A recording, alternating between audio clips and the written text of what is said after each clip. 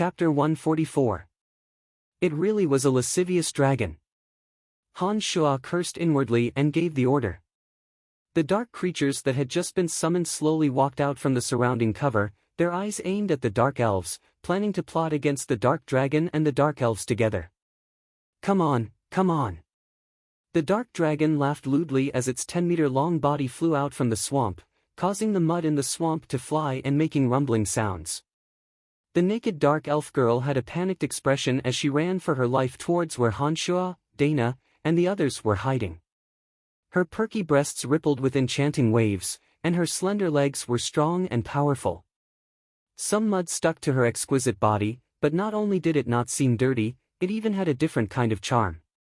When the dark elf girl finally reached the area where Han Shuo and the others were guarding, Han Shuo gave the dark creatures an order. A dozen zombie warriors, a few dozen skeleton warriors, and a few ghouls suddenly walked out from the cover, charging towards the lascivious dark dragon in a grandiose manner. At the same time, Han Shuo called out, and the forest troll warriors stayed where they were, while the troll hunters threw sharp spears and javelins at the dark dragon that had just flown into the sky. The dark elves naturally didn't let their guard down. Almost at the same time, they shot a sky full of arrows, as well as some dark elf magic, at the dark dragon. Damn it, it's you lowly races again. The dark dragon roared and opened its mouth to spit out a fierce flame. There was indeed lava mixed within, and it looked extremely powerful. Retreat! Han Shuo shouted, and under the old priest's shout, the forest troll quickly retreated. A fierce flame sprayed where it had just been, instantly setting the dry weeds on the ground ablaze. All sorts of spears and javelins, as well as the dark elves' arrows and magic attacks, landed on the dark dragon's sturdy body, but didn't have much effect. The attacks aimed at the dark dragon's neck, eyes, and head were all deflected by the dark dragon's iron claws, landing on the other side. The dark dragon's enormous body flew through the air, arriving above the zombie warriors and skeleton warriors that Han Shuo had summoned. Its iron claws suddenly pressed down, crushing the skeleton warriors into pieces.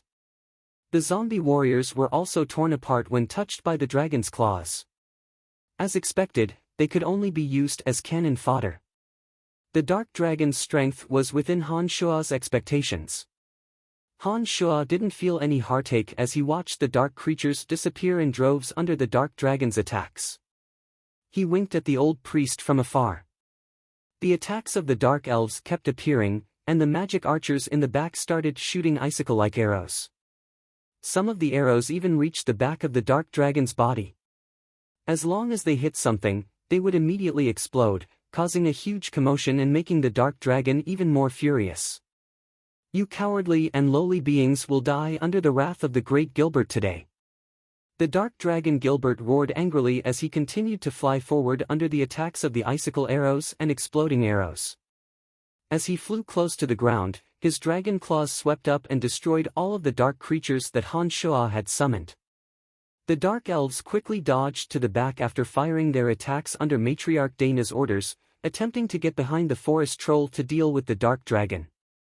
Unfortunately, Han Shuo had already given the order. Before the dark elves could make a move, all of the forest troll had given up on attacking the dark dragon and fled to the back without a care for their own safety, fleeing even faster than the dark elves. Block the stone walls! Han Shuo yelled out explosively when he arrived at a small mountain valley not far behind the center of the forest trolls. The old priest gave the order, and the forest troll leader gave the order. A dozen forest troll warriors stood on high ground and threw down rolling stones, instantly sealing off the valley and blocking the dark elves that were attempting to enter. Han Shuo had just eavesdropped on the dark elf matriarch Dana's words and knew that she had long since prepared a large number of rolling stones around the valley. She planned to evacuate the dark elves after provoking the dark dragon's rage, leaving the forest troll to fight the dark dragon. When the two sides finished fighting, they would appear to deal with the surviving side. That way, neither the dark dragon nor the forest troll would be able to escape the dark elf's palms. Dana's plan was wishful thinking. If she really carried it out like this, then Han Shuo and the forest troll would really die here. It was a good thing that Han Shuo's hearing was astonishing and he heard all of Dana's poisonous plans. This allowed the forest troll to move even faster and rush to the valley before Dana and the others could react. They used the stones that the dark elves had prepared beforehand to block the valley. What's the meaning of this? Dana finally revealed a look of fear as she snarled at Hanshua and the old priest through the stone walls. Nothing, I've discovered that this dark dragon is too hard to deal with. We're canceling our deal just now and aren't planning on continuing. I'll definitely return the 2 carts of gold and jewels to you after you've finished off the dark dragon. I'll also compensate you for your losses. I'm really sorry. Hanshua shrugged and apologized sincerely to Dana. Dana would never have thought that Hanshua would make a fool out of her at the most critical moment. Although Hanshua had a sincere expression of apology on his face, his eyes were cold and it was obvious that he was up to no good. How could Dana not see through it? She felt her hands and feet go cold when she thought of her own plans. She suddenly felt her head swell and she was so anxious that she didn't know what to do. Lowly and cowardly life, meet the wrath of Gilbert. Gilbert snarled and spat out thick, acidic venom from his mouth. A dozen or so dark elves couldn't dodge in time and cried out in agony after being covered by the venom. Fight it out with him. A handsome male dark elf roared angrily. The longbow with intricate patterns carved in his hands suddenly swelled as if it was sucking something. The dark elf's originally tall and slender body seemed to be swallowed by the bow as his body quickly shrank. Don't! Dana cried out loudly, her expression a bit frantic. Hurry up and give the order, otherwise my sacrifice won't be of any use. The male dark elf roared angrily as his body gradually shrank to the size of a skeleton. The presence of life poured into the strange bow and the bow blossomed with a faint black radiance, looking a bit sinister and bizarre. Hanshua looked at the bow in astonishment and revealed an extremely curious gaze. After absorbing the dark elf's presence of life, an arrow wrapped in an inky black gloss magically appeared within the bow. As the dark elf's body shriveled up, the arrow began to exude an extremely dangerous presence. Even the arrogant dark dragon sensed the danger at this moment and charged over irritably, spewing out flames from his mouth. At this moment, the valley behind them had been blocked off by Hanshua's order. The dark elves could only face the dark dragon's attacks and had no way out. Dana had no other choice now that things had developed to this point. She gritted her teeth and gave the order. The other dark elves stood in front of the dark elf with no regard for their own safety and unleashed all sorts of elven magic to help him resist Gilbert's attacks. In an instant, dozens of dark elves with no way out were swallowed up by the flames mixed with lava, turning into charcoal in the blink of an eye. At this moment, a mournful cry rang out as the arrow finally devoured the dark elf's presence of life. It took aim at the dark dragon and shot out with unimaginable speed, not giving dark dragon Gilbert any chance to dodge. The strange arrow condensed from black light suddenly fell on the dark dragon, then turned into a ball of black air midway, completely enveloping the enormous dark dragon Gilbert. A series of crackling sounds erupted from within the ball of black light, mixed with dark dragon Gilbert's pained cries. It looked like the dark dragon was suffering from inhuman pain. However, as a rank-surpassing magical beast, the dark dragon still aimlessly spewed out flames and venom under such a painful attack. Its body tumbled from the void to the center of the dark elves, where it was wrapped in a black cloud of air, its claws flailing everywhere. It tore apart the dark elves one by one. Even more dark elves died tragically under the attack of the flames and venom. In a few breaths' time, another 100 or so dark elves had perished just like that. The original 300 or so dark elves had now been reduced to less than 100. When the ball of black light dissipated and the dark dragon's enormous body was revealed, Hanshua discovered that the dark dragon was bleeding profusely from head to toe. Its flesh was charred black, and its movements weren't as fast as before. It seemed that even its eyes had been injured, as if it couldn't see anything and was blindly moving about. Get ready, we're about to become dragon slayers. Hanshua smiled sinisterly at the old priest behind him and instructed. Chapter 145. Kill that damned dark dragon. The matriarch of the Dark Elves, Dana, was no longer as beautiful as before. Her hair was disheveled as she yelled. Because of the dark dragon's chaotic movements, the dark elves scattered in all directions to avoid him. Occasionally, they would be sprayed with flames and venom. Although she had the protection of the dark elves, Dana was still in a very difficult situation. Under Dana's orders, the remaining dark elves launched fierce attacks at the seemingly blind dark dragon.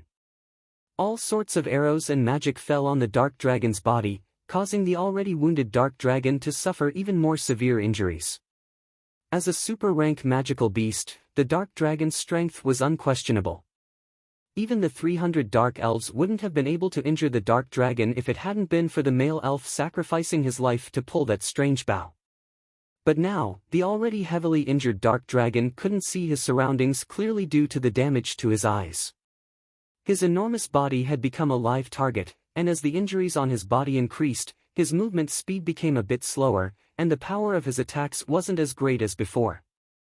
The dark elves stuck close to the stone wall where Han Shuo and the others were. Han Shuo, who'd taken in the entire situation, immediately nodded at the old priest when he saw that the dark dragon was on the verge of collapse. "Move the stone wall away, we're going out to clean up the mess." Han Shuo laughed sinisterly as he instructed the old priest. With the old priest's instructions, the troll warriors, who had long since been prepared, immediately started moving the rocks that were blocking the valley. The dark elves had made preparations beforehand to clean up the mess. Not far away, they had specially made a sloping pit.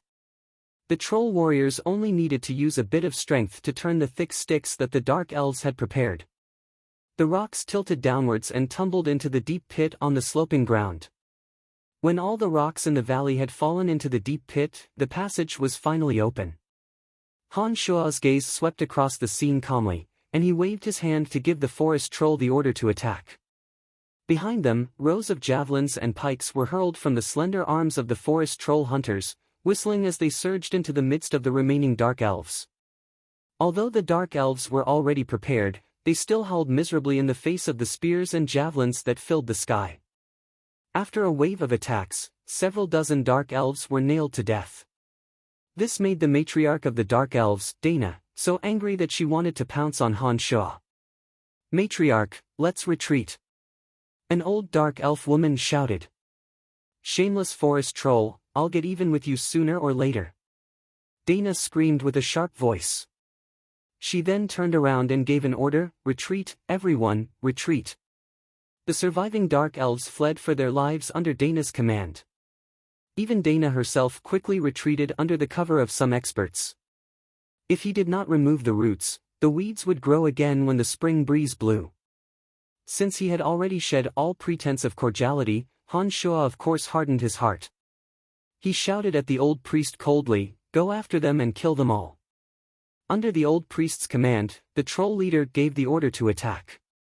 The troll warriors that had rushed out of Tanai's mountain whistled as they swarmed out and chased after the remaining dark elves.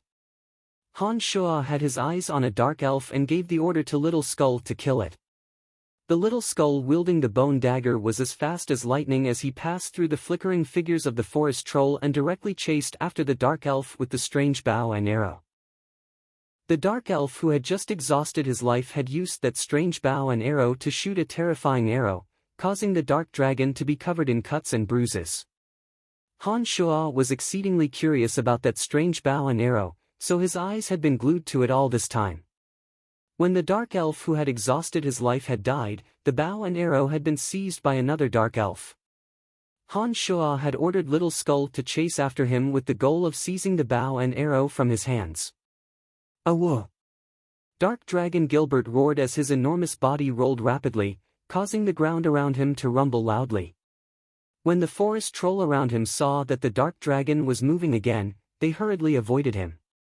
Even though he was heavily injured, the dark dragon's strength as a super-rank magical creature was still very terrifying. The forest troll had seen him wreak havoc on the dark elves just now and were deeply afraid of the dark dragon's strength. They didn't dare relax even now.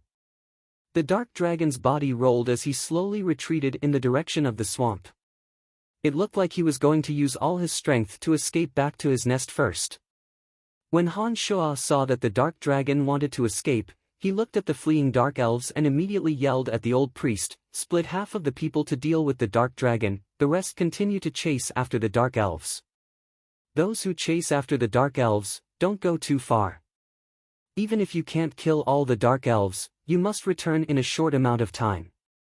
When Han Shuo gave his order, the old priest only made a simple gesture, and half of the forest troll who had been preparing to chase after the Dark Elves automatically stayed behind to attack the Dark Dragon. The forest troll had more than doubled the number of Dark Elves. Once 200 of them joined forces to deal with the Dark Dragon would be injured in an instant and would have a hard time escaping. Arg! It hurts, stop fighting, I surrender. Gilbert yelled loudly as his enormous body slowly shrank under the swirl of black light. Han Shuo started, he hadn't thought that Gilbert would actually beg for mercy.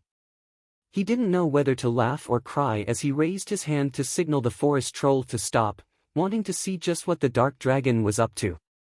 When the forest troll had surrounded the Dark Dragon's body gradually shrank under the swirl of black light. The Dark Dragon's body gradually shrank under the swirl of black light, finally transforming into a human form. A tall, slender young man with charred skin appeared, smoke rising from his head and traces of blood at the corners of his eyes. He grimaced in pain as he continuously begged for mercy, I surrender, I surrender. Han Shuo shot a look at the old priest and pointed all their weapons at the young man. He gripped the demon's lair edge in his hand and slowly walked in front of the young man, saying, there's no use in surrendering. You have many valuable items on you, including the dragon crystal, dragon tendon, and dragon horn. They're all priceless treasures, and I'll be able to obtain them all after killing you. Do you think your surrender will be of any use? Gilbert raised his two hands and shouted out fiercely when he heard Han Shuo's words, no, my value doesn't lie in the treasures on me. I can pledge my allegiance to you and sign a master and servant contract with you, as long as you give me beauties and treasures and don't kill me. Han Shuo stared blankly as soon as he heard this suggestion. His mind spun rapidly as he considered the feasibility of this method. Don't hesitate, think about it. If I become your servant, I can help you kill and set fires, and fly everywhere to help you deal with others. As my master, you only need to give me treasures and beauties to enjoy. This is such a good deal. Young Dark Dragon Gilbert shouted loudly, as if he was deathly afraid that Han Shuo wouldn't agree. He added in the end, I can make do if you don't have treasures, but I must have beauties to sleep with me. Otherwise, I won't do it. Han Shuo didn't know whether to laugh or cry as he looked at this cowardly and shameless Dark Dragon. He stood there blankly, not knowing what to do. The old priest suddenly walked up to Han Shuo's side at this time and urged Han Shuo anxiously, Emissary, agree to it, quickly agree to it. As long as he signs a contract with you, he won't be able to disobey your orders. Lewd Dragon, why must you have beauties? Han Shuo asked amusedly as he stared at Gilbert, whose body was charred and bleeding profusely. He looked like he was about to die at any moment, but he was still calling out for beauties. I don't know either. That's what my father taught me when I was born. Us great dark dragons must have many treasures and many beauties in order to win the respect of other dark dragons. Beauties are what we pursue. Gilbert rubbed his eyes furiously with his jet-black hands as he yelled loudly. Is this the first time you've left home? Han Shuo looked at him and asked again. How do you know that this is the first time I've left home? Gilbert started and looked directly at Han Shuo, asking. This lewd dragon was actually quite dumb. Han Shuo thought silently for a moment without batting an eyelid and called out, all right, I agree to your request. You must immediately establish a master and servant contract with me, or I'll kill you immediately. Lewd Dragon Gilbert suddenly panicked when these words left his mouth. He opened his mouth and quickly chanted the secret language of the dragon race. A strange power then surged from Gilbert's body into Han Shuo's mind. Han Shuo could feel that he and this lewd dragon seemed to have formed a mysterious connection in that instant. Master, I'm your servant now. Please help me find beauties. Lewd Dragon Gilbert bared his teeth and cried out loudly, making a request to Han Shuo. I haven't found any myself, just wait for me. Han Shuo said nonchalantly. Chapter 146. How can you be like this? You can't be like this.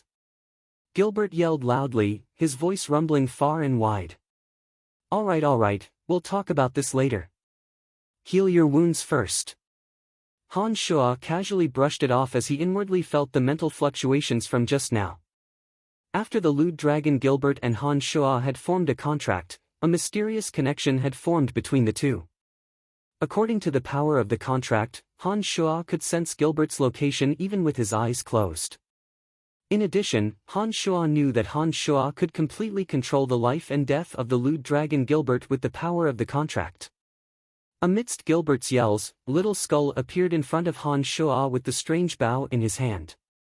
When the little lewd dragon Gilbert saw Little Skull appear with the bow in his hand, he instinctively felt the aura and abruptly dodged to Han Shuo's side in a panic. Since the bow had appeared, it meant that the dark elf wielding the bow was done for. Taking the bow from Little Skull's hands, Han Shuo held it in his hand and felt it for a bit. He didn't find anything out of the ordinary. After a closer look, he discovered that the entire bough was a dark brown color, like the bark of an old tree.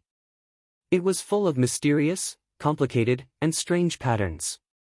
Emissary, the matriarch of the Dark Elves, Dana, and a third of the Dark Elves have escaped. The old priest walked to Han Shuo's side and spoke respectfully after hearing the return of the troll leader.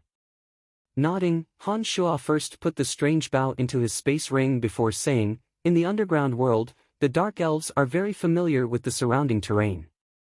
They are the masters of this place, so it's not strange that they could use the terrain to escape. In order to prevent the Dark Elves from returning for revenge, we need to leave the underground world as soon as possible. Otherwise, if Dana colludes with the other Dark Elf families to attack us, then we'll be in big trouble." "Master, are you returning to the world above ground?" "Oh, that's great. I've never left the underground world before. Now, I can finally see the outside world." When Gilbert heard that Han Shuo and the others were going to return to the surface world, he became very excited and cheered happily. Looking at Gilbert strangely, Han Shuo asked with a frown, "Have you always lived in the underground world?" "Oh, right, how did you become enemies with the Dark Forest?" It's nothing much. I snuck out from the Black Dragon City in the underground world. Then, I got lost and kept trying to go up. Then, I met the lizard men. They treated me as an honored guest and promised to bring me out of the underground world. They even promised to find me beautiful women and treasures. Then, I helped them destroy the Dark Elf family's village. However, when I went to destroy the village that the Dark Elves lived in, I discovered that the Dark Elven maidens were very beautiful. It was a pity that the maidens who threw themselves at me immediately turned hostile and started attacking me. I was injured and fled back to the swamp. You know what happened next?" Gilbert looked innocently at Han Shuo and began to narrate what had happened. His words were confusing and unclear, leaving many things unsaid. However, Han Shuo could more or less understand Gilbert's meaning and was too lazy to ask for more details. He nodded and instructed, "Are your injuries serious?" "They're serious." The little lewd dragon drooped his head and said dejectedly. He paused and then said, "But I can slowly recover if I have some time to recuperate. The most important thing is that the damage from that strange arrow is a bit hard to bear.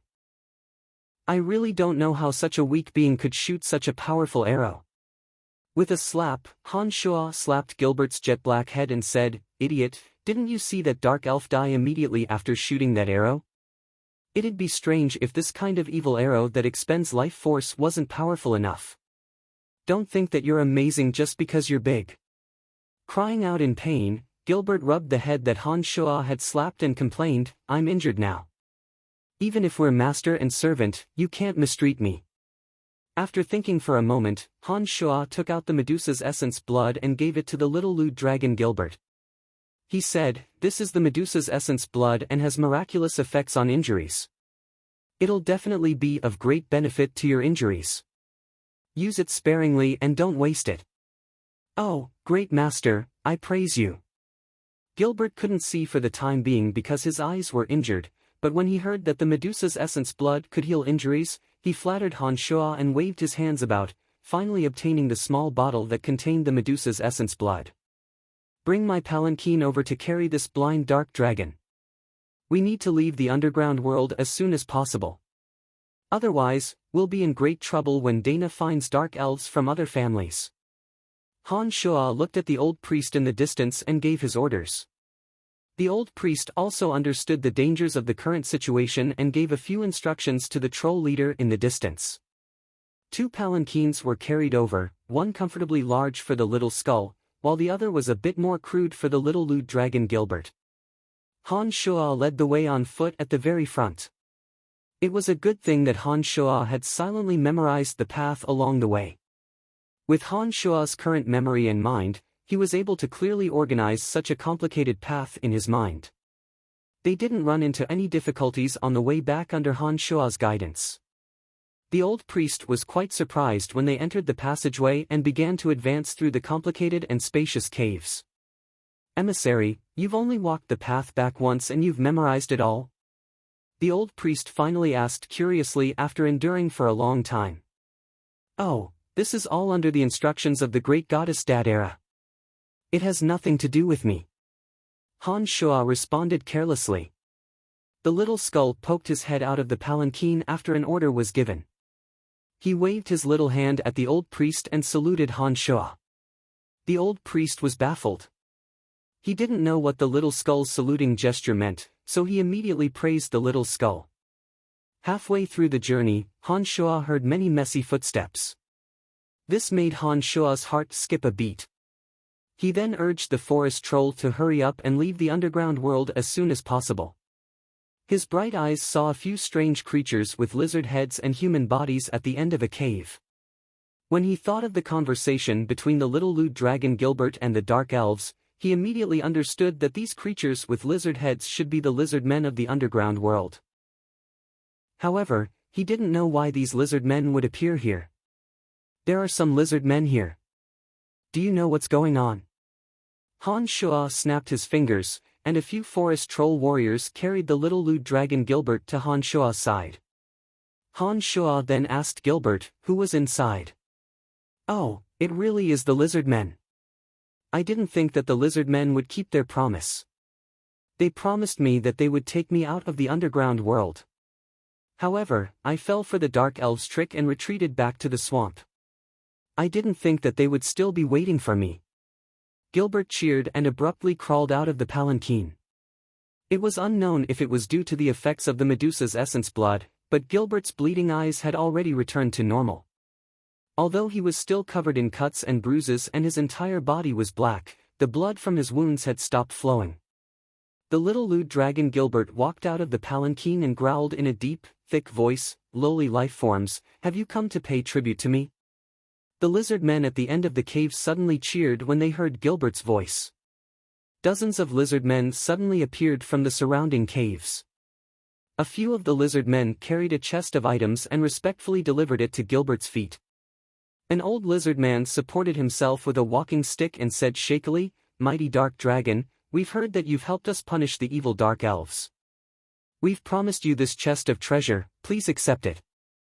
Gilbert walked over and reached out to open the chest. He discovered that there were all sorts of beautiful crystals sparkling with multicolored light within the chest. This immediately made Gilbert excited and he opened his mouth again. Then, "Where are the beauties you promised me?" The old lizard man snapped his fingers and 3 slender and curvaceous female lizard women walked in front of Gilbert. One of them said shyly in the common language, "Honored dark dragon, we 3 sisters will definitely serve you well. Please take us with you." "Aha!" Han Shua laughed loudly and couldn't help but mock as he looked at the little lewd dragon Gilbert's frozen smile with great interest. "Forget it, I'll accept the crystals. You can take these 3 lizard women away, I don't need them." Gilbert grabbed the chest of crystals and escaped from the 3 lizard women. He immediately urged Han Shua and told Han Shua to leave as soon as possible. When Gilbert approached, Han Shua moved like lightning and snatched the chest of beautiful crystals from Gilbert's grasp. He ignored Gilbert's shouts and threw it into his space ring. He then said, "What's yours is mine. I'll take care of it for you, ha ha." The group of forest troll then followed the cave they'd entered to the surface world under Han Shua's miraculous memory. Chapter 147. They didn't run into any danger along the way, and Han Shua's party walked out of the underground world safely from the valley they came in from. Although this operation was a little different from the original plan, the final result was still satisfactory. Not only did Han Shua obtain 2 carts of gold and jewels from the Dark Elves, but he also obtained a chest of beautiful crystals, a mysterious bow, and a dark dragon subordinate. Han Shua felt that this trip was very worth it. On the way to the village where the forest troll lived, Dark Dragon Gilbert kept yelling for Han Shua to return the chest of crystals that belonged to him, and for Han Shua to help him find beauties. However, he was heartlessly rejected by Han Shua. In the end, the Dark Dragon knew that he couldn't convince Han Shua, so he stopped wasting his breath and nursed his injuries on his own. Han Shua didn't stay idle either. He took the opportunity to master another intermediate necromancy spell, Dark Mist. This spell could create a mist within a certain range. The caster wouldn't be affected, but the enemy's vision would be blocked. It was a very practical spell for both attack and escape. Han Shua had more or less mastered the art of the demonic ninth heavens by now. After testing it out, he found that other than some problems with the direction, the other problems were solved through continuous practice. It seemed that it wouldn't be long before Han Shua could truly fly in the air. When passing by the holy land of the forest troll, Han Shua had the forest troll wait outside while he and Little Skull went in and stored all the remaining treasures in the holy land into his space ring.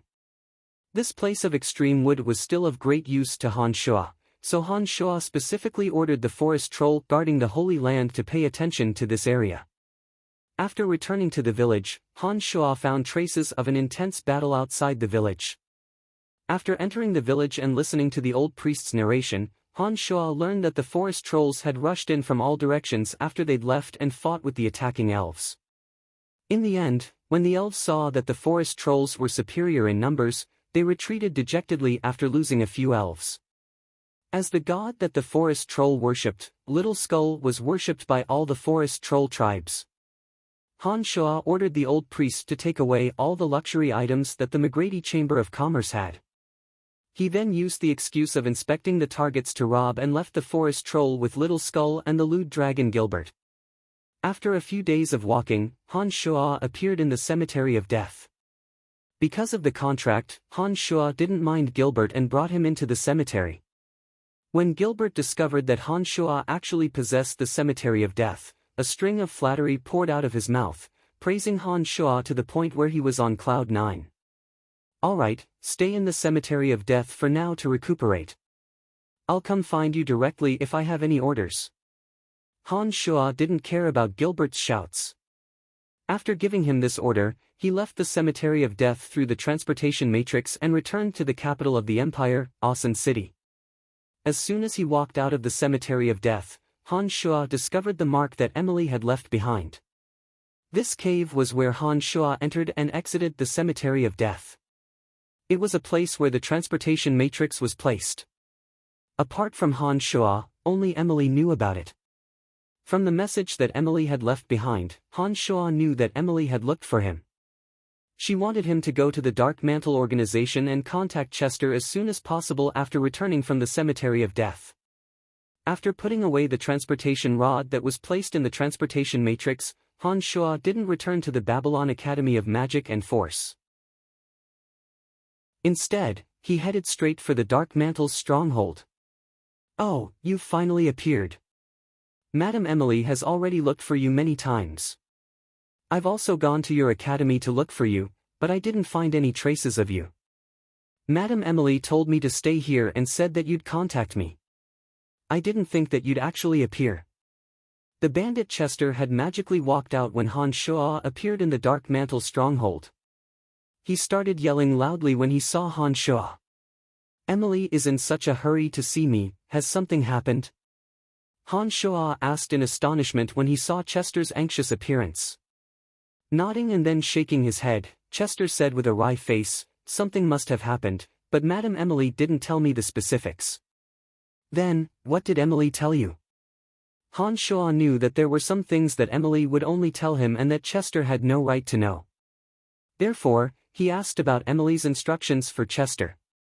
"Leave the capital with me immediately. We need to hurry to Valen City. Madame Emily should have already gone there by now," Chester said, and then added, "Madame Emily told me to contact her through the organization when I take you to Valen City. She'll explain everything to you in detail then." "Then let's go." Han Shua nodded in agreement. Valen City was on the western border of the empire and was separated from the Kasi Empire by the Kurlan Grand Canyon.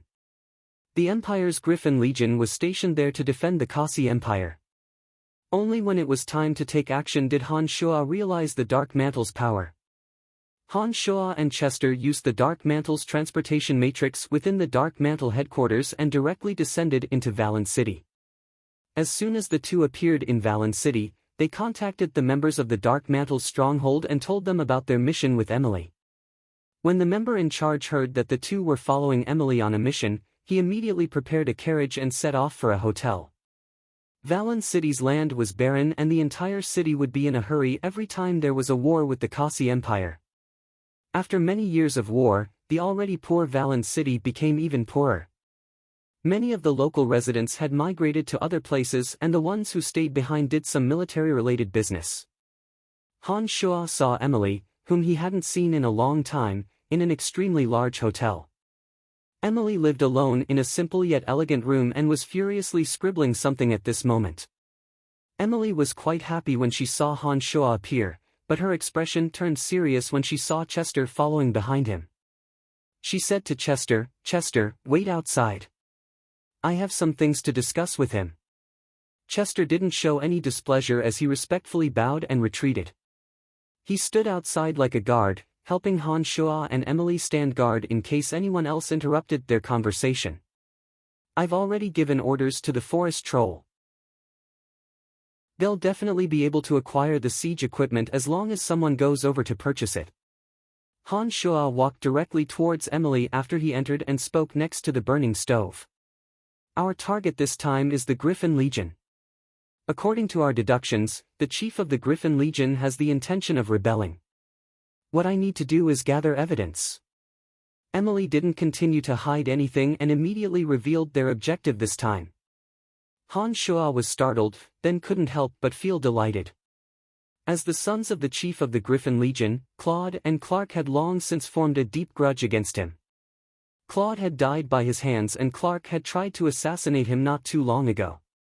It looked like he could take advantage of this mission to get rid of Clark as well. The chief of a legion is rebelling, what's the purpose of this? Although he was overjoyed, Han Shua didn't forget about proper business and asked in puzzlement. His Majesty's health is getting worse and worse. The two princes can't be placed in an important position and neither of them can obtain His Majesty's true trust. The chief of the Griffin Legion holds a large number of soldiers. Last time, he had some unknown intentions and begged His Majesty to marry the princess to his son, Clark. His Majesty refused in the end. Afterwards, the Dark Mantle sensed that his actions were a bit suspicious, as if they were connected to the Kasi Empire. Our objective is to gather as much evidence as we can. As long as we have enough evidence, my brother will personally take action and arrest the chief of the Griffin Legion. Emily looked at Han Shua and explained. Then, what should we do next? Emily was most familiar with many of the details. Han Shua's knowledge of this mission was limited and so he wouldn't rashly express any opinions. He asked Emily honestly. "Since you've already passed on the order to the forest troll, I think that the siege equipment that was stolen from Mediv will appear in Valen City before long. The chief of the Griffin Legion won't make a move in the short term, but according to our Dark Mantle's observations, a storm seems to be brewing in the Empire. The Kasi Empire is eyeing the Empire like a tiger watching its prey and seems to be waiting for His Majesty's death to attack our Empire without restraint. This batch of siege equipment may have been prepared by the chief of the Griffin Legion, Bob Asher, when he plans to attack the palace. As long as we can discover this batch of siege equipment in their house, we can arrest them before they start their rebellion." Emily looked at Han Shua and explained. "His son, Clark, is currently not in Valen City. I want to kill him first. Han Shua suddenly said lowly after listening to Emily's explanation. Emily started when she heard these words. She didn't seem to have thought that Han Shua would know Clark and hold such great hatred for him. Chapter 148. No matter how you incurred his enmity, Clark is an Earth Rider, you can't act rashly. Emily couldn't help but remind Han Shua worriedly when she saw Han Shua's killing intent. Nodding with a faint smile, Han Shua comforted Emily, "Don't worry, I'm not a rash person. If I didn't have absolute certainty, I would never make a move against him." Emily finally relaxed after Han Shua's words and said to Han Shua, "I'm not too sure if Clark is in Valen City right now. I've heard that he's about to return, but I haven't received any news yet. I'll tell you if Clark really does return to Valen City, but Valen City is the territory of the Griffin Legion, you must be extremely careful." "Understood, what should we do next?" Han Shua asked Emily. Grabbing a fur coat from a nearby chair and putting it on, Emily stood up and straightened her clothes, saying to Han Shua, "I'll take you to a place and see if we can gather anything." Emily stood up and looked at herself in the mirror as she straightened her clothes. At this moment, Han Shua's heart stirred as he recalled some of the jewels he'd obtained from the forest troll Holy Land. He couldn't help but take out a large necklace made of red agate and walk gently behind Emily, helping Emily put it on her fair neck. On her snow-white, beautiful neck, there was an additional ruby necklace that shone with a faint halo. It made Emily's beauty stand out even more, adding a bit of grace and nobility to her temperament. Although Emily's status was noble and she'd seen all kinds of jewels before, the meaning of this red agate necklace was naturally different when Han Shua gently helped her put it on. Thus, when Han Shua gently helped her put on the red agate necklace, Emily's eyes sparkled as she looked very happy. "Bad brat, you know how to please people now." Emily smiled and hugged Han Shua tightly. She took the initiative to give Han Shua a kiss. Then, she reached out to wipe the kiss mark on Han Shua's lips and walked out of the room.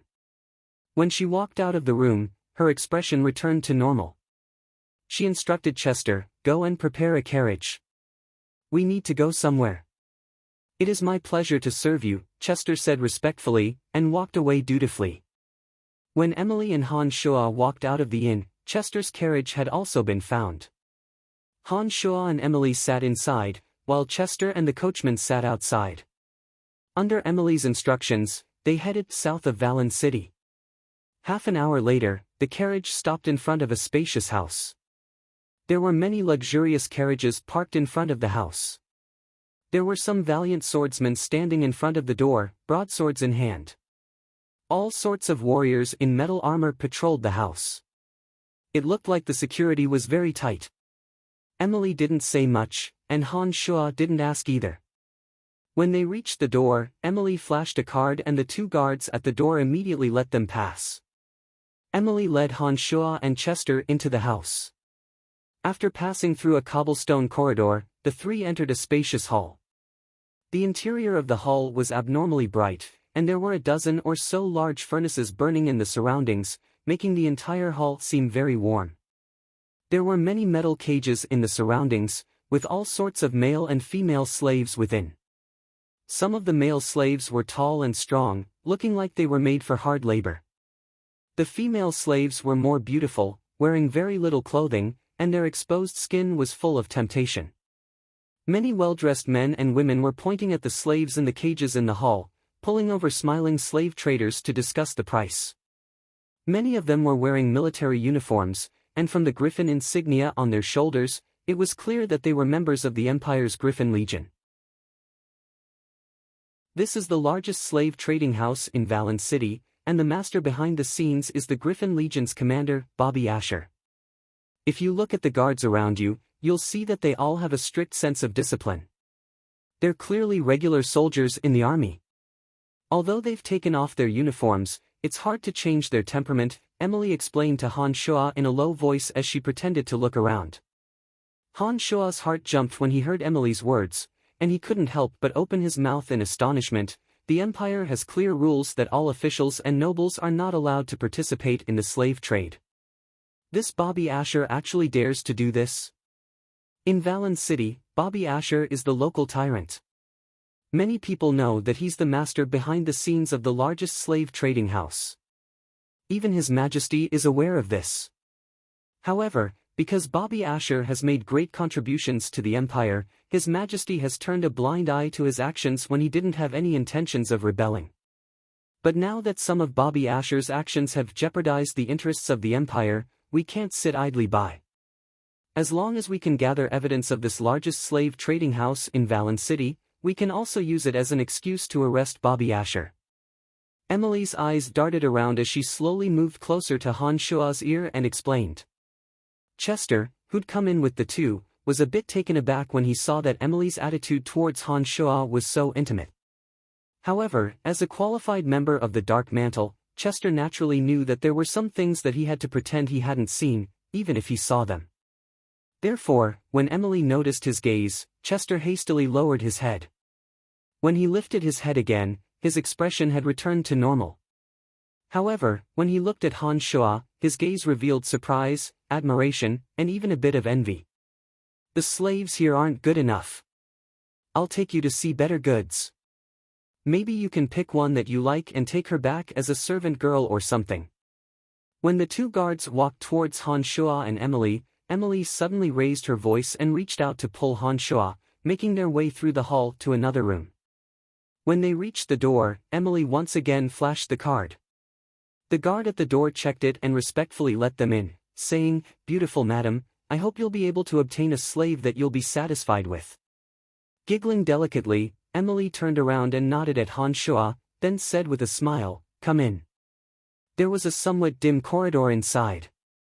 The floor was covered with a soft red carpet, and glass lamps hung high above. There were scrolls of paintings on the walls of the corridor, and there was a guard standing guard every 10 steps. After walking for a minute, the three entered a ring-shaped auction hall. This auction hall was very lavishly decorated, like a movie theater. There were ordinary seats, as well as some small rooms for VIPs. When Emily arrived, she walked into a small room on the left and exchanged a few words with the person inside. She swiped her crystal card and was respectfully led by a guard to the room above. As soon as Han Shua came in, he heard the clamor of bids. An extremely valiant barbarian was imprisoned in a cage. He let out a beast-like roar, and the people below raised their cards one after another to bid on this valiant barbarian. Some nobles like to fight.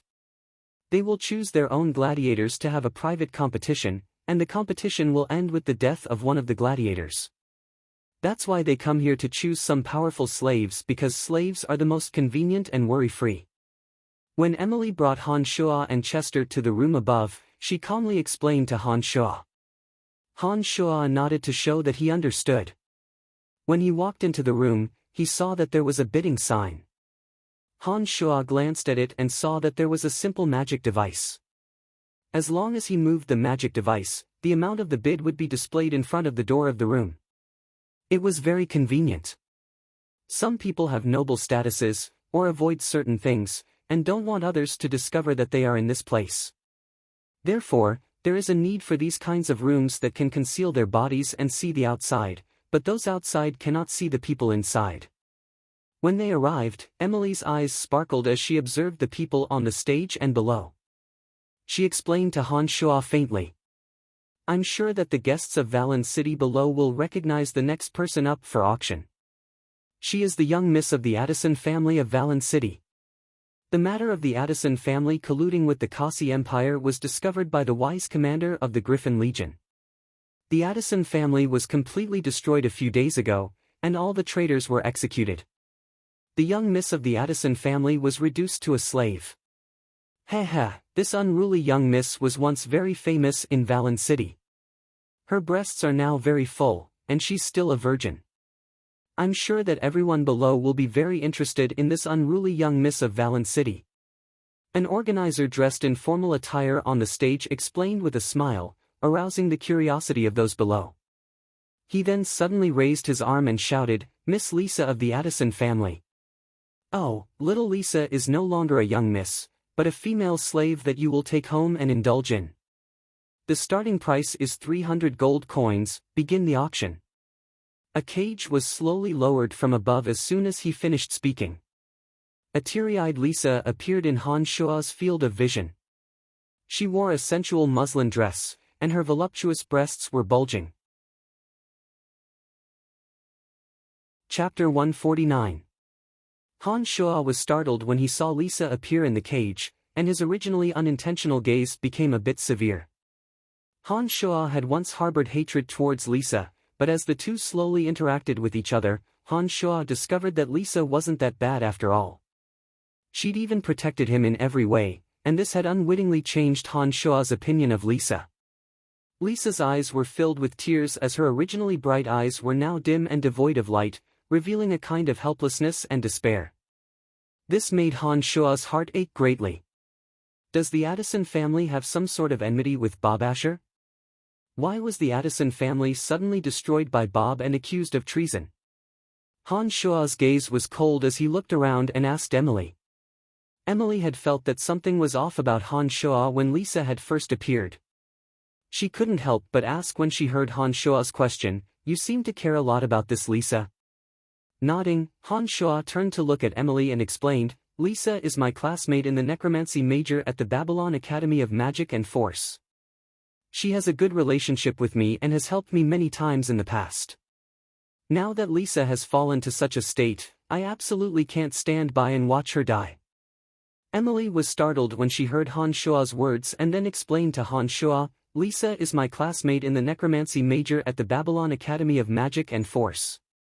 She has a good relationship with me and has helped me many times. Now that Lisa has fallen to such a state, I absolutely can't stand by and watch her die."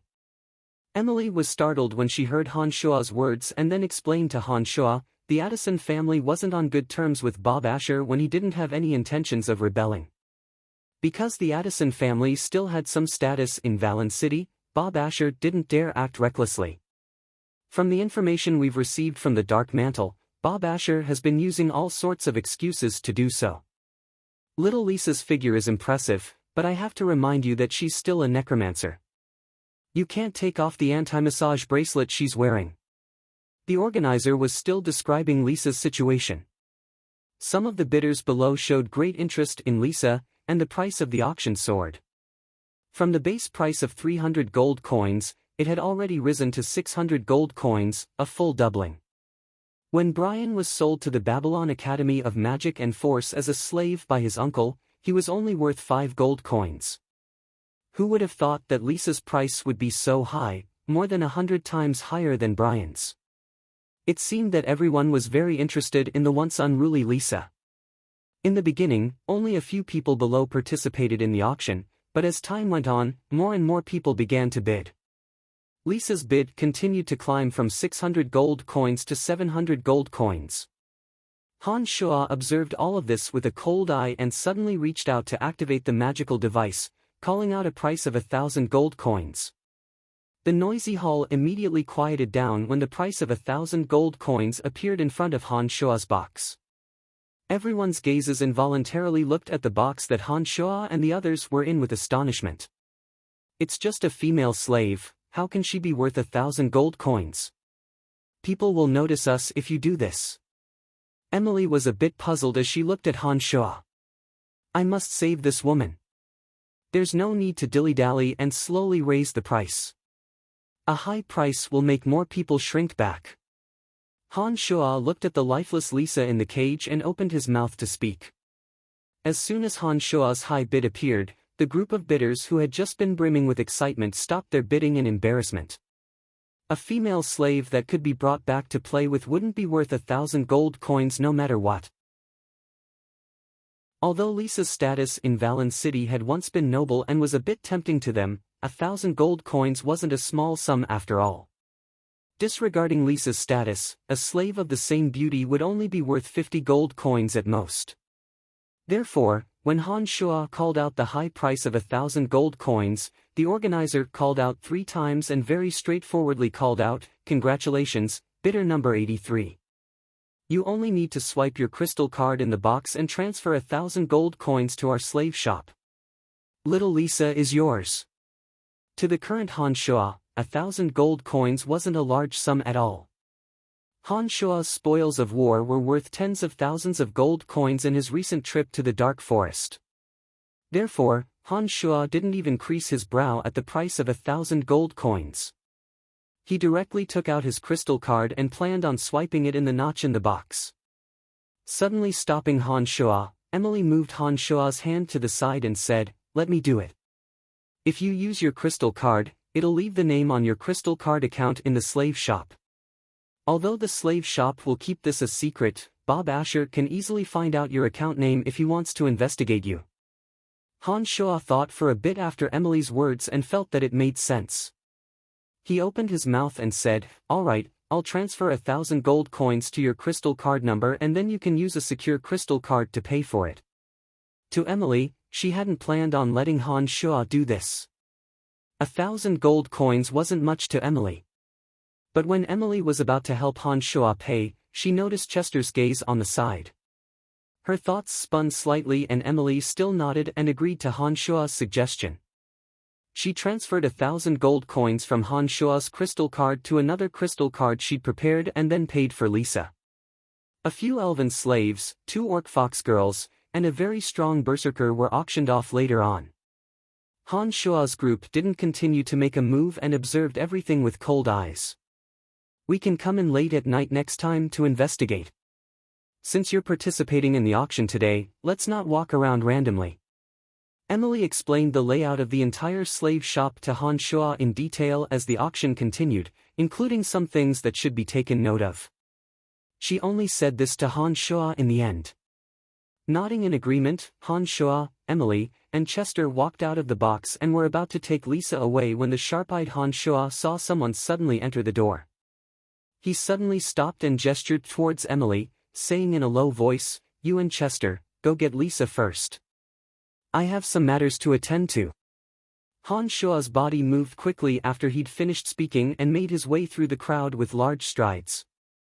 He abruptly appeared in front of the door and approached Lawrence, who'd just appeared.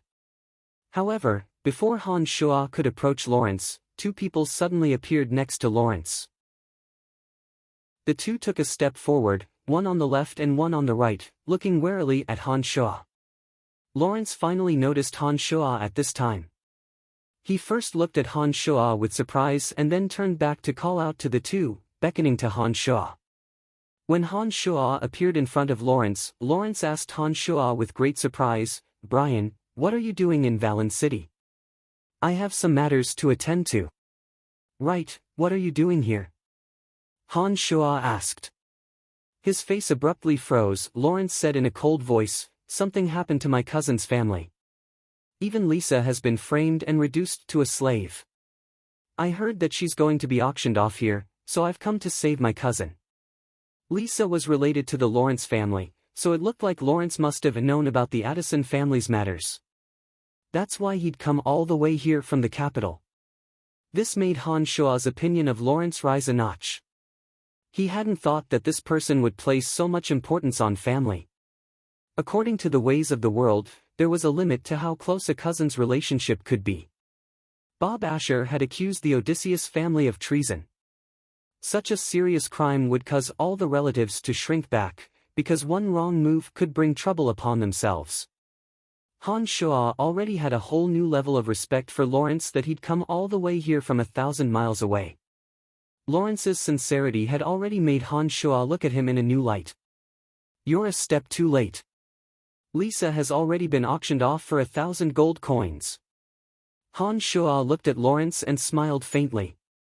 It must be that old dog Calvert. Lisa's family has never been on good terms with his family, and he was the one who started the matter with Lisa's family this time. He'll definitely be willing to spend a great deal of money to buy Lisa back and torture her. Lawrence's face was cold as he suddenly spoke to the 2 behind him. "It looks like we're going to be robbers who commit murder and arson today." The 2 behind Lawrence were expressionless and wore very ordinary, loose clothes. It was impossible to make out anything from their attire, and only when Han Shua calmed his senses did he discover that one was a swordsman and the other a mage. However, Han Shua couldn't sense their exact strength. "How could I let Lisa be auctioned off by someone else since I'm here?" "Don't worry, Lisa is in my hands." Han Shua had already determined from Lawrence's face that Lawrence was truly concerned about Lisa, so he spoke with a slight smile. Lawrence heaved a sigh of relief when he heard these words and then said sincerely to Han Shua, "Brian, I owe you a favor." Chapter 150. You don't owe me anything. Lisa and I can be considered friends in the academy, this is what I should do. As Han Shua spoke, he saw Emily and Chester walking out with Lisa, who was wrapped in a black robe. Let's leave this place first. Lawrence followed Han Shua's gaze and noticed Emily and Chester's movements. His eyes suddenly lit up as he spoke softly and turned to leave. There were some procedures to enter the slave trading house, but they weren't so strict when leaving. Han Shua and Lawrence didn't encounter any obstructions behind Emily and Chester as they left. Emily was escorted by 2 guards from the slave trading house. When they arrived at the door, Emily waved her hand and the 2 respectfully retreated. When they arrived at the side of the carriage, Emily was a bit surprised to see Lawrence appear. Han Shua's expression was relatively calm as he said to Lawrence, "I met Madame Emily when I was at your house last time. I've come to Valen City this time under Madame Emily's orders to do some things for her." Lawrence obviously knew some things, but didn't say anything. He smiled amiably at Han Shua, "These are your matters, you don't need to tell me anything. I think we should first take a look at my cousin." Lifting the curtains of the carriage, Han Shua and Lawrence walked in. The 2 had just entered when a teary-eyed Lisa threw herself into Han Shua's arms and sobbed, "Brian, they killed my entire family. My father, mother, and grandfather were all killed." Lisa was heartbreakingly weak at this moment. Han Shua patted Lisa's shoulder lightly and said in a low voice, "You're safe now, those people will be punished." Hugging Han Shua tightly, Lisa seemed to use all of her strength, but also to prove the reality of this moment. She bit down on her pinky finger and cried out in pain, "I'm not dreaming, I'm still alive, I want revenge, I want to kill those cruel people." Lisa, who had always been unruly and fierce in the academy, had suddenly changed after experiencing the tragedy of her life. The naivety on her face was replaced by hatred, as if revenge was the courage to continue living in this moment. "Lisa, what happened? Tell me in detail, I'll take revenge for you." Lawrence's eyes blossomed with a frosty light as he looked at the crying Lisa and asked in a low voice. It was only at this moment that Lisa seemed to notice that there was another person in the carriage apart from Han Shua. Lisa wiped away the tears in her eyes, and when she opened her eyes and saw Lawrence, she once again sobbed bitterly, "Brother Lawrence, I'm not too sure what happened, but Father said that my mother was sick and told me to go home and visit her. When I returned to Valen City, Father told me that there might be danger at home. Mother wasn't sick, but he didn't let me go home either. Then the next day, Calvert, that lackey of the Griffin Legion, rushed into our home with his men and started killing and capturing people everywhere. Apart from me, everyone else died, all of them were killed, woo. Don't worry, I'll take revenge for you." Lawrence promised Lisa with a cold expression. "Help me kill Calvert, you have to help me kill him." Lisa cried out helplessly. She first looked at Lawrence, and then stared at Han Shua with a mournful gaze. A complete family, all of her relatives killed in an instant. This was too much of a shock for Lisa, and it made the usually unruly Lisa reveal a pitiful, weak, and helpless appearance.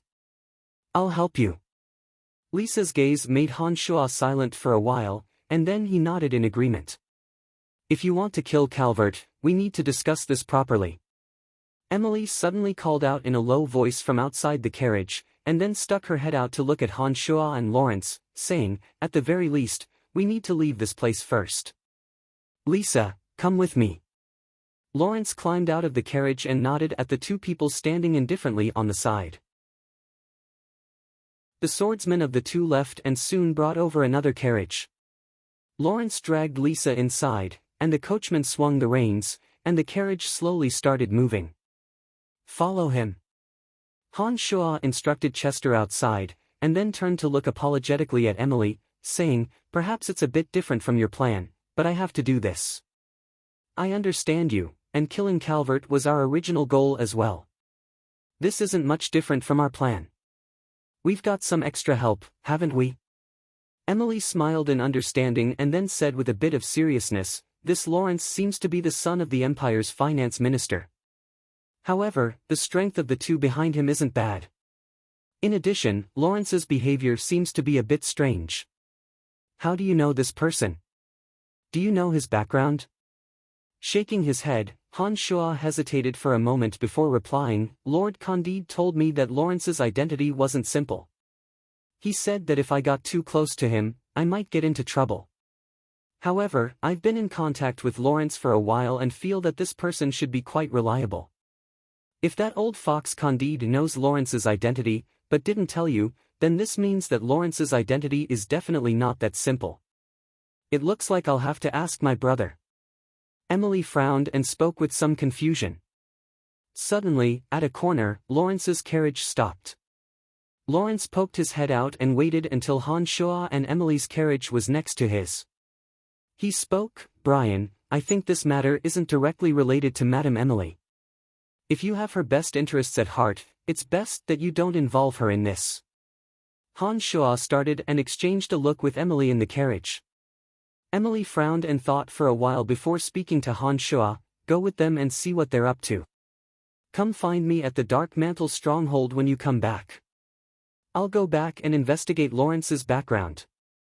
Nodding at Emily, Han Shua walked out of Emily's carriage and walked towards Lawrence's carriage. He said with a smile, "You're so thoughtful. Madame Emily really doesn't need to involve herself in this."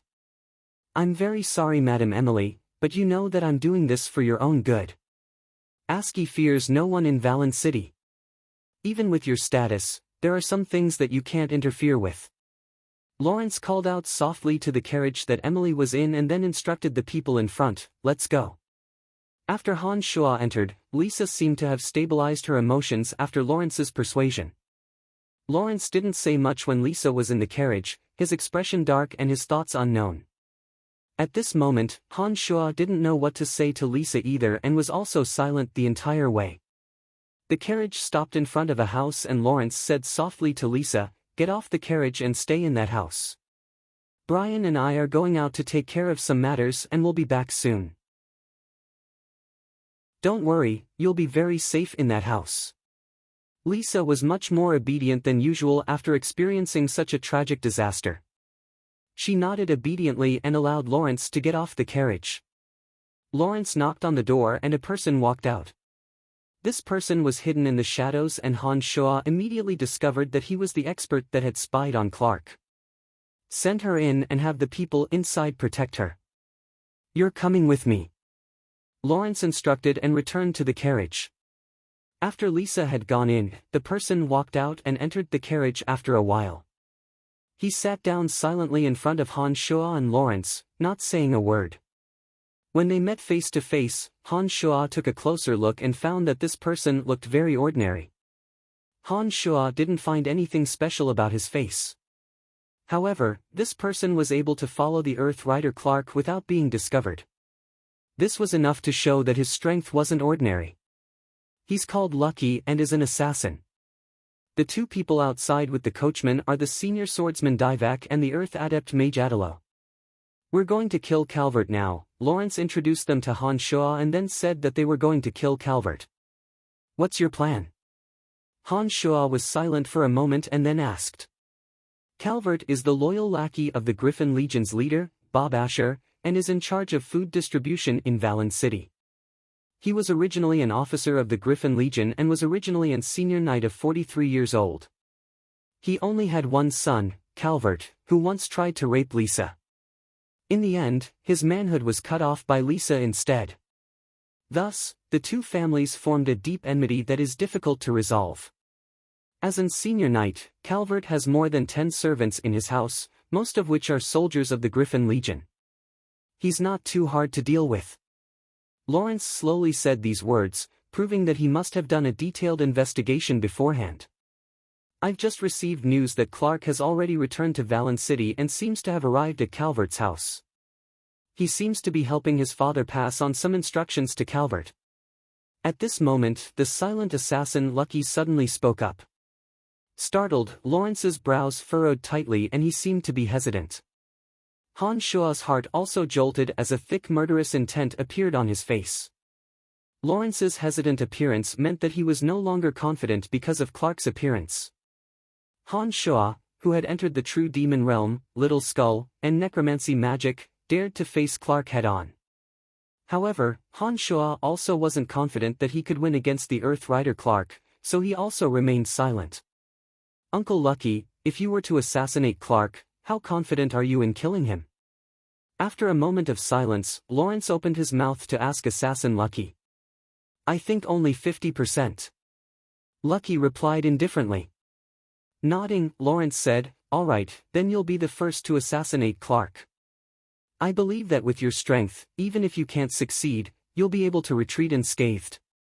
When the time comes, we'll decide if we need to act together based on Clark's physical condition. If I want to leave, Clark definitely won't be able to find me. Lucky responded. I think that if Mr. Lucky and I work together, we can at least increase our chances of success by 30%.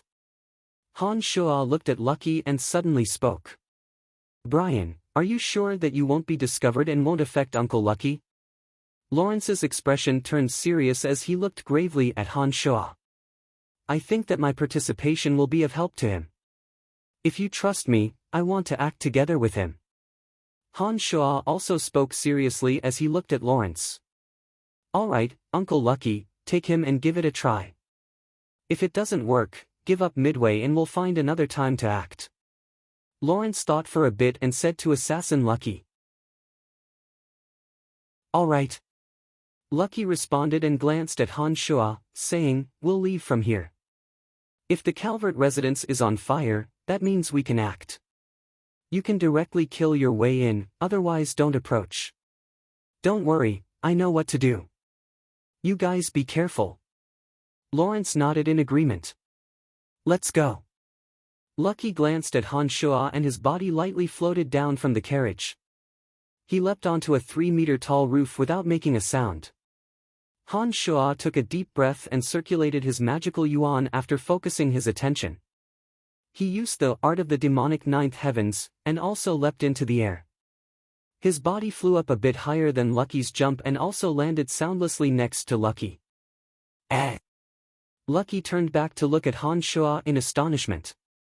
The lips on his apathetic face twitched slightly as he said faintly, not bad, perhaps you really can help me a bit.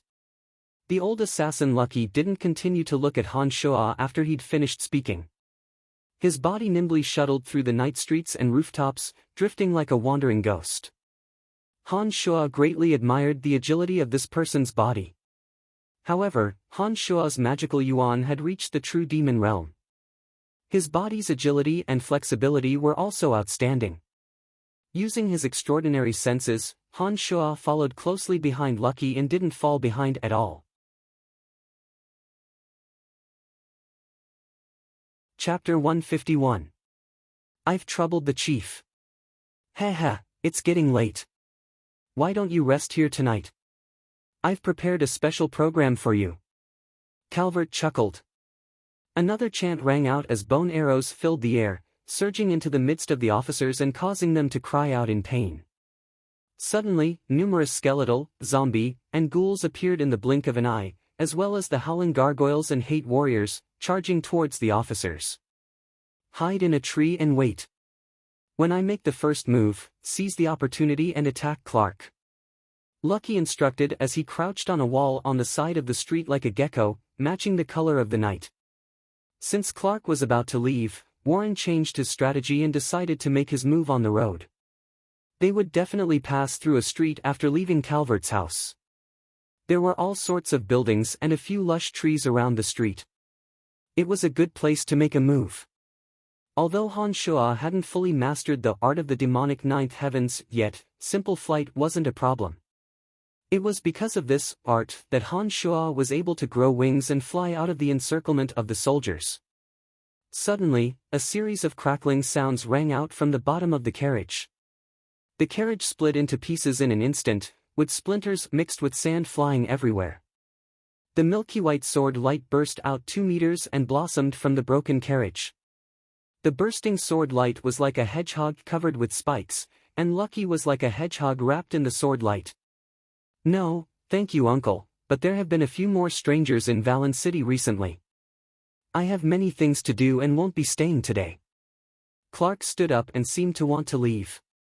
"Uncle Calvert, Lawrence's identity isn't that simple. You must be on your guard.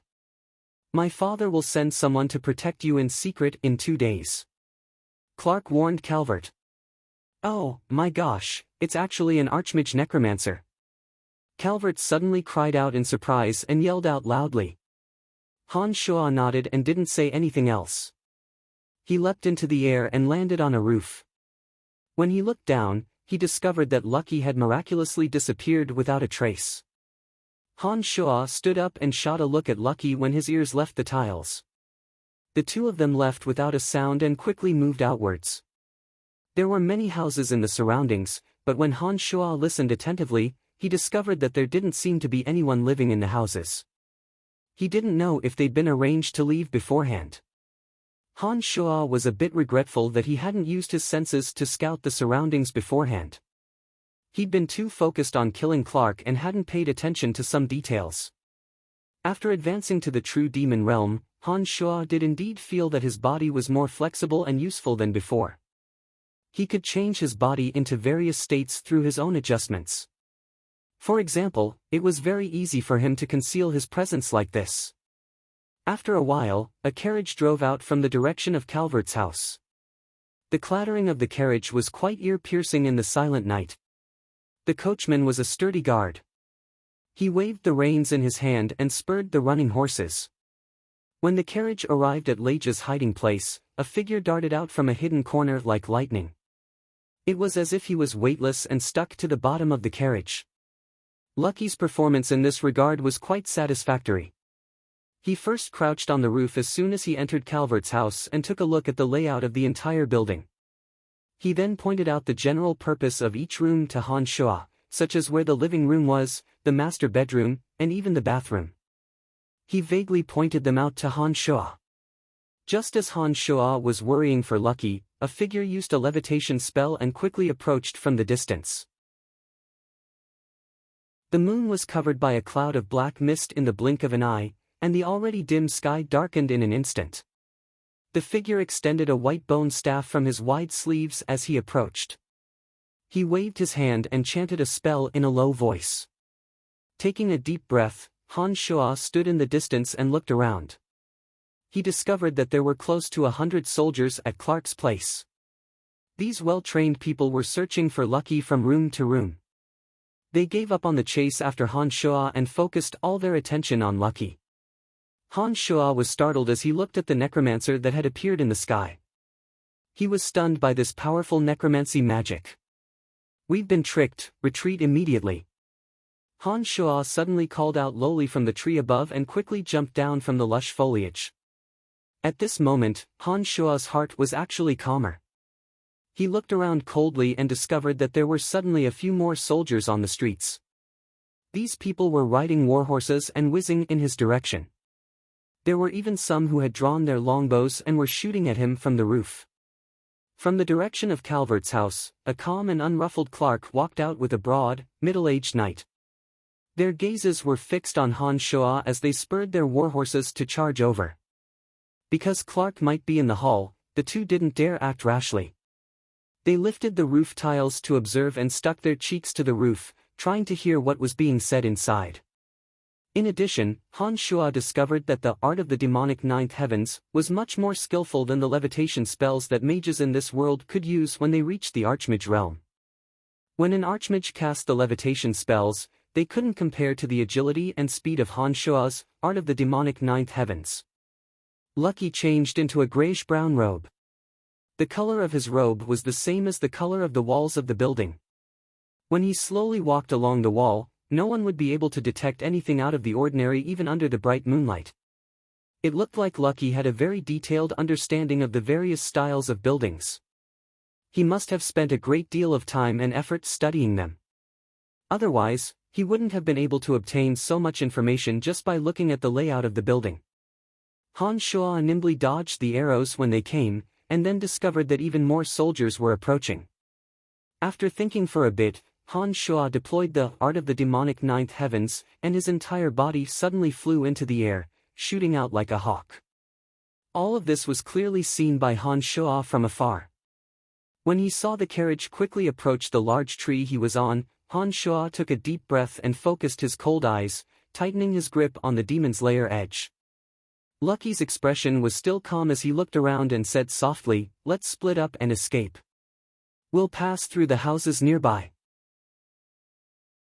There was no way for Lucky to warn Han Shua about the timing of his attack in advance. There was no way to teach Han Shua the timing of his attack in the blink of an eye.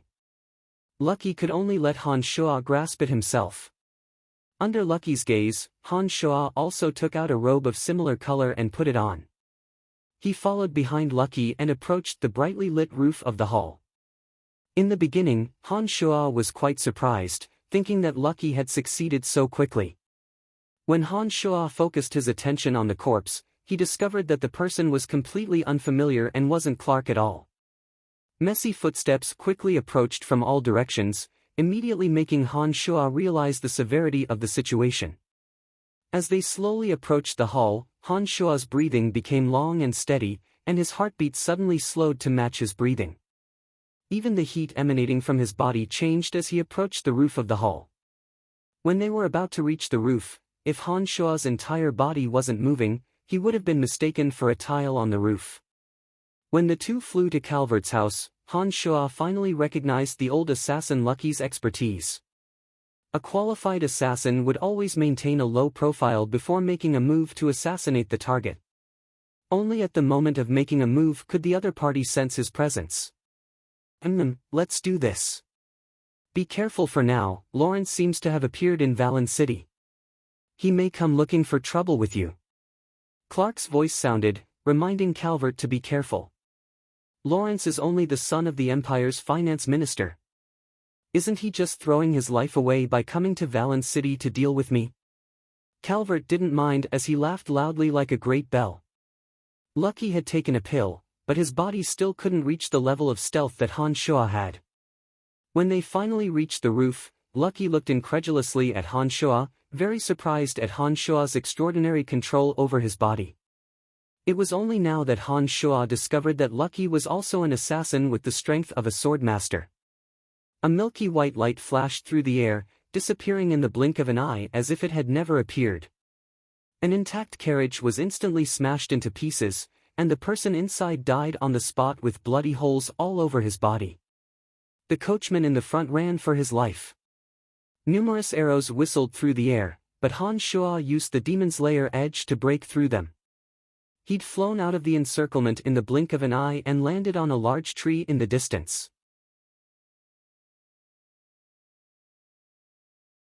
Chapter 152. Necromancers were rare to begin with, and Archmage-level necromancers were even rarer. Therefore, the appearance of this necromancer immediately caused many gasps of surprise. Han Shua had just used the art of the demonic ninth heavens to escape from that area when he suddenly discovered this change. He hesitated for a moment and weaved through the surrounding rooftops, retreating back the way he'd come. When this necromancer had appeared, he'd used necromancy summoning to summon many dark creatures from another dimension. The appearance of these dark creatures greatly affected the soldiers chasing after Lucky, especially the enormous hate warriors and the group of gargoyles flying through the air. The enormous and shockingly strong hate warriors could smash a soldier into meat paste with a swing of an enormous metal rod. The agile gargoyles' metal claws whistled through the air and were also a great threat. "Damn it, I'll go kill him!" Clark roared angrily as he whipped the reins and the warhorse beneath him charged forward. A long spear appeared in his hand as he charged in the direction of the necromancer. Under the ferocious gallop of the warhorse and the charge of the shining spear, the skeletal and zombie warriors in the way were unable to obstruct him at all. Knights could increase their own strength by a level with the charging force of their warhorse.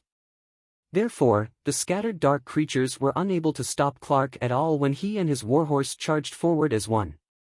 At this time, because the Archmage-level necromancer had appeared, the surrounding soldiers were busy dealing with the summoned creatures and were unable to provide any effective assistance to Clark. Adept Knight Calvert remained where he was, directing the movements of the soldiers. When these well-trained soldiers had calmed down and formed teams to deal with the dark creatures, the rows of skeletal and zombie warriors were the first to fall. Although this archmage-level necromancer had enormous mental strength, the number of dark creatures he could summon couldn't compare to the number of soldiers here.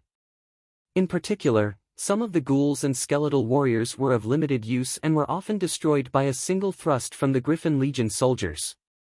However, the enormous hate warriors and the gargoyles howling in the darkness were still quite ferocious. They'd killed quite a few soldiers in a short while. It was a pity that there were only 5 hate warriors and 6 or 7 gargoyles. Under the volley of arrows from the archers, a few gargoyles were hit. Then, each hate warrior was surrounded by 10 or so Griffin Legion soldiers. A low groan sounded from the necromancer's mouth as 2 of the fallen hate warriors suddenly exploded. The appearance of the 2 corpse explosion spells instantly caused a dozen or so Griffin Legion soldiers to die with ghastly screams. By the time the necromancer was about to continue chanting another spell, Clark had already rushed in front of him on his warhorse. The silver spear in his hand suddenly lit up with a milky white sword light. Using the momentum of his warhorse, Clark flew up with his spear, stabbing towards the necromancer who was floating in the air with the levitation spell like lightning. Enormous white bones suddenly appeared in midair and formed a white bone shield with miraculous speed. The white bone shield was 3 meters tall and 2 meters wide, completely blocking the necromancer within. The white bones sparkled with a wondrous light and didn't leave the slightest gap when assembled. Some of the sharp bone fragments formed barbs in front of the shield, looking quite peculiar. With a crack, Clark's attack, infused with his ferocious momentum, suddenly smashed onto the white bone shield. Even such a high-level white bone shield was accompanied by cracking sounds as it shattered under Clark's wave of violent attacks. Bone powder flew everywhere where the spear pierced through the smooth and large white bones. With a muffled groan, the necromancer drifted back like a ghost. It looked like he'd realized that Clark wasn't easy to deal with and planned on putting some distance between them first. Clark's body landed on a roof after his charge ended. He sheathed his spear and swapped it for a long sword. He quickly weaved through the roofs and fixed his eyes on the necromancer as he chased after him. Another dark mist was released and the body of the necromancer who'd just retreated flashed through the mist, disappearing without a trace in the blink of an eye. 3 bone spears pierced through the air at the same time, aiming straight for Clark. Clark was finally able to determine the necromancer's location after the 3 bone spears appeared. At the same time, the sharp-eyed Han Shua saw a protruding stone-like object move slightly on the roof Clark was on. This made Han Shua's heart skip a beat as his body abruptly stopped and he hid on another roof. However, the demon's lair edge had already silently approached Clark according to his thoughts. Snorting coldly, Clark didn't stop his charge, but suddenly changed directions midway. The long sword in his hand suddenly flickered and broke the bone spear that he hadn't been able to dodge. At this moment, Clark's figure finally neared the protruding stone-like object. The originally motionless object suddenly shot out a ray of cold light, and then Lucky's body, which was covered by a grayish-brown robe, appeared at the same time. Clark hadn't anticipated such a sudden attack when he'd just broken through the necromancer's bone spear. He'd only gathered half of his fighting aura when he immediately raised his sword to block the attack. The sound of metal clashing resounded through the night sky as Clark's body was involuntarily flung down from the roof. In the middle of Clark's descent, a sharp whistle suddenly sounded. A thin and long purple flame appeared out of thin air and bombarded Clark's lower back. The purple flame entered Clark's lower back and disappeared into his body in an instant. A ghastly howl suddenly sounded from Clark's mouth. When Clark's body landed on the ground, his entire body suddenly ignited with purple flames. Han Shua's figure bizarrely flew in front of Clark and looked coldly at Clark, who was being burned by the purple flames. With a mental summon, the demon's lair edge broke out of Clark's chest and landed in Han Shua's palm without a single drop of blood. It's you. Clark, whose internal organs had all been invaded by the cold and his body had also been rapidly damaged by the demon's lair edge, spat out these words with difficulty when he saw Han Shua reveal himself and pull off his mask. His teeth chattered and his face was full of disbelief. That's right, It's me. You've tried to kill me twice and failed, but I only need one chance to kill you. Han Shua said callously as he waved his right hand and circulated the mystical glacial spell fire. A red flame landed on Clark's body. Clark, who had already been invaded by the cold and was about to die, was burned again by the spell fire and turned into a puddle of blood in an instant. The speed of the spell fire was unbelievable. 3 bone spears appeared out of thin air and aimed straight at Han Shua. The whistling sound startled Han Shua. He leapt up and slashed with the demon's lair edge in his hand, cutting a bone spear in half. Han Shua yelled at Lucky in the distance, "Damn it, why is he attacking me as well? I don't know him." Lucky replied as he dodged the attack with lightning speed. This was because the necromancer had also attacked Lucky. So it wasn't one of his own. Han Shua was startled and abruptly dodged. When the necromancer saw Han Shua escape, he actually began to tangle with Han Shua and relentlessly chased after Han Shua. This necromancer's appearance was a bit strange, and he wasn't on Lawrence's side. This made Han Shua feel quite puzzled and he didn't know which side the necromancer belonged to. Now that Clark was dead, Han Shua saw that Lucky had concealed his figure and was heading in Calvert's direction. It looked like he was planning on finishing off Calvert as well. Han Shua didn't know anything about his counterpart and didn't know whether to laugh or cry when he saw that his counterpart had set his sights on him. He didn't plan on tangling with the necromancer any longer and fled outside as fast as he could. When Han Shua was a few hundred meters away from Calvert's house, Han Shua discovered Lawrence's carriage with his astonishing eyesight. Han Shua was overjoyed and quickly made his way to Lawrence's carriage. The necromancer's counterpart that was chasing Han Shua summoned a few gargoyles to follow Han Shua. Only when Han Shua appeared next to Lawrence's carriage did the necromancer and the gargoyles suddenly retreat. "Brian, what's going on? Why didn't you send out any signals, but it's a mess over there again?" Lawrence immediately poked his head out of the carriage when he saw Han Shua appear and asked anxiously to Han Shua. "Don't mention it, tonight's events are a bit strange. Lucky and I don't know what's going on. We were mysteriously discovered and were almost caught by Clark. Then, an archmage necromancer suddenly appeared and attacked Clark and the others after he appeared. In the end, he attacked us as well. I really don't know what's going on." Han Shua complained. "Then how's Uncle Lucky? Is Clark dead?" Lawrence asked again. Mr. Lucky snuck towards Calvert and seemed to be planning on finishing him off. Clark's done for, you don't have to worry," Han Shua responded. Lawrence couldn't disguise the ecstasy on his face as he laughed heartily. Well done, well done. Valen City is about to descend into chaos.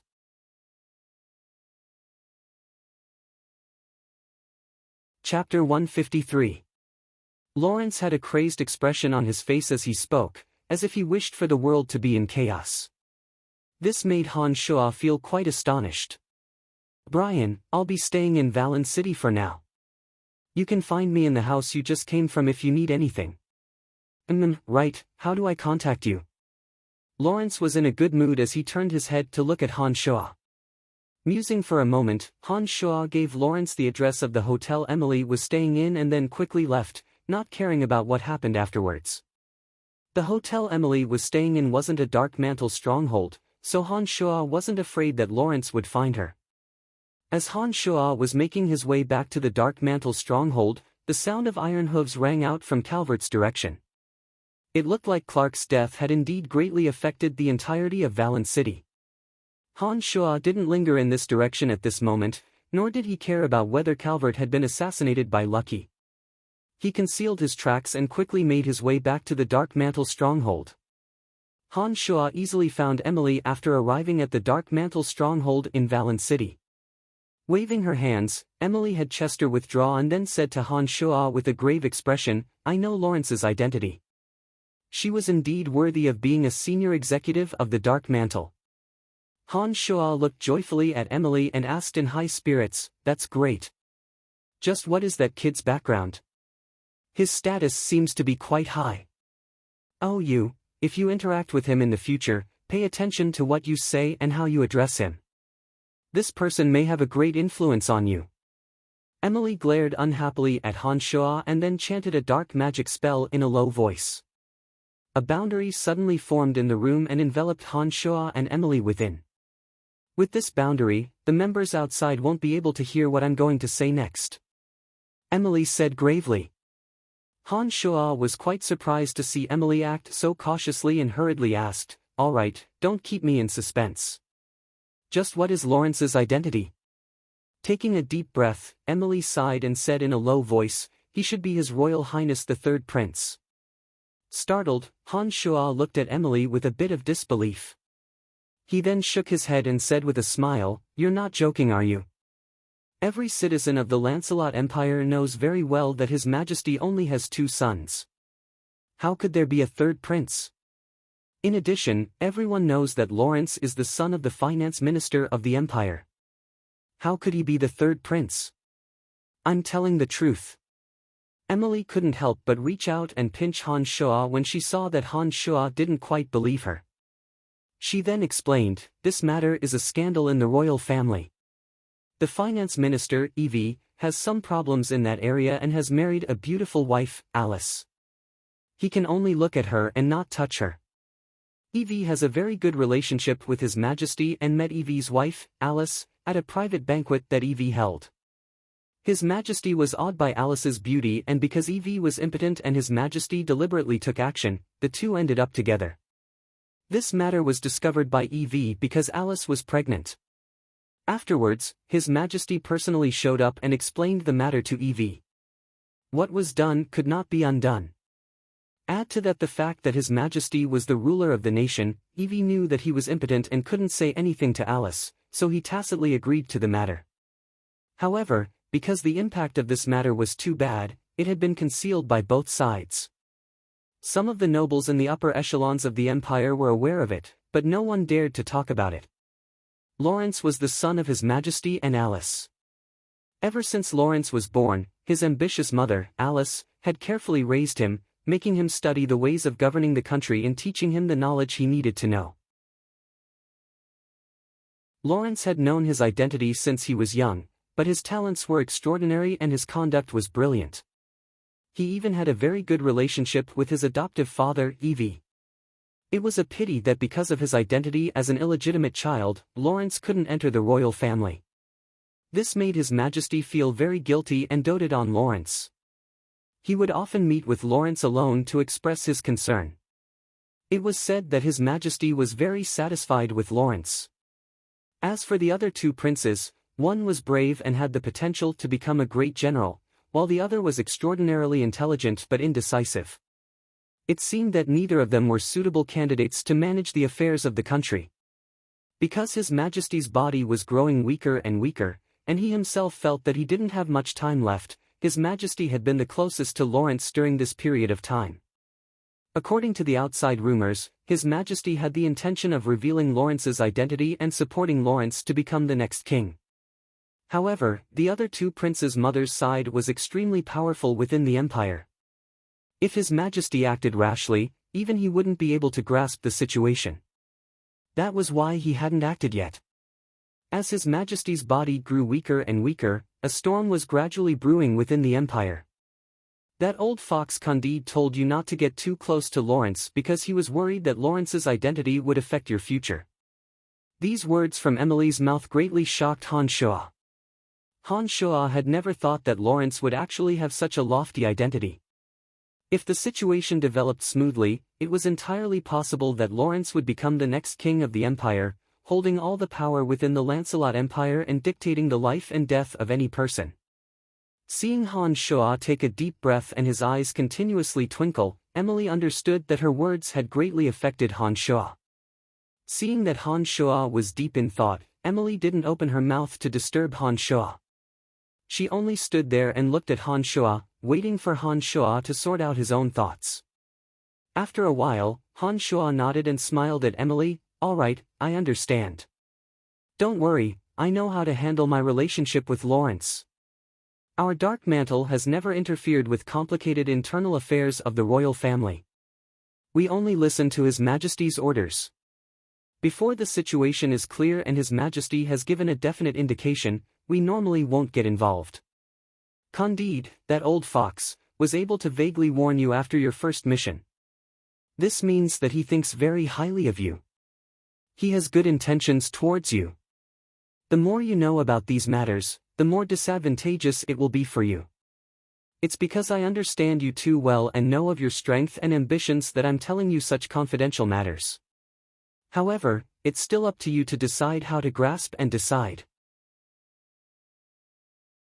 Emily looked at Han Shuo and explained. I know that you're doing this for my own good.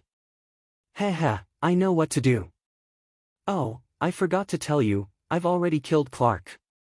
Valen City should be in chaos right now. Han Shuo smiled faintly at Emily. It was Emily's turn to be shocked when she heard these words. She looked incredulously at Han Shuo and asked with great surprise, What did you say? You said you killed Clark? Nodding, Han Shuo said with certainty, correct, I did kill Clark, but someone helped me in the middle. In addition, I only managed to do it because of a sneak attack. Don't be too surprised. Exhaling lightly, Emily was still quite astonished. She shook her head. We've investigated Clark's strength, he's absolutely an Earth Knight. He reached the strength of an Earth Knight at such a young age, and his potential is extraordinary. Who would have thought that you would ambush him and kill him like this? It looks like you're hiding a lot of things from me. No, I'm really not hiding anything from you. Actually, an Archmage Necromancer appeared along the way and I, a fellow Necromancer, helped us deal with Clark. We received great help from his strength, otherwise we wouldn't have been able to succeed at all. Han Shuo smiled wryly and briefly recounted what had happened to Emily. When Han Shuo had finished, Emily's expression became quite grave. She murmured, Necromancers are already very rare, and Archmage Necromancers are even rarer. I really don't know which faction this Necromancer belongs to. I'll need you to investigate this. Han Shuo said with a smile. Come with me. We'll go find something. Emily thought for a moment and put on a fur coat from the side, asking Han Shuo to walk out with her. What do we need to do? Han Shuo walked up to Emily and gently tidied up the corners of Emily's clothes. Smiling charmingly at Han Shuo, Emily laughed naughtily like a little girl about to do something naughty. Clark just died, Valen City must be in a state of chaos right now. The Griffin Legion must be in a frenzy right now, searching the entire city for traces of you. What we need to do is take advantage of the chaos and make things even more chaotic. Haha, that's great. I've discovered that I like to do bad things. Perhaps I was a murderer and arsonist in my past life. Han Shuo smiled faintly. You're also a very bad bastard in this life. Emily rolled her eyes at Han Shuo and removed the boundary, walking out with Han Shuo.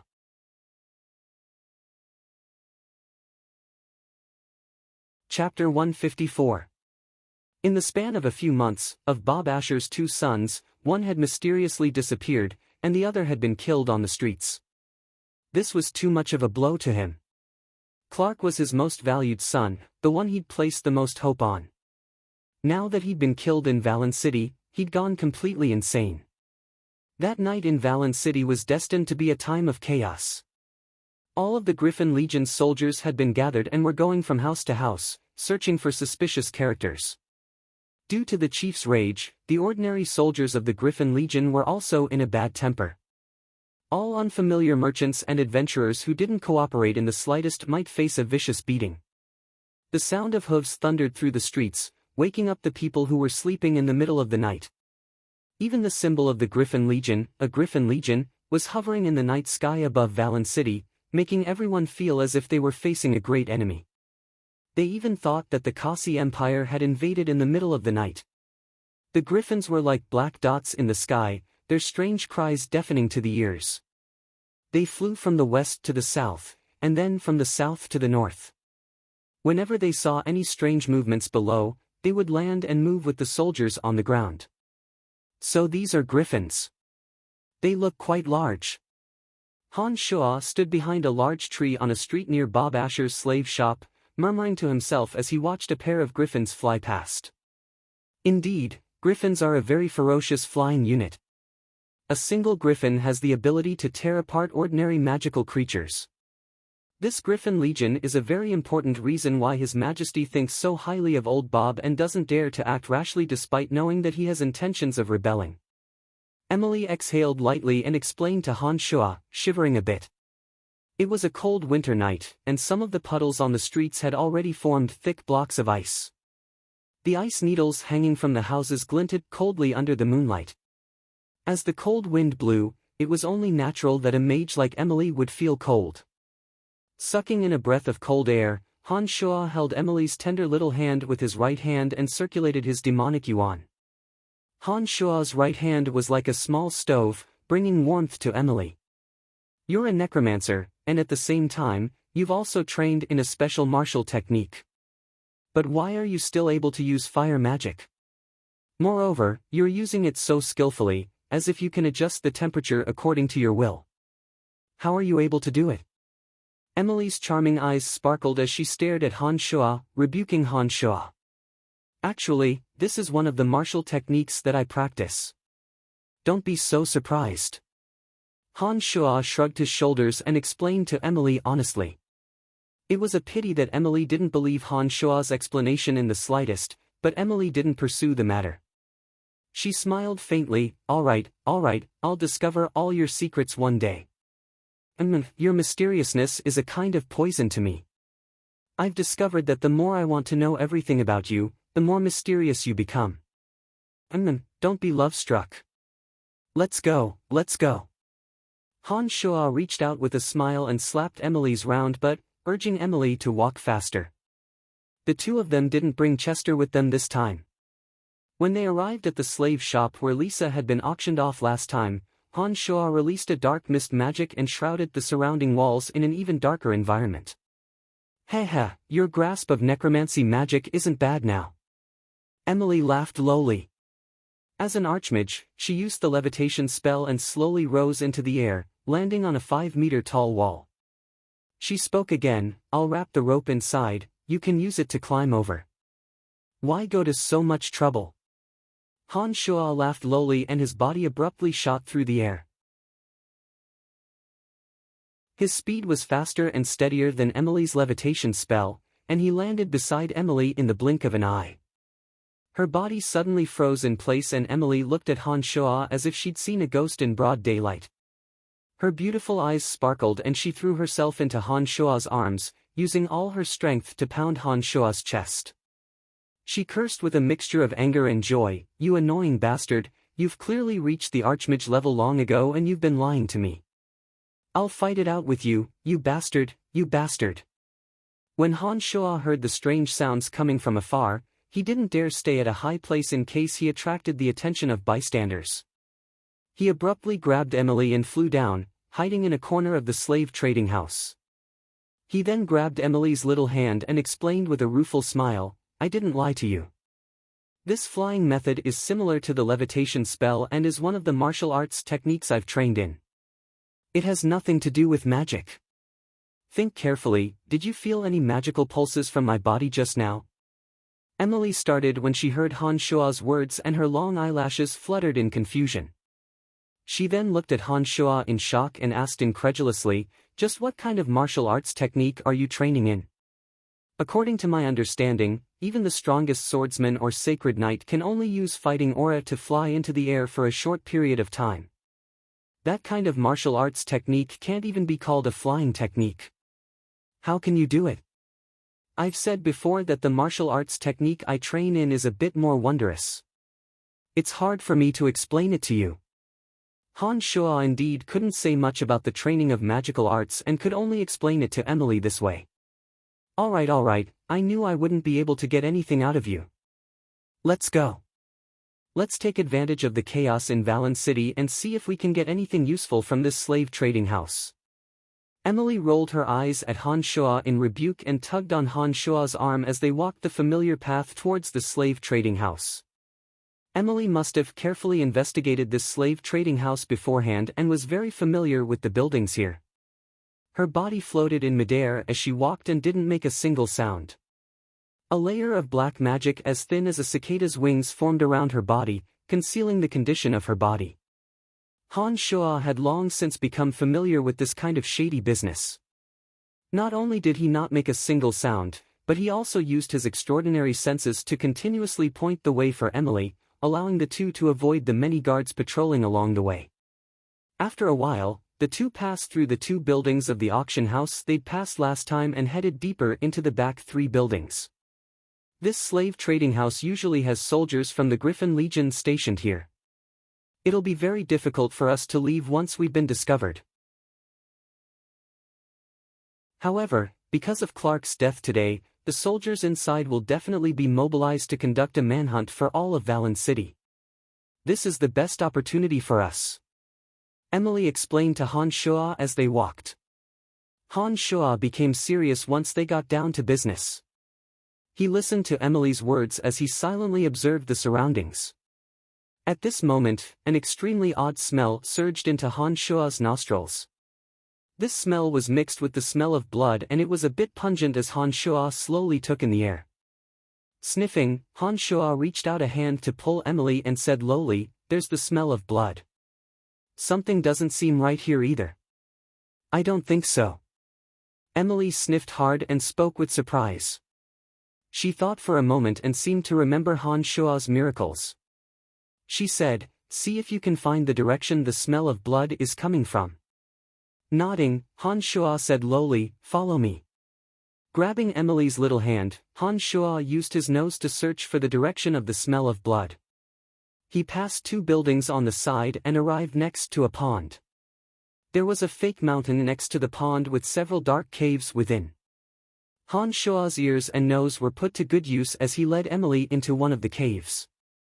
A creaking sound suddenly rang out as the originally thick stone wall suddenly split apart. A terrified Imperial guard rushed out from within, his body covered in blood. He hadn't even taken a few steps when a bone spear suddenly appeared out of thin air and pierced through the Imperial guard's back. Two zombie warriors then walked out and dragged the Imperial guard's corpse inside. This scene was seen clearly by Han Shuo and Emily, who had just entered and taken the opportunity to hide on the side. Han Shuo stared blankly for a moment and suddenly said, "Perhaps the necromancer I saw today is inside right now." This is highly possible, but the owner of this slave shop is Bob Asher, and that necromancer is also one of Clark's killers. Why would he appear here? Emily was a bit puzzled as she conversed with Han Shuo in a low voice. The most dangerous place is the safest place. The entire city is on high alert right now, and this slave shop is Bob Asher's property. Large amounts of soldiers have been deployed, so no one would have thought that he'd appear here. One of the guards was killed just now, which means that this necromancer isn't a customer here. It's very likely that he's here to hide. Han Shuo thought for a moment and opened his mouth to speak slowly. What you say makes a lot of sense. Should we take a look then?" Emily spoke approvingly and asked Han Shuo for his opinion. "Of course, I'm also quite curious about this necromancer.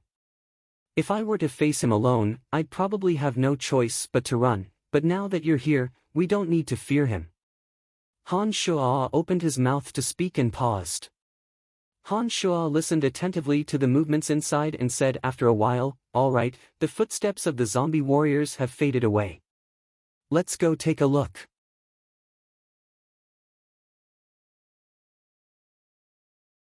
Chapter 155. The two saw corpses littering the ground as soon as they entered the cave.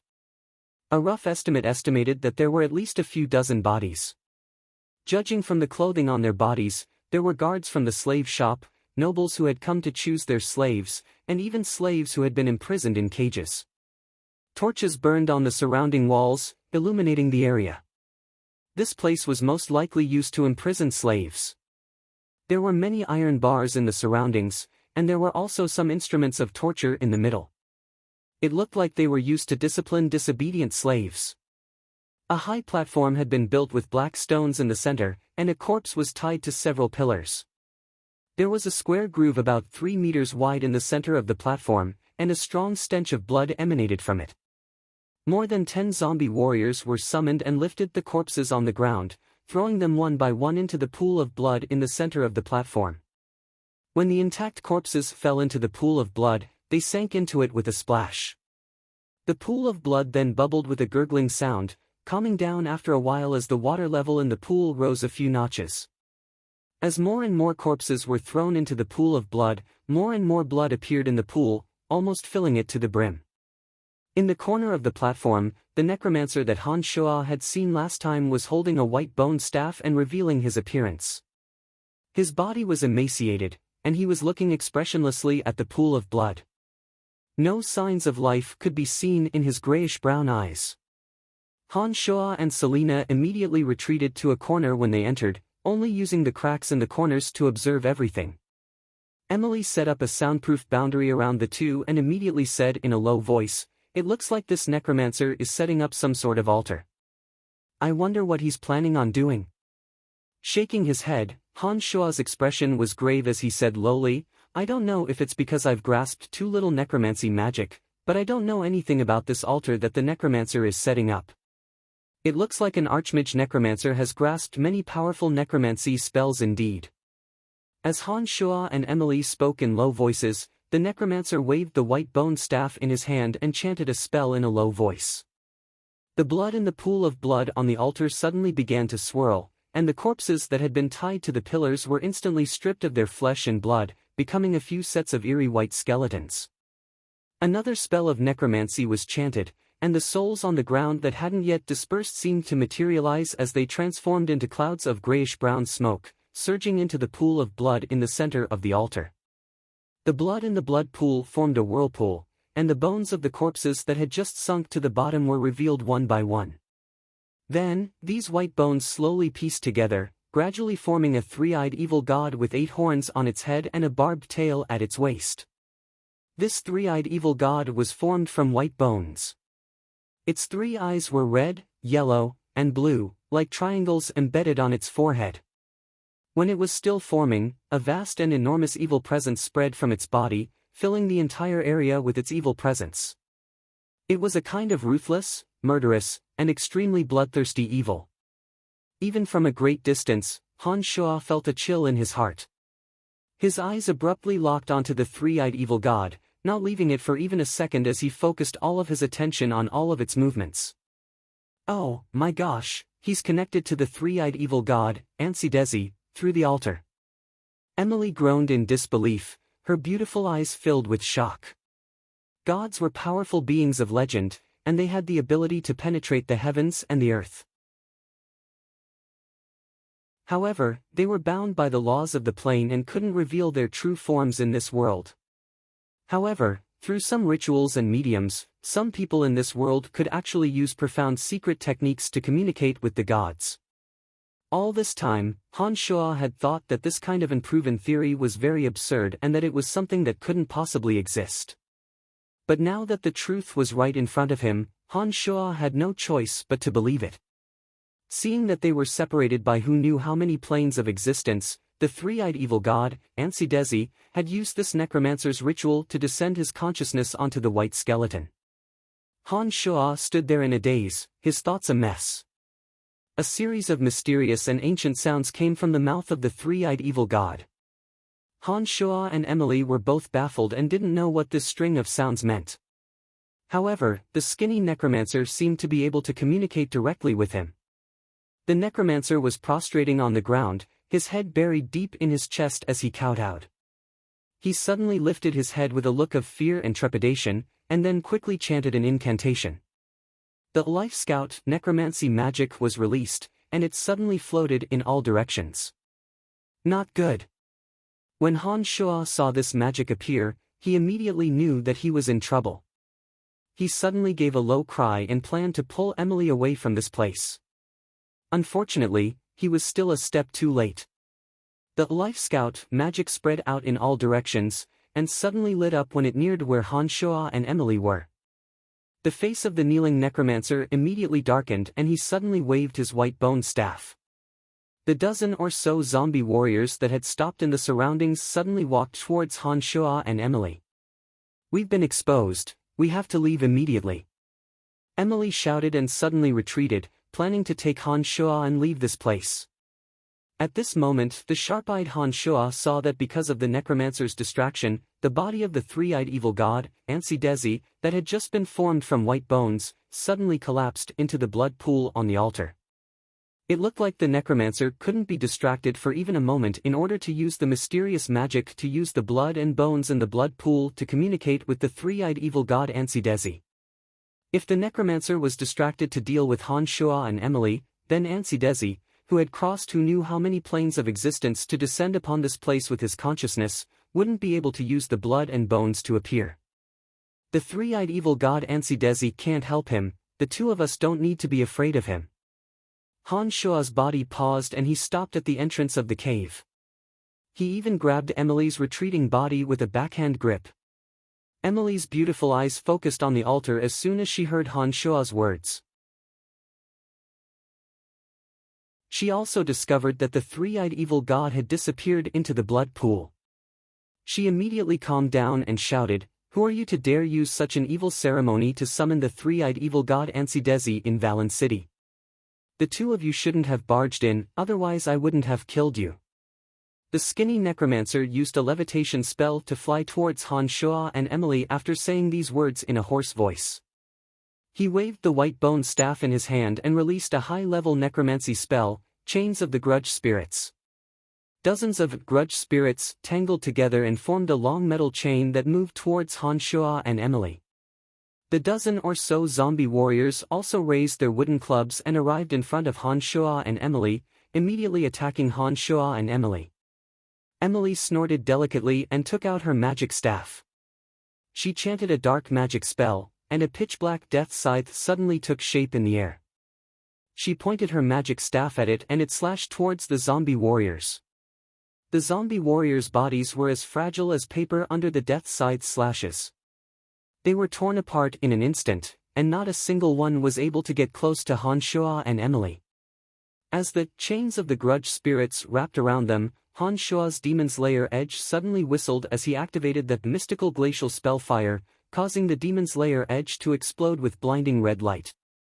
The temperature of the entire space suddenly soared as the red spell fire enveloped the Demon's Lair edge and burned fiercely, rapidly descending towards the chains of the grudge spirits. The chains of the grudge spirits, formed by dozens of grudge spirits, opened their mouths and screamed in terror under the scorching temperature of the Demon's Lair edge's red world spell fire. When the Demon's Lair edge whistled into the chains of the grudge spirits, the chains of the grudge spirits made squeaking sounds and gray smoke rose from it. Dozens of grudge spirits screamed as their souls were destroyed. 3 bone spears suddenly formed and abruptly pierced towards Han Shuo and Emily. Han Shuo used his mind to control the Demon's Lair edge to block the 2 bone spears flying towards Emily. He also chanted a necromancy spell in a low voice and a bone spear pierced through the air, accurately colliding with the other bone spear that was attacking him. Kid, you're also a necromancer." The skinny necromancer suddenly exclaimed in surprise and looked at Han Shuo with great surprise. "Ha, indeed indeed. We even joined hands to kill Clark when we were at Calvert's place just now. This is the second time we've met tonight." Han Shuo looked at the necromancer with a calm expression and smiled faintly.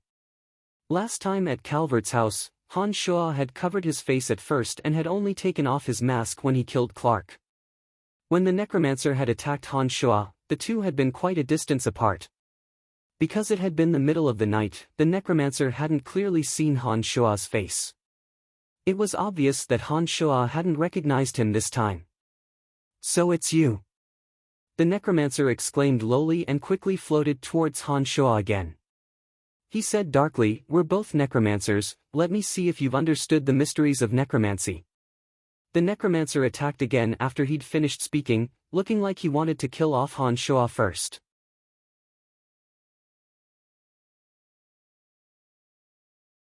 Chapter 156.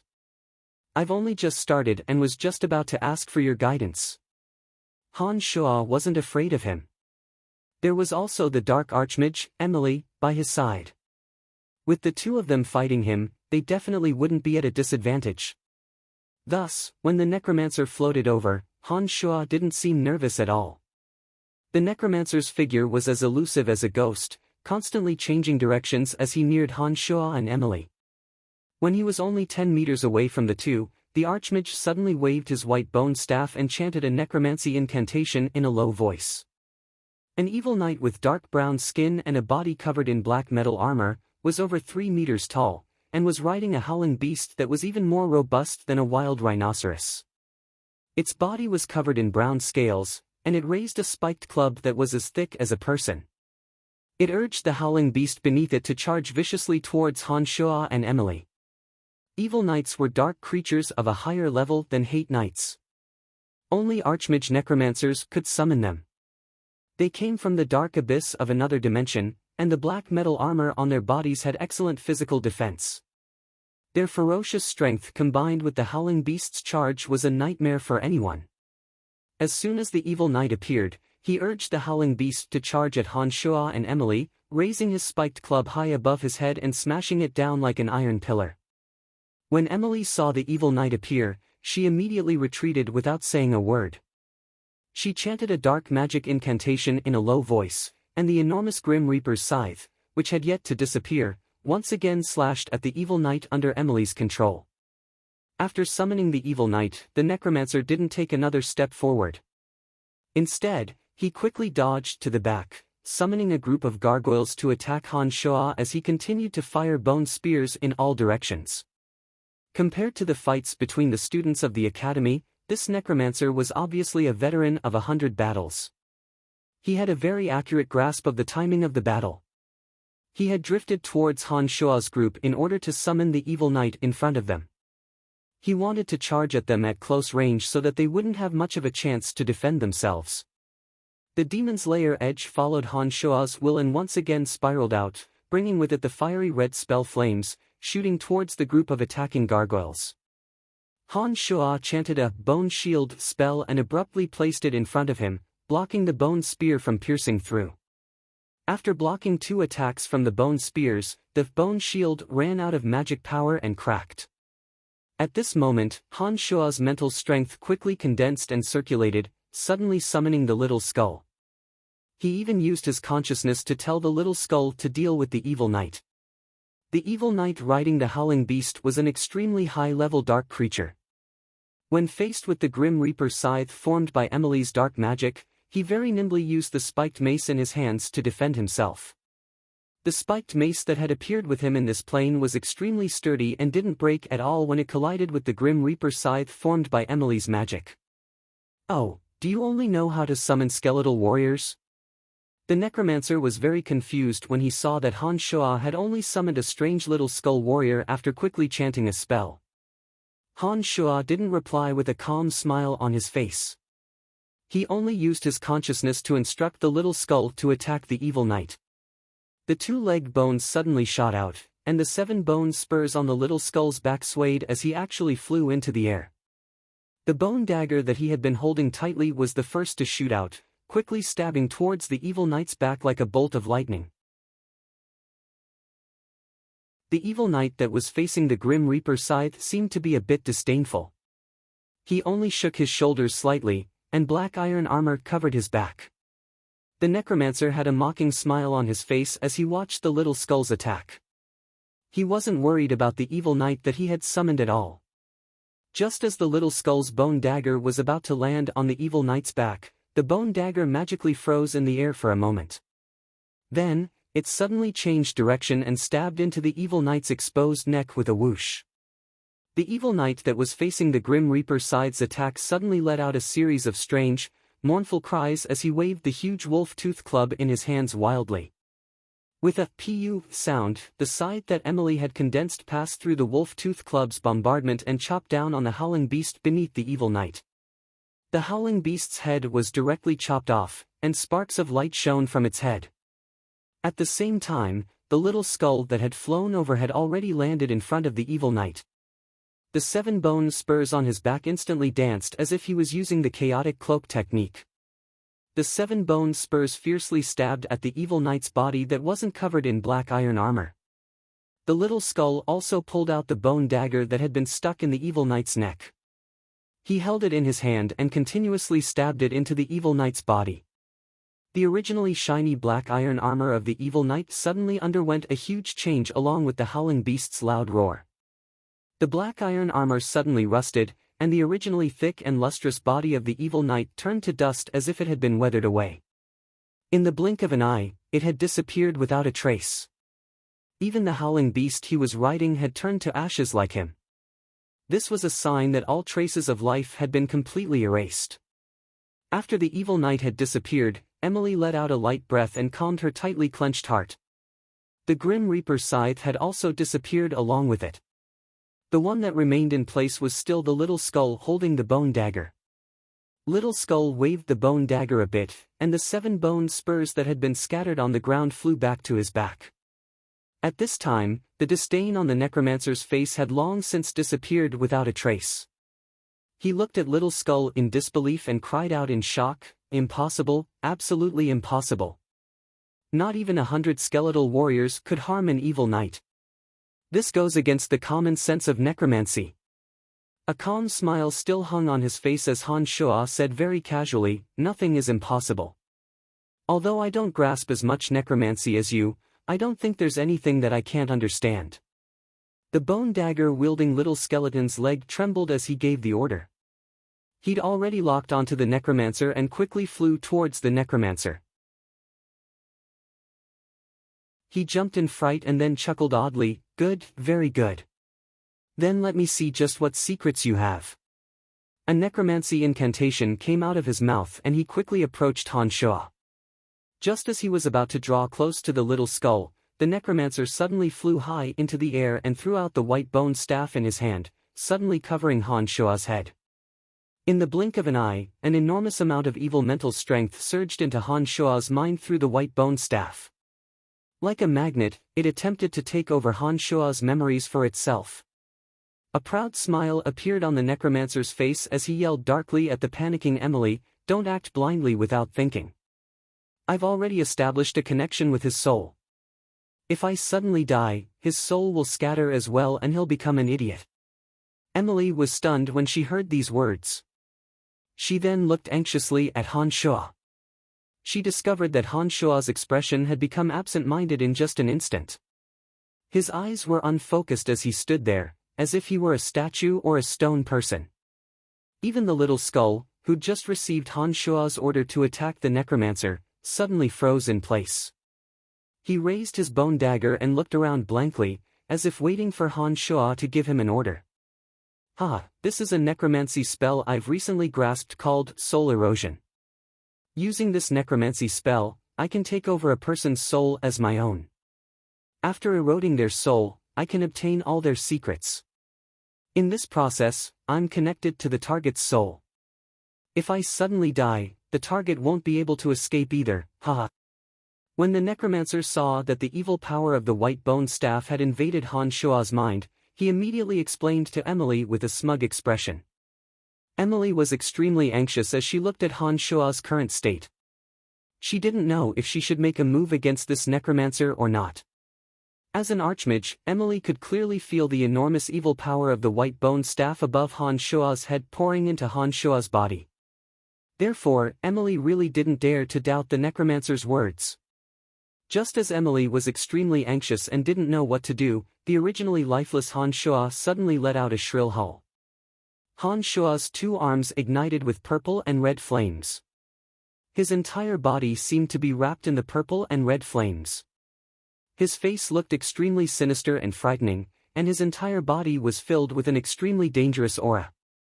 At the same time, the necromancer who'd been extremely pleased with himself suddenly paled.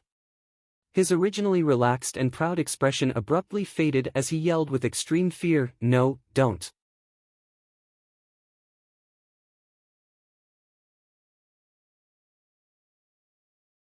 Chapter 157. The white bone staff that had been hovering over Han Shuo's head had suddenly flipped over at some point, leaving Han Shuo's head and enveloping the necromancer within. The terrified necromancer continuously chanted necromancy spells in an attempt to retrieve the white bone staff, but it was a pity that he was powerless to do so.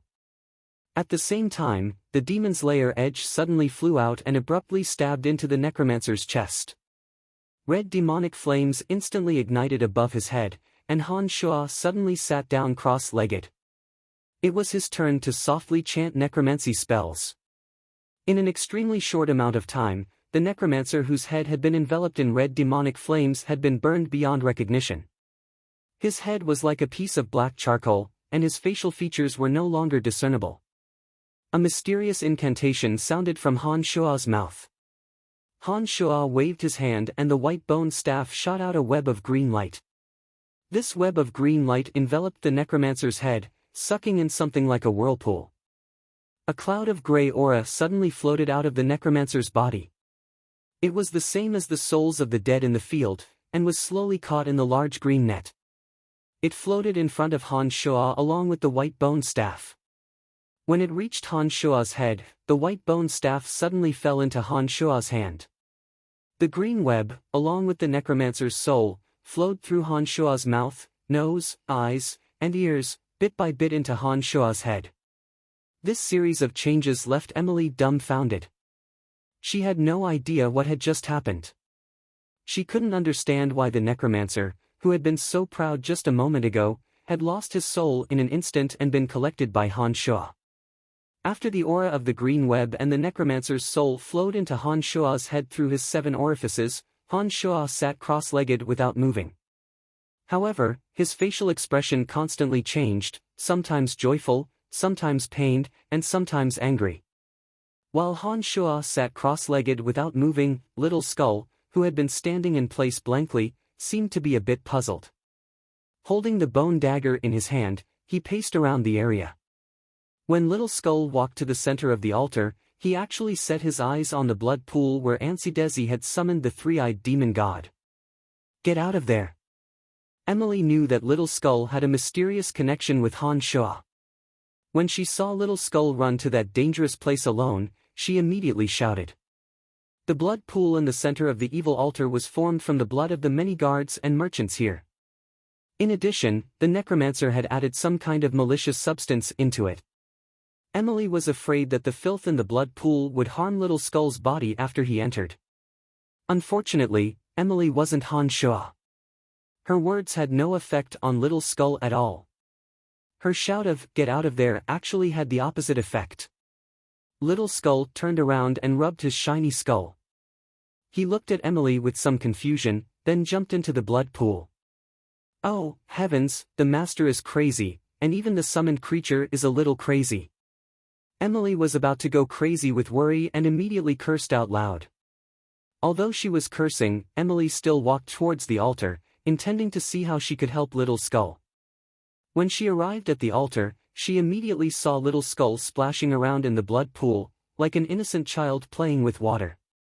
His bony face actually made Emily feel a sense of joy. Oh, what's going on with this Little Skull? Seeing that Little Skull was unharmed and even seemed to be having a lot of fun, Emily was completely at a loss for words. When the corpses fell into the blood pool earlier, their flesh and blood would immediately dissolve, and their bones would also sink into the blood pool without a trace. However, Little Skull didn't seem to be affected at all after entering, which made Emily extremely flabbergasted. Thinking back to the first time she'd met Han Shua, this Little Skull was immune to many dark magic and had chased after her in a frenzy. Emily couldn't help but shake her head with a wry smile. She thought to herself, it looks like I really can't understand some things. Suddenly, Emily's long eyelashes fluttered rapidly as her eyes stared at the blood pool in confusion.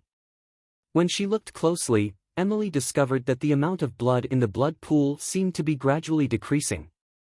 When Emily focused her eyes on Little Skull, she suddenly discovered that the 7 bone spurs on Little Skull's back seemed to be absorbing the blood in the blood pool. This strange discovery caused Emily to groan in shock. She muttered softly, "Heavens, what kind of demon did he create?"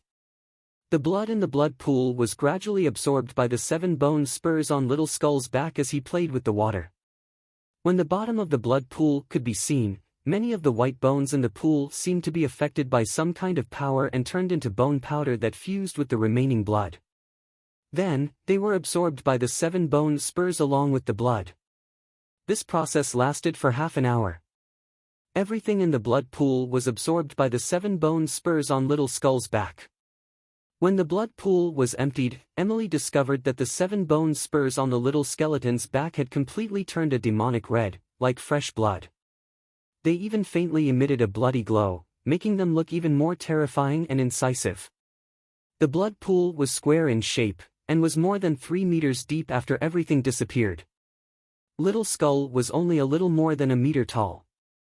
At this moment, he was looking at Emily from the pool, seemingly considering how to climb up. "You're out of ideas now, aren't you?" Emily huffed. She was about to let down a rope and pull Little Skull up. Unexpectedly, as soon as she finished speaking, Little Skull fanned the 7 blood-red bone spurs and wobbled out from the bottom of the blood pool. When he landed beside the dumbstruck Emily, Little Skull didn't even look at Emily. He fanned the 7 bone spurs again and flew to Han Shua, who was still sitting cross-legged with his eyes closed. "Damn it, you're just as despicable as your master." Although Little Skull didn't have any expression on his face, Emily felt that Little Skull was immensely proud of himself and couldn't help but curse out loud. Emily then saw Little Skull continue to fan the 7 bone spurs and fly around the enormous room. At first, they were wobbly, but gradually became very stable as he flew around. His speed also became faster and faster. In the end, Emily, who was chasing after him, couldn't even turn her eyes. At this moment, Han Shua exhaled softly and suddenly said, "It's finally done." Emily was shocked and stopped looking at Little Skull. Her beautiful eyes suddenly landed on Han Shua. Suddenly, Emily froze and looked into Han Shua's eyes with great astonishment. For a moment, she actually forgot to ask Han Shua what was going on. Han Shua's eyes suddenly became exceedingly bright, as dazzling as the brightest star in the vast starry sky. They appeared so enchanting, so deep, yet also gave people a sense of unfathomable mystery. "What's wrong?" Han Shua looked at Emily's love-struck expression and couldn't help but stand up and walk in front of Emily. He pinched Emily's delicate cheeks and asked with some confusion. "No, nothing, I just discovered that your eyes are brighter, and even your aura seems to have changed." Emily blushed a bit shyly as she pushed Han Shua's hand away from her cheeks and stammered to Han Shua. "Heh, so there are such additional benefits to corroding this necromancer's soul." Han Shua laughed happily and said cheerfully, "Hurry up and tell me, just what's going on." Emily's curiosity at this moment was enough to kill her. She suddenly reached out and grabbed Han Shua by the neck and said fiercely, "Cough cough, all right, all right." Pushing Emily's hands away from his neck, Han Shua explained with a smile, "I told you before that the martial arts technique I practice is very miraculous. Not only did it strengthen my body, but it also expanded my brain. Just now, he wanted to use the soul erosion magic to take over my soul and obtain all my memories. However, during this process, due to the expansion of my brain, I was also affected by the soul erosion magic and was able to sense all the memories of his soul. Logically speaking, a necromancer of my level definitely wouldn't have the mental strength and processing speed of his brain compared to someone who'd practiced soul erosion. Then, a normal person would have their soul taken over and their memories taken over before they could even figure out his name.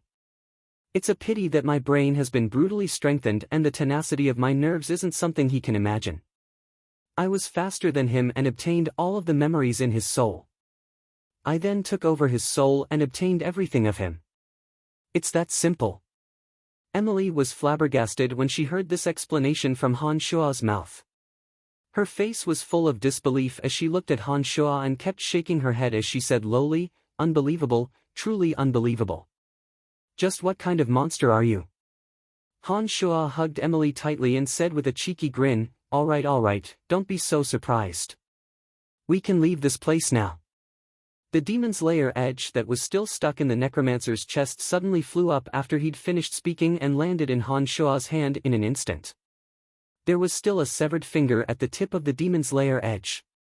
There was a space ring on the severed finger, which Han Shua unceremoniously put away. "Stinking brat, stop flying around. Get down here." Little Skull, who was still happily circling in the air, laughed and called out. Little Skull flew in front of Han Shua and suddenly stopped in front of Han Shua, waving his bone dagger as he glided in the air. He entered the blood pool and absorbed all the blood and bone powder in the blood pool into the 7 bone spurs. Emily was afraid that Han Shuo didn't know what Little Skull had done when he closed his eyes and hastily explained to Han Shuo. Nodding, Han Shuo said with a smile, "I know, this isn't the first time he's been so daring. This isn't a big deal. Look, he can even fly now, isn't that great? I don't even know what kind of demon you've created. I discovered that he seems to have his own emotions. I don't know if it's just my imagination, but when I laughed at him for not being able to climb out of the blood pool, he immediately flew out proudly. Really, I can feel that he's really showing off in front of me, I promise." Emily looked at Little Skull and seemed to suddenly remember what had just happened. She hastily explained to Han Shuo. "Heh, don't be surprised. There are too many inconceivable things in this world. I believe that what you're saying isn't an illusion because I've had the same feeling before. Right now, I'm not sure what's going on, but I think that in the future, as he continues to evolve, he'll give me an explanation." Han Shuo wasn't surprised at all and pointed at Little Skull with a smile. Emily was stunned when she heard this. After a while, she looked at Little Skull with a wry smile, then looked at Han Shuo and scolded, "What 2 monsters? There's nothing to be surprised about, you have to learn to adapt to everything about me. Because, I think that more and more amazing things will happen to me in the future."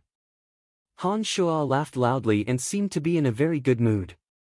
"Brian, your growth is so fast, your future accomplishments are unimaginable.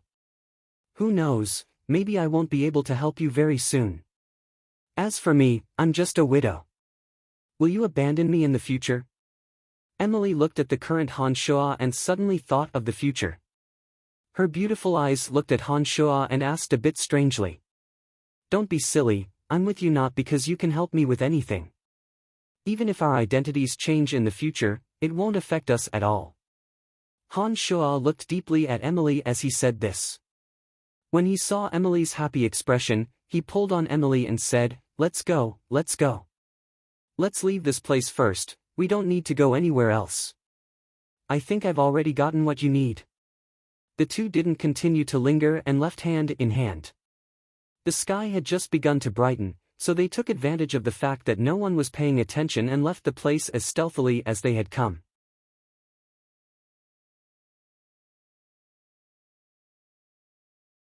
Chapter 158. The Dark Mantle had their own secret rooms in every city in the Lancelot Empire, and Valen City was naturally no exception. Han Shuo sat cross-legged by himself in a secret underground room built from solid rock, slowly digesting the memories of the necromancer's soul. Han Shuo didn't take a step out of the secret room for 4 days in a row as he went through the necromancer's decades of memories in his mind. The necromancer named Clarendon was already 52 years old. Han Shuo had extracted, filtered, and digested everything he'd experienced in the past 52 years. Han Shuo used these 4 days to absorb and memorize dozens of battle experiences, his lifetime's comprehension of necromancy magic, and some of the secrets of his identity.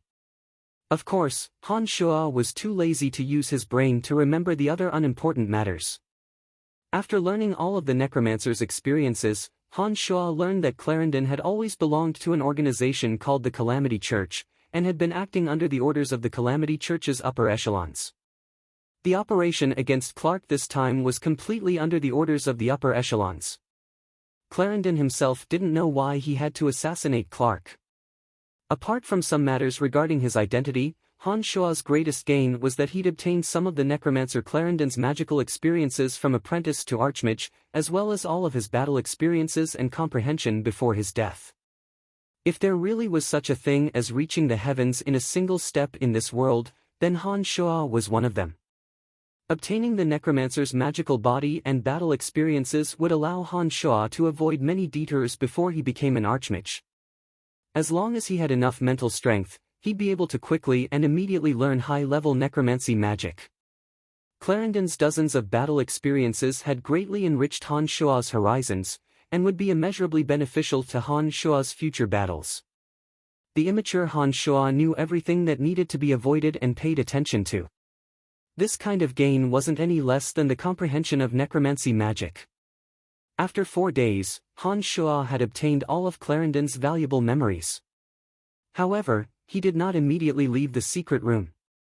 Instead, he continued to stay in this secret room and spent another 2 days mastering the other necromancy spells that a journeyman mage should know.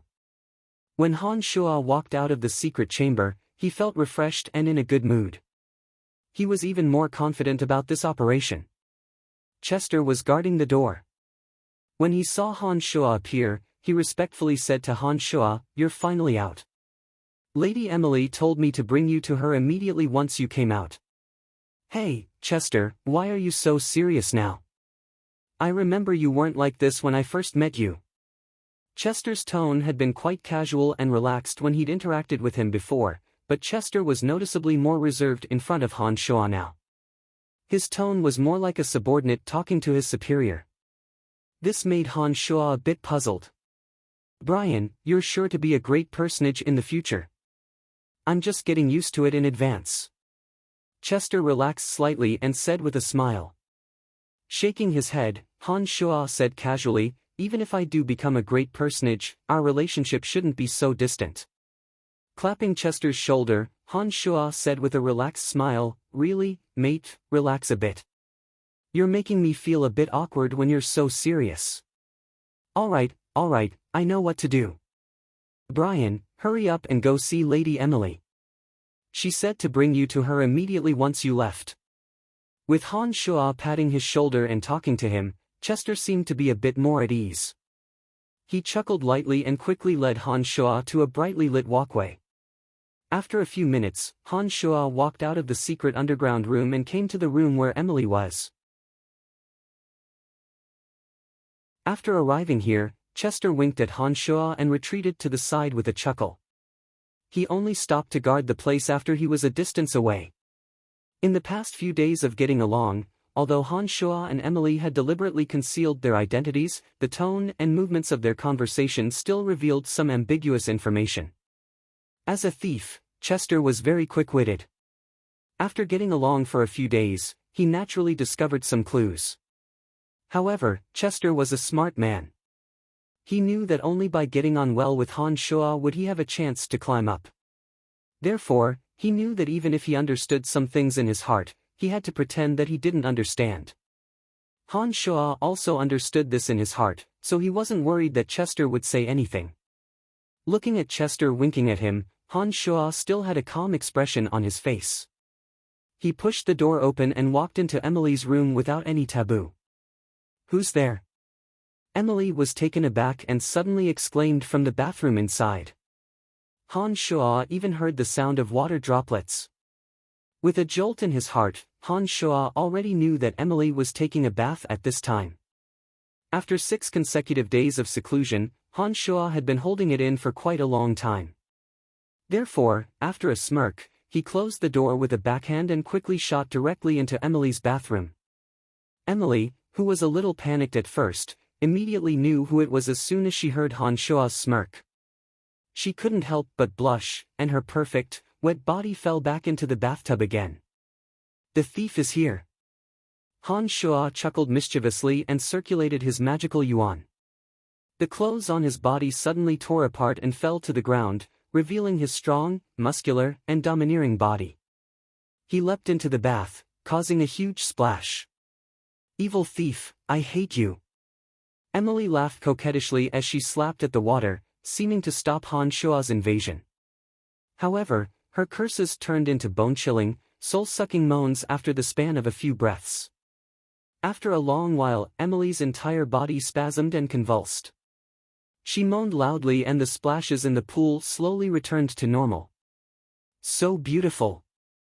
Emily gasped lowly and lay her body on Han Shuo's broad chest. She said happily, "The evil thing that I love and hate at the same time."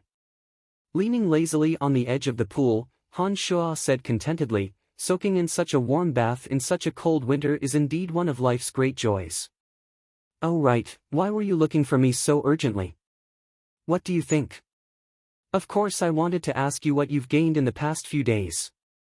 Emily's slender hands unconsciously slid down Han Shuo's back as she asked Han Shuo. Han Shua took in a refreshing breath and recounted his gains in the past few days to Emily in detail. When Han Shua had finished speaking, Emily was extremely shocked. She looked at Han Shua and said with wild joy, "You've received his understanding and battle experience in necromancy magic. Does this mean that you can quickly train to the archmage level and grasp all the necromancy magic he's already grasped as long as you have enough mental strength?" "I think so. I've just tried practicing another journeyman necromancy magic and discovered that I've completely grasped it in a short amount of time according to this necromancer's experiences. I didn't take any detours in the middle." Han Shua nodded affirmatively and responded to Emily. "My gosh, this is too miraculous, too unbelievable." Emily was overjoyed when she heard Han Shua's words. She couldn't help but repeat these words, seeming to be even more excited than Han Shua himself. The necromancer found these documents in a secret room in the slave trading house. There are business records regarding Bob Asher and it proves that he was indeed involved in the slave trading house. Han Shua handed over some of the documents he'd obtained from the necromancer regarding the slave trade to Emily after he'd finished his narration. Although the necromancer named Clarendon had set up a magical boundary in his space ring, Han Shua had easily opened the magical boundary because he'd obtained all of the necromancer's memories. He'd obtained a few books on necromancy magic, some medicines to recover mental strength, and a few magic robes that could increase the power of magic. Of course, what satisfied Han Shua the most was the white bone staff that Clarendon had used. This white bone staff should have been made specifically for necromancers. Using this white bone staff to cast necromancy magic would increase the power of Han Shua's necromancy magic. Originally, when Han Shua cast the bone spear spell, only one bone spear would appear, but now, he could cast 2 bone spears at once with this white bone staff. Even the number of dark creatures that could be summoned had increased under the same mental strength. Emily was overjoyed as she held the documents that Han Shua had handed over. She was about to say something when she suddenly thought of something and stared fiercely at Han Shua. She asked urgently, "What organization did you say this necromancer belonged to?" "The Calamity Church." Han Shua started and responded. Emily's expression changed abruptly as her face turned deathly white. She immediately said to Han Shua, "Don't tell anyone that I killed Clarendon. Also, Lawrence came looking for you and told you to go see him when you have time. You can go now and be careful. I need to report the Calamity Church to my brother immediately." Emily hastily gave Han Shua a few more reminders after she'd finished speaking, telling him not to tell anyone about the Calamity Church. She then quickly left for the secret room where the dark mantle communicated with the upper echelons through the magic mirror.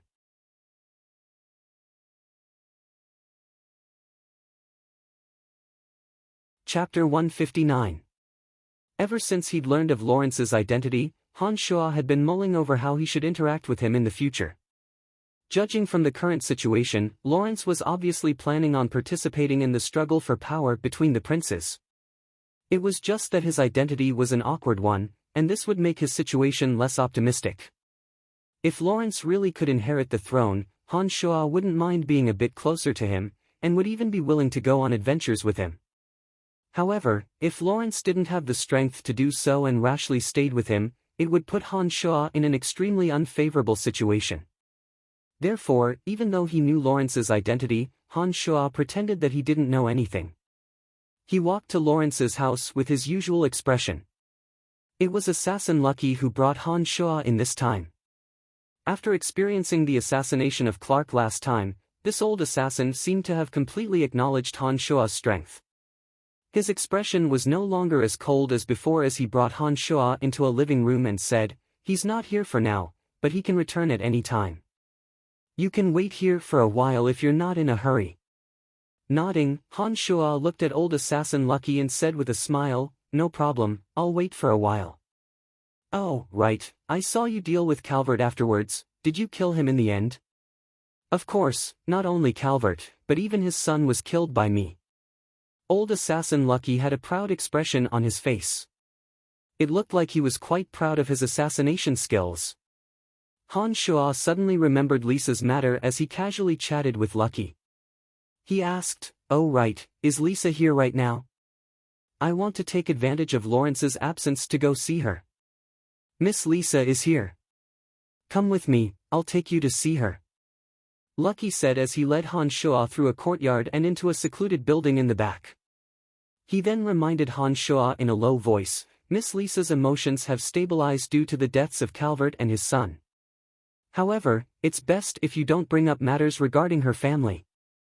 Nodding in understanding, Han Shua didn't say anything else and approached the building alone, knocking lightly on the door.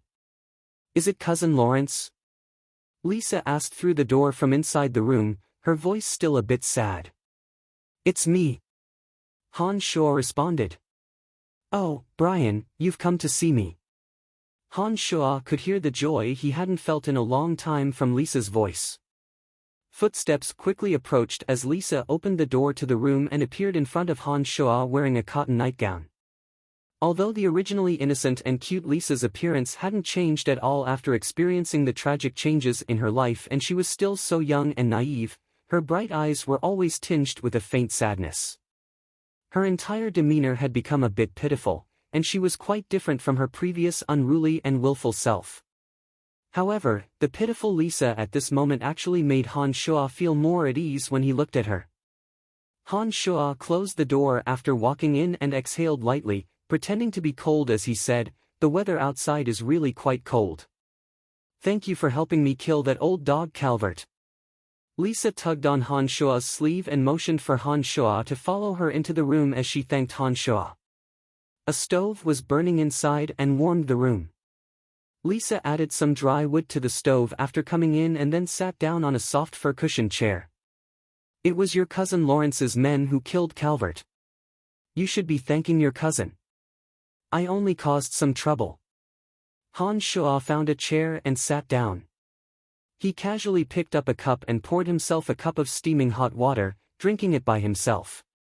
If it wasn't for you causing trouble, my cousin's men wouldn't have succeeded so easily. Lisa had indeed changed in some ways compared to before.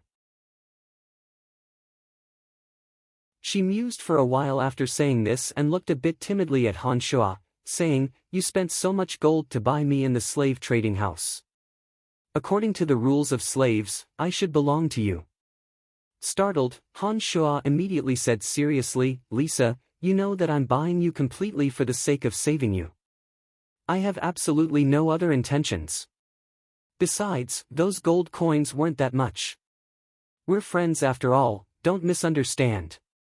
Shaking her head sadly, Lisa looked at Han Shua with a bit of panic, saying, Do you dislike me and don't want me anymore? No, we're friends and this is what I should do. You have your freedom and I don't want you to feel guilty because of those 1,000 gold coins.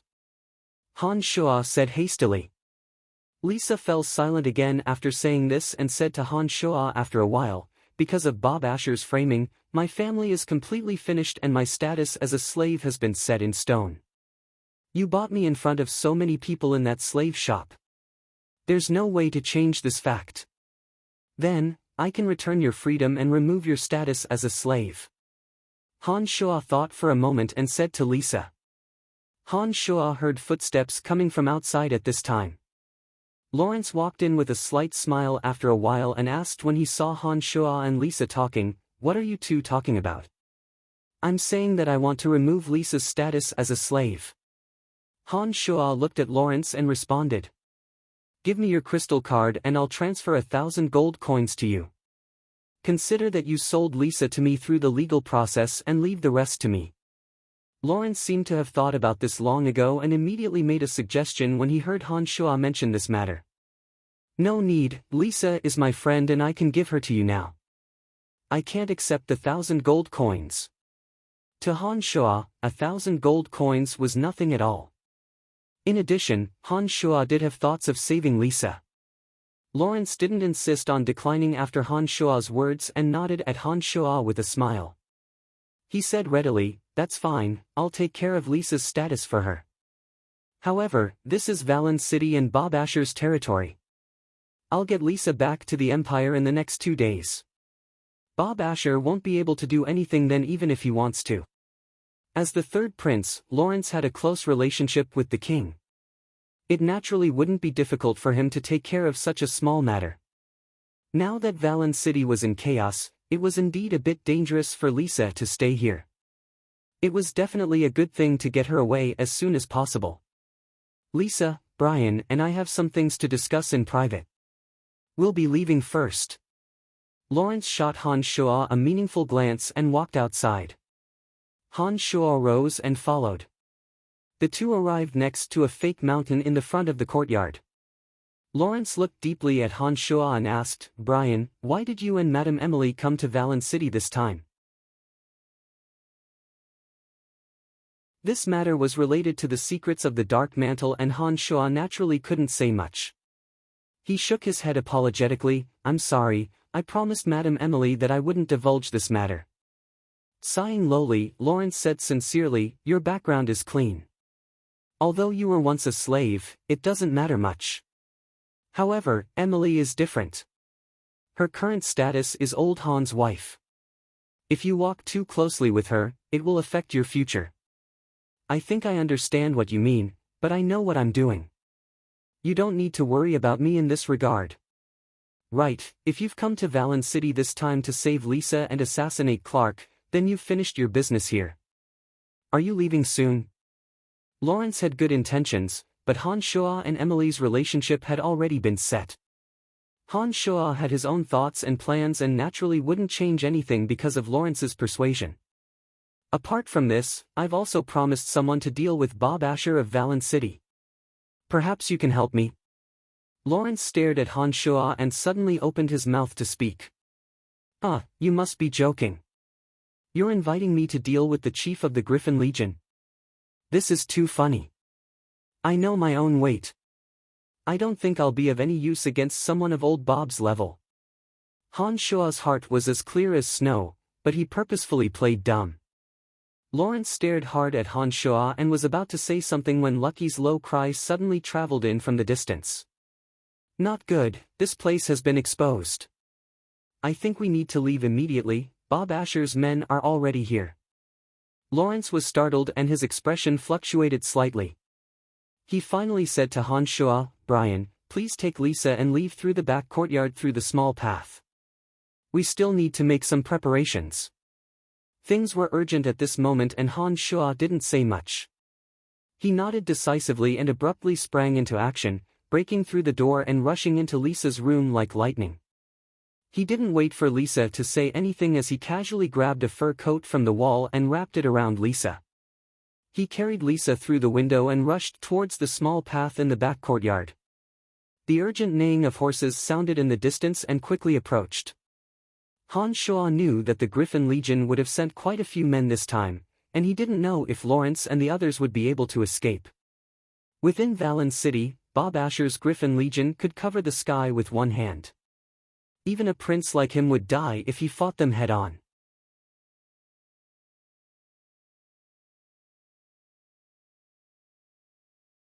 Chapter 160. Han Shuo immediately focused all of his attention as soon as he left the rear courtyard. Although he was carrying Lisa, Han Shuo's speed was still as fast as lightning. He flew at full speed as soon as he landed on the small path behind him. It was noon at this time, but there weren't many people on the streets even in broad daylight in such a cold winter. Add to that the fact that Valen City had been on high alert for the past 2 days, and the residents had mostly hidden themselves in their homes and refrained from going out. Han Shuo's figure was a bit of an eyesore as he dashed through the streets. 2 Griffin riders were on patrol in the sky, whistling through the air when they spotted Han Shuo's figure. The Griffins screeched and the 2 Griffin riders flew in Han Shuo's direction with 3-meter-long javelins. There are Griffins in the sky. Lisa, who was in Han Shuo's arms, had her face flushed red from the cold. When she raised her head to look at the sky, she discovered that the 2 Griffin knights were chasing each other. She hurriedly reminded Han Shuo. I know, don't worry. Han Shuo had long since seen the 2 Griffin knights tailing him. His expression didn't change as he called out to Lisa in a low voice. His body continued to quickly weave through the chaotic streets as his mind raced for countermeasures. Han Shuo clearly remembered the places he'd passed by on his way to Lawrence. Now that he'd been targeted by the Griffin Riders, Han Shuo quickly thought of a way to deal with them. The Dark Mantle stronghold couldn't be exposed, so he absolutely couldn't return to the Dark Mantle now. There were soldiers of the Griffin Legion patrolling every corner of Valen City. Now that the two Griffin Riders in the sky had their eyes on him, he had to quickly shake them off or find a place to kill them. Otherwise, even greater trouble would befall him. As his thoughts raced, Han Shuo suddenly changed directions. He no longer used the terrain to weave through the houses, but instead ran in the direction of a patch of forest that he'd seen on his way here. Magical yuan circulated within Han Shuo's body, the surging power seemingly endless. Han Shuo's running speed far exceeded the expectations of the two Griffin Knights. The two Griffin Legion riders had originally planned on lowering their griffins to kill Han Shuo as soon as he left the area with too many obstructions. Who would have thought that Han Shuo would be riding a sturdy, healthy horse after leaving the area? His swift speed caught the two Griffin Legion riders off guard. However, the griffins naturally had the advantage of flying in the sky. After the two Griffin riders steadied themselves, the two griffins finally caught up to Han Shuo. They kept a close eye on Han Shuo as he circled above the forest. This place was already a few miles away from where Lawrence was. Han Shuo had noticed that there were only two Griffin Knights chasing after him, so he didn't appear to be flustered.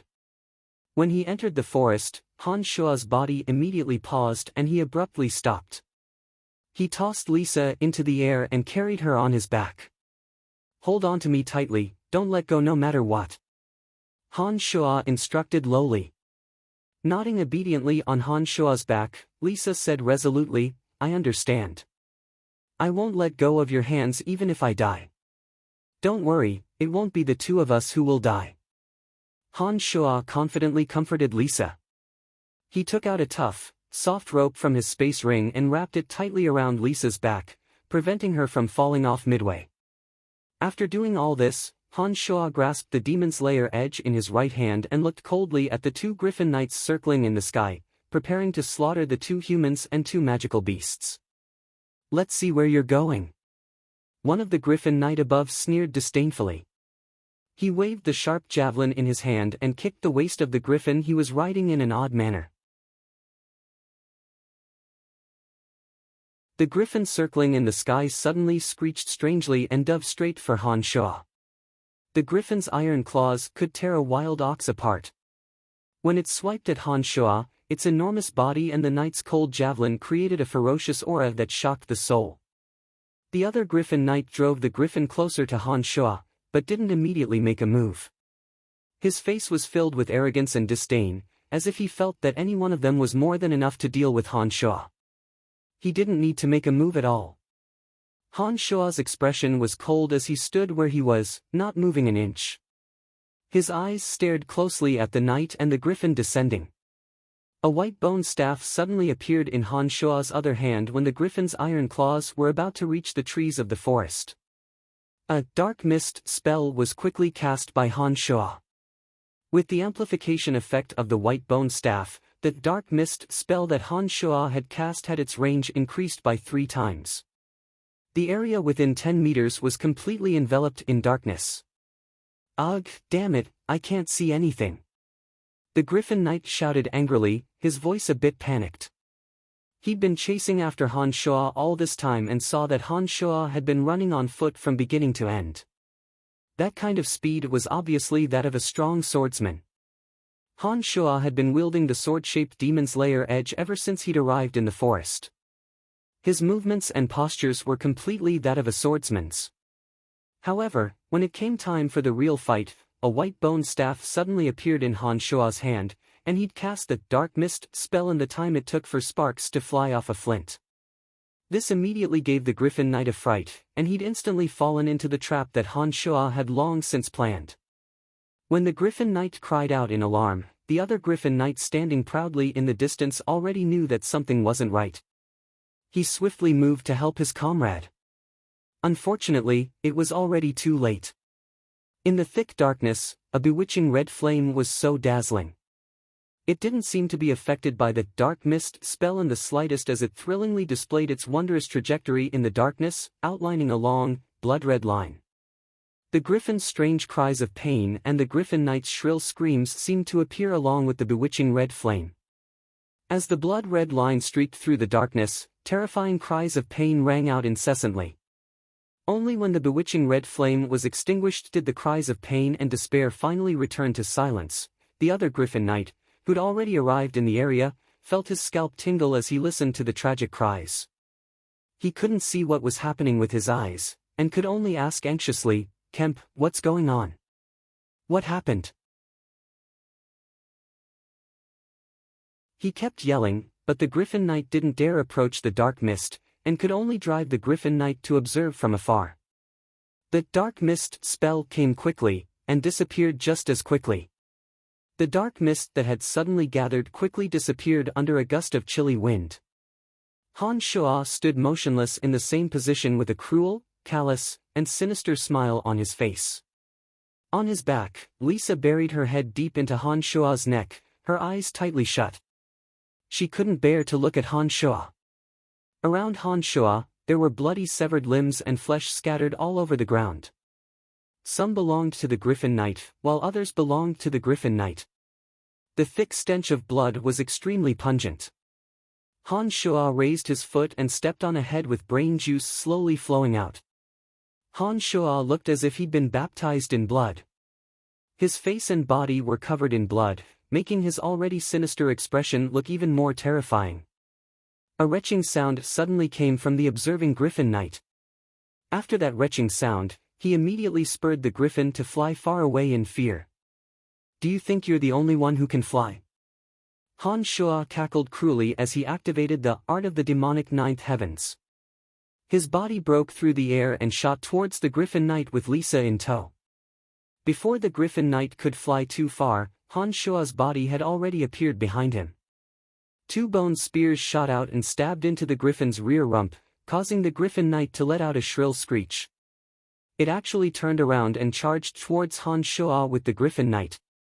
The Griffin Knight had gone through the initial panic and was now being carried by the Griffin Knight towards Han Shuo. He quickly understood that Han Shuo, who could fly, wouldn't give him a chance to escape. Therefore, he raised the javelin in his hand and shot it towards Han Shuo. Every Griffin Knight was a former adept knight.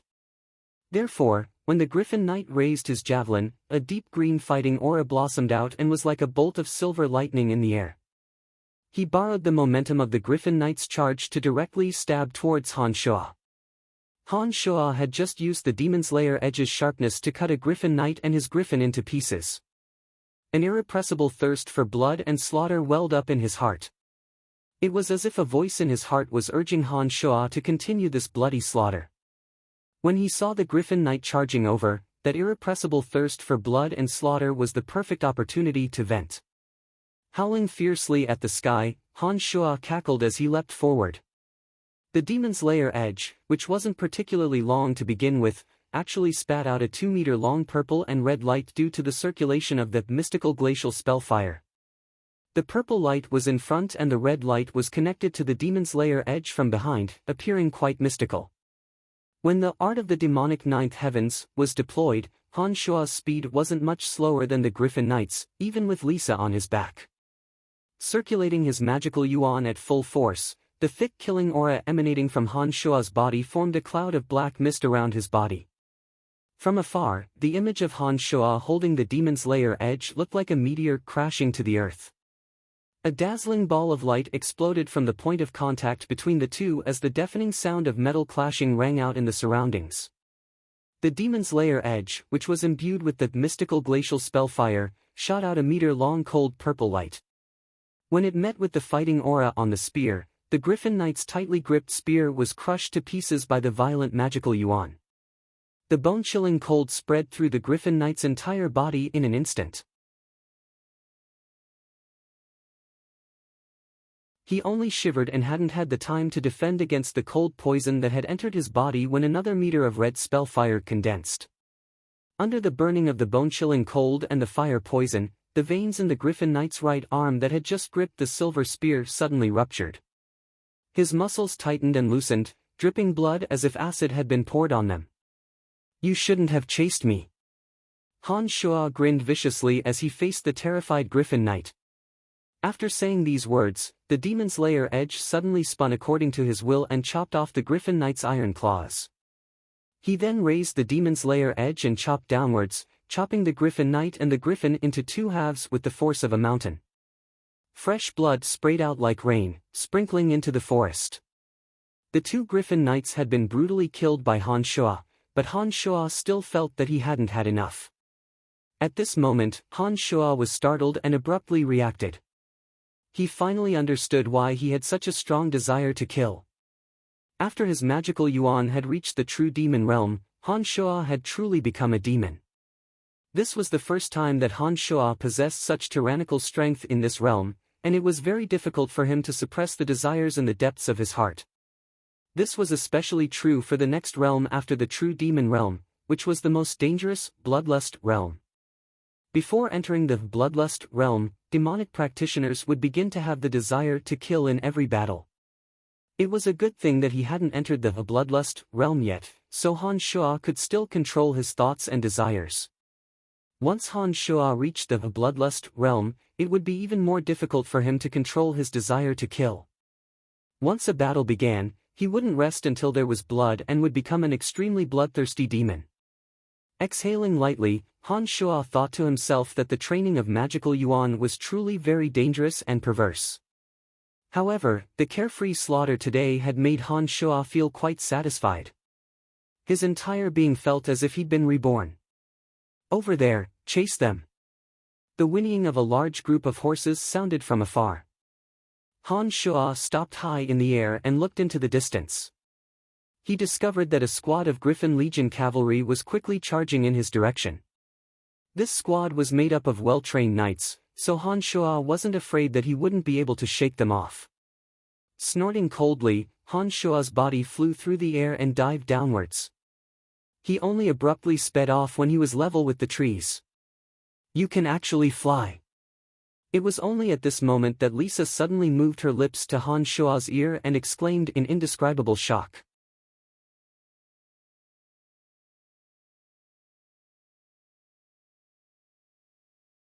Chapter 161. Han Shuo put Lisa down in the middle of a rocky slope in the desolate outskirts of Valen City. With the art of the demonic ninth heavens, the 10-meter-tall city walls couldn't stop Han Shuo from crossing them at all. The current Valen City was in a state of chaos. The Griffin Legion seemed to have taken stimulants as they went about capturing suspects. As a direct participant, Han Shuo was being chased by a troop of cavalry. It was only natural that he would temporarily leave the city to hide for Lisa's sake. Suddenly, Lisa, who had been put down by Han Shuo, fiercely hugged Han Shuo from behind. Her abnormally well-developed breasts pressed tightly against Han Shuo's back. Han Shuo could clearly feel the soft, smooth, and firm sensation. Han Shuo had been carrying Lisa on his back the entire time, but because of the dangerous situation, Han Shuo had been fighting and dodging all the time and hadn't paid attention to anything else. Now that the two of them were out of danger, Lisa suddenly hugged Han Shuo from behind. This immediately gave Han Shuo a strange feeling. Do you like it? Lisa pressed her chest against Han Shuo's from behind.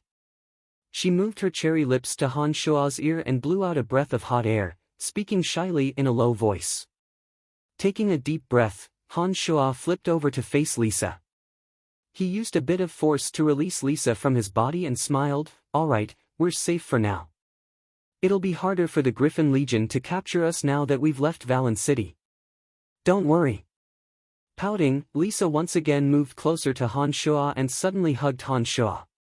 Her two arms locked tightly around Han Shuo's waist and she said softly, "I'm nothing now. All my family is gone. What should I do in the future?" Patting Lisa's shoulder, Han Shuo reassured her, "Don't worry, Lawrence will definitely take care of you. He immediately rushed over from the Empire's capital after learning of your accident. He really loves you very much. When I was young, I played with cousin Lawrence, and he loved me very much at that time. For so many years, he has treated me like a real brother. I am very grateful to him," Lisa said innocently when she heard Han Shuo mention Lawrence. She then cried out in alarm and said with great worry, "Oh no, brother Lawrence didn't leave with us. Will he be in danger? Don't worry, your brother Lawrence isn't a simple person. If he can't even get through this little danger, then he would have lived all these years in vain. As the third prince, Lawrence had always been taught by his ambitious mother. In addition, he was highly regarded by His Majesty the Empire and had a few experts by his side to assist him. It shouldn't be a problem for him to leave safely. Oh right, you still haven't answered me. Why can you fly? Han Shua's words of comfort were quite useful to Lisa. She suddenly thought of this matter after letting out a sigh of relief. Her beautiful eyes stared closely at Han Shua. This is a bit hard to explain. I can only tell you that I'm not using the levitation technique that only archmages can use. As for how I'm able to fly, I can only say that it's a peculiar martial technique. Whether it was to Emily or Lisa, this art of the demonic ninth heavens wasn't easy to explain, nor could it be explained clearly. Therefore, Han Shua could only muddle through. A group of more than 10 people suddenly appeared in the distance and slowly walked in the direction of Valen City. Han Shua took a look from afar and didn't think much of it when he discovered that these people weren't wearing the clothes of the Griffin Legion. He continued to stand there and talk to Lisa. The rocky slope that Han Shua and Lisa were on happened to be where they'd passed by. When the group neared Han Shua, a soft exclamation suddenly sounded from within. Brian, what are you doing here? Han Shua started and then looked at the group of people. He suddenly discovered that there was a familiar face, Candace, amongst them. The well-built Candace carried a broadsword on her back and wore a thin, tight swordsman's uniform. She looked as if she didn't fear the onslaught of winter. When she saw that Han Shua was here, she turned around and gestured to the mercenaries behind her, walking valiantly towards Han Shua. When she arrived in front of Han Shua, she swept a glance at Han Shua and said with a slight frown, "You wouldn't have taken this little girl to such a rocky slope in such cold weather, would you?" "None of your business." Lisa flicked a glance at Candace, seeming to dislike the tone of her voice as she yelled unkindly. Struggling for a bit, Han Shua extricated himself from Lisa's embrace. He first looked at the battlefire mercenary band behind Candace and discovered that there were a total of 6 of them. 5 of them had spread out and were surrounding a beautiful girl with a veil over her face, seeming to be protecting her safety. Glancing behind Candace, Han Shua understood that Candace had perhaps accepted a mission and was protecting the veiled girl. He then turned his gaze to Candace and said with a light smile, "Long time no see, Candace. You must have accepted another mission and are currently in the middle of it?" Nodding her head, Candace calmly admitted it. She laughed heartily and replied, "That's right, my life is one of hard work. How could I be as carefree as you? You still have the leisure to come here and have a secret rendezvous on such a cold day. Don't make wild guesses, we just happened to land here because of a few things." Han Shua smiled wryly at Candace and opened his mouth to explain. "It's just a tryst, what does that have to do with you?" Lisa's little mouth pouted and seemed to have recovered her shrewdness from back in the academy. She glared at Candace like a belligerent little hen provoking her. All right, what's there to argue about?" Han Shua was a bit baffled and patted Lisa with a smile, indicating for her to speak less. "This little girl is a bit interesting, hee. Oh right, Brian, how are things between you and Phoebe?" Candace looked at Lisa with amusement and then stared at Han Shua. "Same old, I'm doing business with her. She's taken over the Merchant Guild and has been incredibly busy lately." Han Shua responded carelessly and suddenly asked Candace, "Are you going to Valen City this time?" Nodding, Candace said, "That's right, we've accepted a mission this time to protect Miss Belinda on her way to Valen City. We'll send her back safely after she's finished with her business in Valen City." Because Candace and Han Shua had experienced life and death together last time, Candace had already acknowledged Han Shua in the depths of her heart. Therefore, she didn't have any reservations and calmly stated the objective of this time's mission. A thought occurred to Han Shua and he thought for a moment before reminding Candace, "Valen City hasn't been very peaceful recently. Of the 2 sons of Griffin Legion Commander Bob Asher, one has been missing for a few months and the other, Clark, was killed just 2 days ago. The chief is extremely angry and everyone in Valen City is on high alert. If there's nothing particularly important, I suggest that your employer doesn't choose this time to enter the city. Thank you, I'll mention your suggestion to my employer, but it's not up to me to decide if she's willing to listen. Candace was quite surprised when she heard of this matter. It was obvious from her furrowed brow that this matter was very important to her, but she was a mercenary. Once she'd accepted her employer's request, she had to follow through with the original agreement. She had no right to change anything even if something went wrong along the way, or she'd have to bear additional compensation. Therefore, she could only say this. Nodding, Han Shua was about to say something when his brows suddenly furrowed and he abruptly turned to look in the direction that Candace and the others had come from.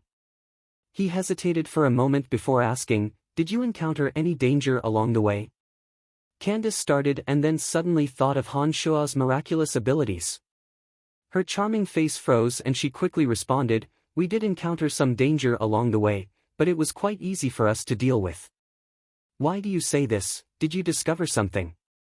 "There was another group of people behind you when you appeared. Apart from me, they had nothing to do with you at first and should be another group heading into Valen City. However, when a gust of wind blew over just now, I seemed to hear the words Belinda through the wind. If I'm not wrong, this group of people who've been keeping a distance from you must have something to do with your employer, Belinda." Han Shua responded with a frown. If it had been anyone else who'd said Han Shua's words, Candace wouldn't have believed them at all because even she hadn't been able to see any movement from such a distance. Not only had Han Shua sensed that a group of people was following them, but he'd also heard their voices through the wind. This was an unimaginable matter. Only a wind grand magus would be able to borrow the wind's power and hear the voices of people far away. Han Shua was obviously far from this level. However, Candace, who'd gone through trials and tribulations with Han Shua, understood that Han Shua possessed miraculous abilities. Having long since witnessed Han Shua's abilities, Candace believed Han Shua's words without any doubt. Her long eyelashes fluttered as she furrowed her brow in thought and said to Han Shua, "Which direction are they in, how many people are there, and roughly how strong are they?"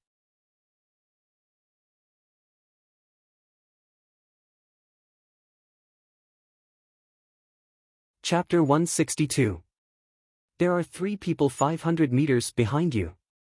Because of the distance and their ordinary attire, I can't tell how strong they are. Han Shua took note of the situation and observed for a while with narrowed eyes before answering Candace's question in a low voice. "Thank you, Brian, I'll remember your help." Candace exclaimed softly and didn't say anything more to Han Shua. She turned around and returned to the Battlefire mercenary band, discussing a few things with the other mercenaries. "Who is she to you? Why are you willing to help her?" Lisa tugged on Han Shua's sleeve after Candace left and asked Han Shua. "An old friend. Let's go, we'll leave this place from the other side. We still have to return to Valen City in a bit." Han Shua looked at Candace and saw that she was still in discussion with her employer and a few people from the Battlefire mercenary band. He knew that his words had already made Candace understand. Candace was a mercenary and had her own missions and lifestyle. Han Shua had come across her and seen that there were hidden dangers in her mission, so he gave her a careless reminder out of goodwill. He could be considered to have done his part as a friend, but he wouldn't interfere in her matters. Lisa didn't say anything when she heard that Han Shua wanted to leave. She lowered her head a bit bashfully and walked to Han Shua's back, wrapping her arms around his neck. She leapt onto Han Shua's back and smiled merrily in Han Shua's ear, "I still want you to carry me." Han Shua was speechless and laughed helplessly. He said to Lisa on his back, "I had no choice but to carry you on my back because the situation was urgent just now. Now that we're out of danger, you don't need me to carry you anymore. It's fine if we walk slowly back to the city." "Hee, I don't care what you say, I'm not getting off." Lisa's small hands wrapped around Han Shua's neck and her 2 meaty thighs crossed over Han Shua's waist, appearing very pleased. Lisa was at the age of youth and vitality.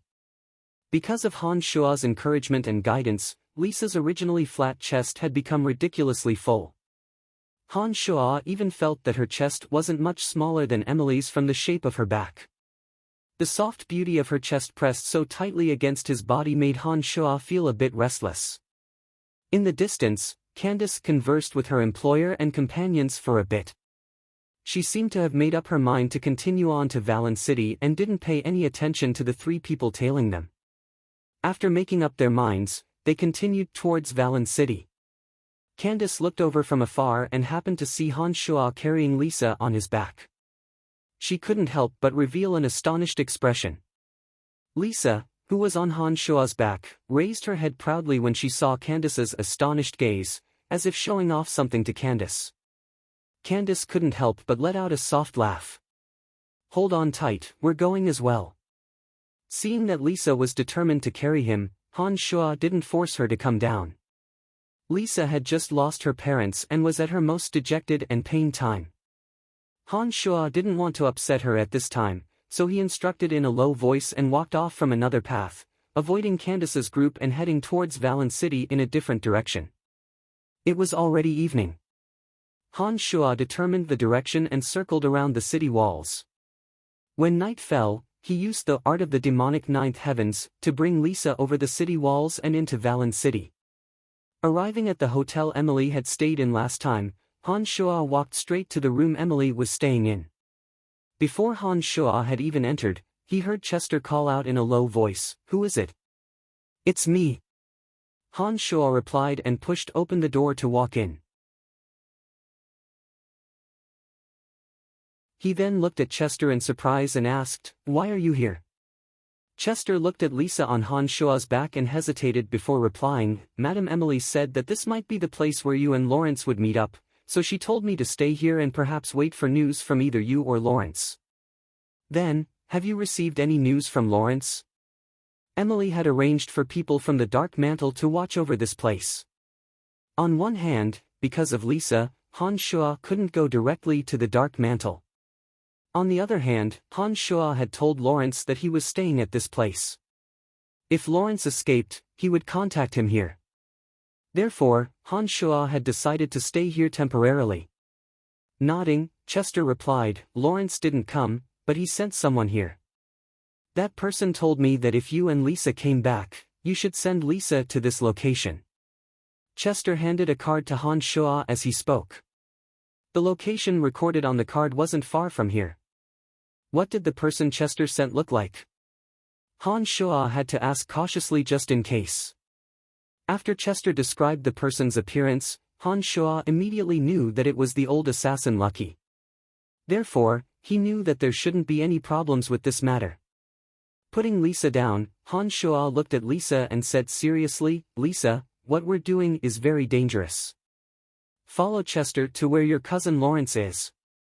Lawrence will send you back to the Empire in a short period of time. Be good, understand? We'll stay here and help you take revenge." After experiencing the tragic changes in her life, Lisa was much more mature than Han Shua had imagined. After Han Shua finished speaking, although Lisa's expression was a bit reluctant, she still nodded obediently and agreed to Han Shua's arrangements. Hire a carriage and personally take Miss Lisa to the location on Lawrence's card. Hand her safely into Lawrence's hands. Han Shua smiled as he looked at Chester. "Don't worry, there won't be any problems with me doing this." Chester promised Han Shua very confidently and then bowed to Lisa, making an inviting gesture. Lisa looked deeply at Han Shua and said a bit worriedly to Han Shua after a while, "Be careful, don't let anything happen to you." "Don't worry, I'll be fine. Hurry and leave with him while it's still dark." Han Shua nodded and urged Lisa with a smile. After Han Shua's words, Lisa turned and followed Chester, the two quickly making their way outside. The Dark Mantle's influence in such a large city naturally wasn't small. If Han Shua was willing to send Lisa back to the Empire, it wouldn't be too much of a hassle. However, Han Shua had just joined the Dark Mantle and it wasn't too good for him to use the Dark Mantle's resources for personal matters. In addition, Lawrence was the third prince. If he was in charge of this matter, he would make proper arrangements for Lisa's arrival in the Empire. After Lisa left, Han Shua turned and walked into the inner room, saying with a smile, "Come out." Emily, neatly dressed in a soft fur coat, walked out from the inner room with a smile. She rolled her eyes at Han Shuo when she arrived next to him and reached out to pinch Han Shuo. She said with a bit of jealousy, "You went to Lawrence's place and abducted his sister back. You even made him come to me to ask for her. You're really something." Grasping Emily's pinching hand and pulling, Han Shuo pulled Emily into his embrace, his hands roaming all over Emily's voluptuous body. He smiled and explained, "I'm not as bad as you imagine me to be. It's only because Lawrence's location was exposed that I had no choice but to take her and escape." After explaining the course of events, Emily was relieved. She then said to Han Shuo with a frown, "According to Lawrence, he may have come to deal with Bobby Asher with the king's tacit approval. This may be one of the king's methods to test Lawrence. Lawrence's future path will be determined through his performance this time." Han Shuo was slightly startled when he heard Emily's words. Han Shuo hadn't thought so much and only reacted after hearing Emily's words. After musing for a moment, Han Shuo opened his mouth. "If this is the case, then there is still a possibility of us cooperating with Lawrence. Indeed, Dark Mantle members aren't bound by any restrictions when carrying out missions. If the timing is right, I don't mind cooperating with Lawrence. However, we need to be sure of exactly how to act." Emily's slender eyebrows were tightly knit as she spoke thoughtfully. Emily's concerns stemmed from Lawrence's identity as prince. She was afraid that others would misunderstand their relationship with Lawrence before the situation was clear. If Lawrence couldn't become king in the end and another prince took over, then Emily, Han Shuo, and the others who were too close to Lawrence would very likely face unexpected misfortune. Therefore, Emily was very cautious. "I understand what you mean. Don't worry, I know my limits in my dealings with Lawrence," Han Shuo said in a low voice. After thinking for a moment, Han Shuo suddenly asked Emily, "Right, you left in a hurry to report to your brother about the Calamity Church. You also warned me repeatedly not to mention this church to anyone else. Why was that?" Emily's charming face became incomparably solemn when she heard these words. She took a deep breath before replying to Han Shuo, "The Calamity Church is an evil church. They worship all sorts of evil gods and have gathered many evil experts with terrifying strength. I've only heard a bit about this church and don't know the specifics. However, I understand from my brother that this Calamity Church can be said to be the largest evil cult on the entire continent. They do some shady deeds behind the scenes that infuriate both men and gods. Every time they move, they are a huge threat to every country. A few empires allied together to eradicate the Calamity Church a few decades ago and completely wiped out all of the Calamity Church's exposed strongholds. There was no news of the Calamity Church for a very long time. However, the empires all knew that the Calamity Church's main force hadn't been wiped out and that they were only in hiding. This time, you've obtained the Necromancer's memories and know that he's from the Calamity Church. This matter is of great importance to the higher-ups."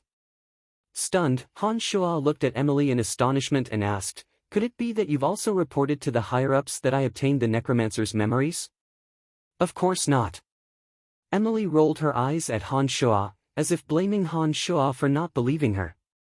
After Han Shuo smiled apologetically, she said again, "Only said that we worked together to kill the Necromancer and obtained some information regarding this from his space ring.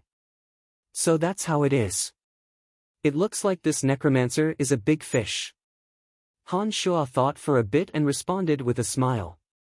As he spoke, Han Shuo took out the white bone staff and played with it in his hand as he spoke. A strange buzzing sound suddenly came from the white bone staff, like the low cry of an unknown insect. This caused Han Shuo to be horrified and appear to be quite astonished. "Is no one doing business in this inn?" At this moment, Han Shuo heard a familiar voice come from outside the inn. It was Candace's loud yelling. The white bone staff continued to make strange sounds and tremble, as if it wanted to break free from Han Shuo's grasp and fly away. This caused both Han Shuo and Emily to be quite shocked. Miss Belinda, where are you going? You can't leave alone." Candace's yelling suddenly turned into anxious shouts, as if her employer, Belinda, had suddenly walked out of the Battlefire mercenary band's protective circle. Brian, what's going on? Why has the white bone staff suddenly stopped moving? Emily looked at the trembling white bone staff in Han Shua's hand and asked anxiously. Grasping the trembling white bone staff with all his strength, Han Shua was also a bit baffled. He shook his head and quickly replied, I don't know what's going on either. This has never happened when I used this staff in the past. As soon as he finished speaking, the sound of disorderly footsteps quickly approached, followed by Candace's cry of alarm. Han Shua's heart jumped as if he'd faintly grasped something.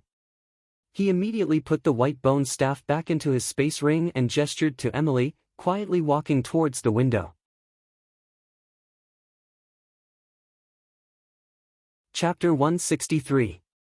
He pushed the window up a bit and opened a narrow crack. Through this crack, Han Shua could see the scene outside. Candace's employer, Belinda, was wearing a veil, revealing only a pair of sapphire eyes.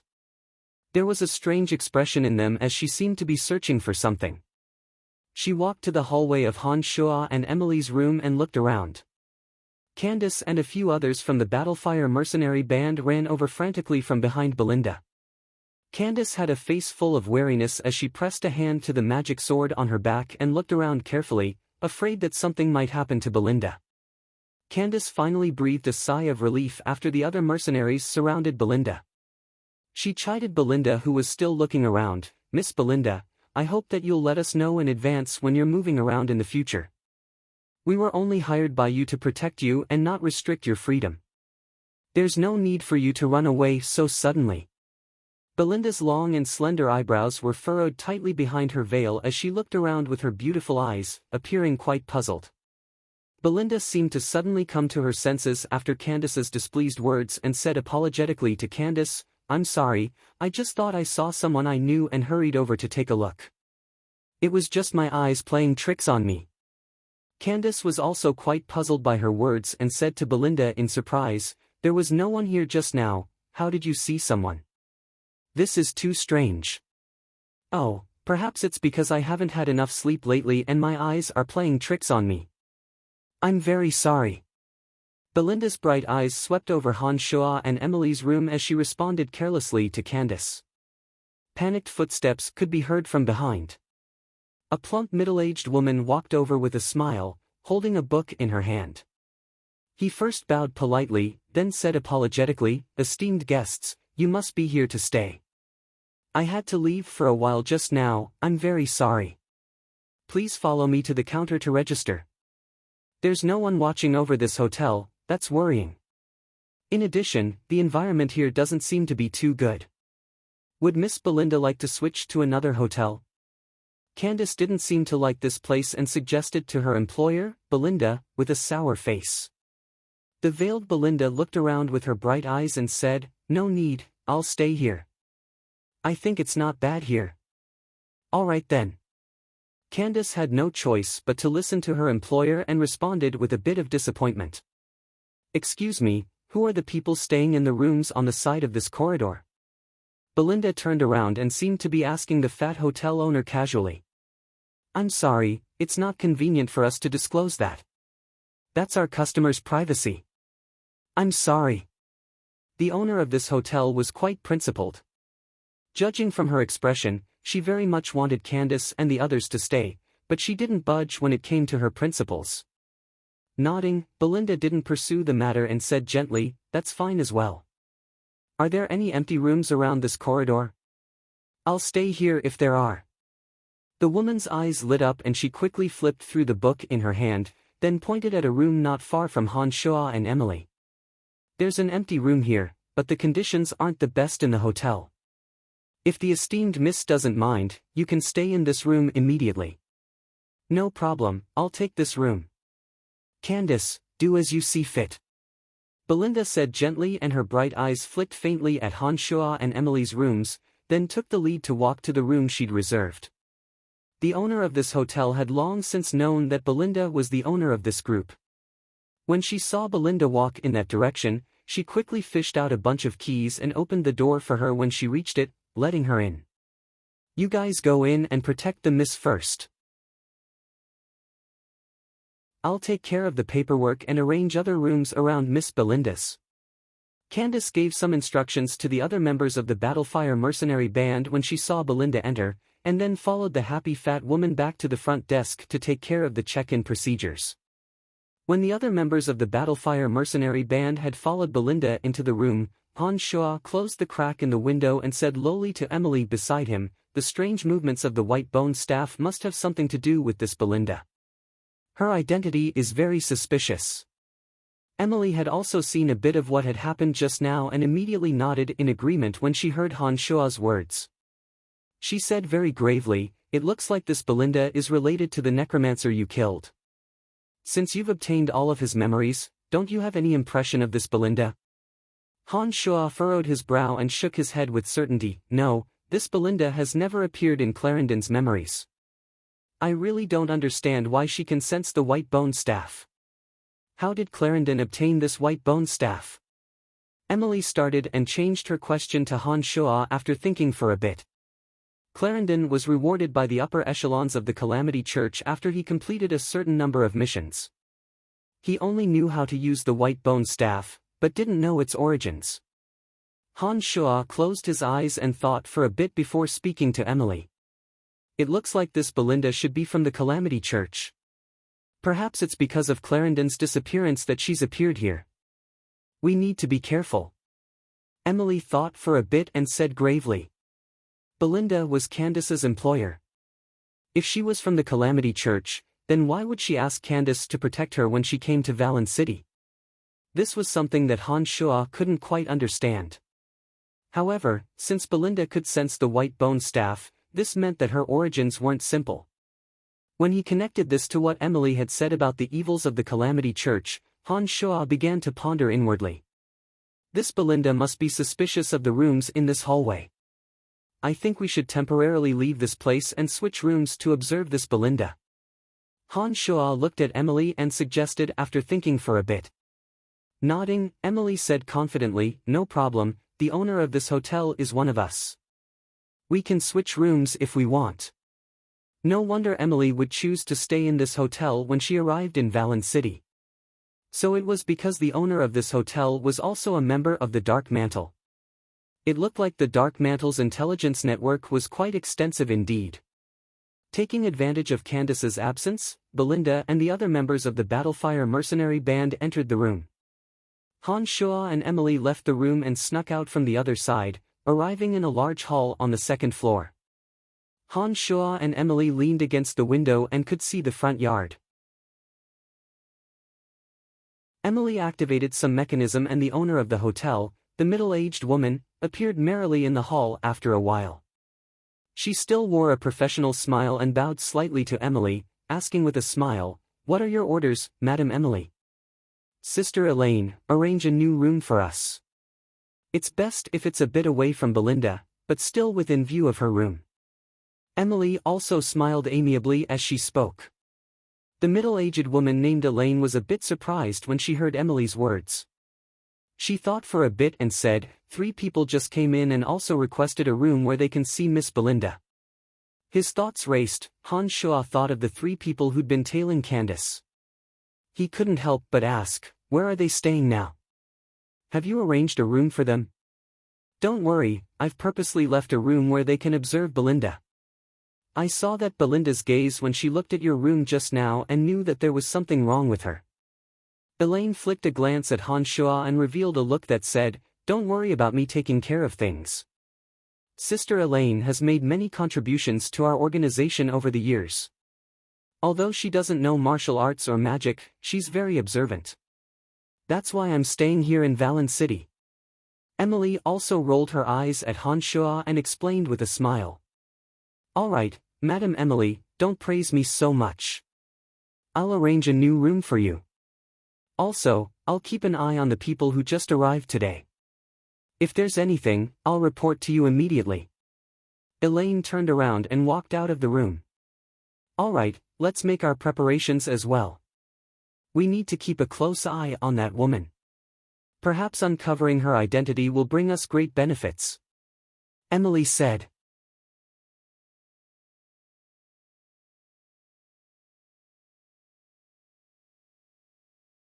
Chapter 164. They moved to another room. This room was separated by the fake mountain in the courtyard, and they could see the window of Belinda's room on the other side. Candace seemed to be discussing something with Belinda after she'd returned, and hadn't come out since. The other mercenaries of the Battlefire mercenary band had been arranged by Candace into the two rooms next to Belinda's. The three people who'd been following Candace entered the hotel and stayed next to Han Shua's group. Using a magical mirror, Han Shua and Emily could see the movements of the three people in front of them. The three people in the group were three men with ordinary looks, and their appearances were actually quite similar. It looked like they might be brothers.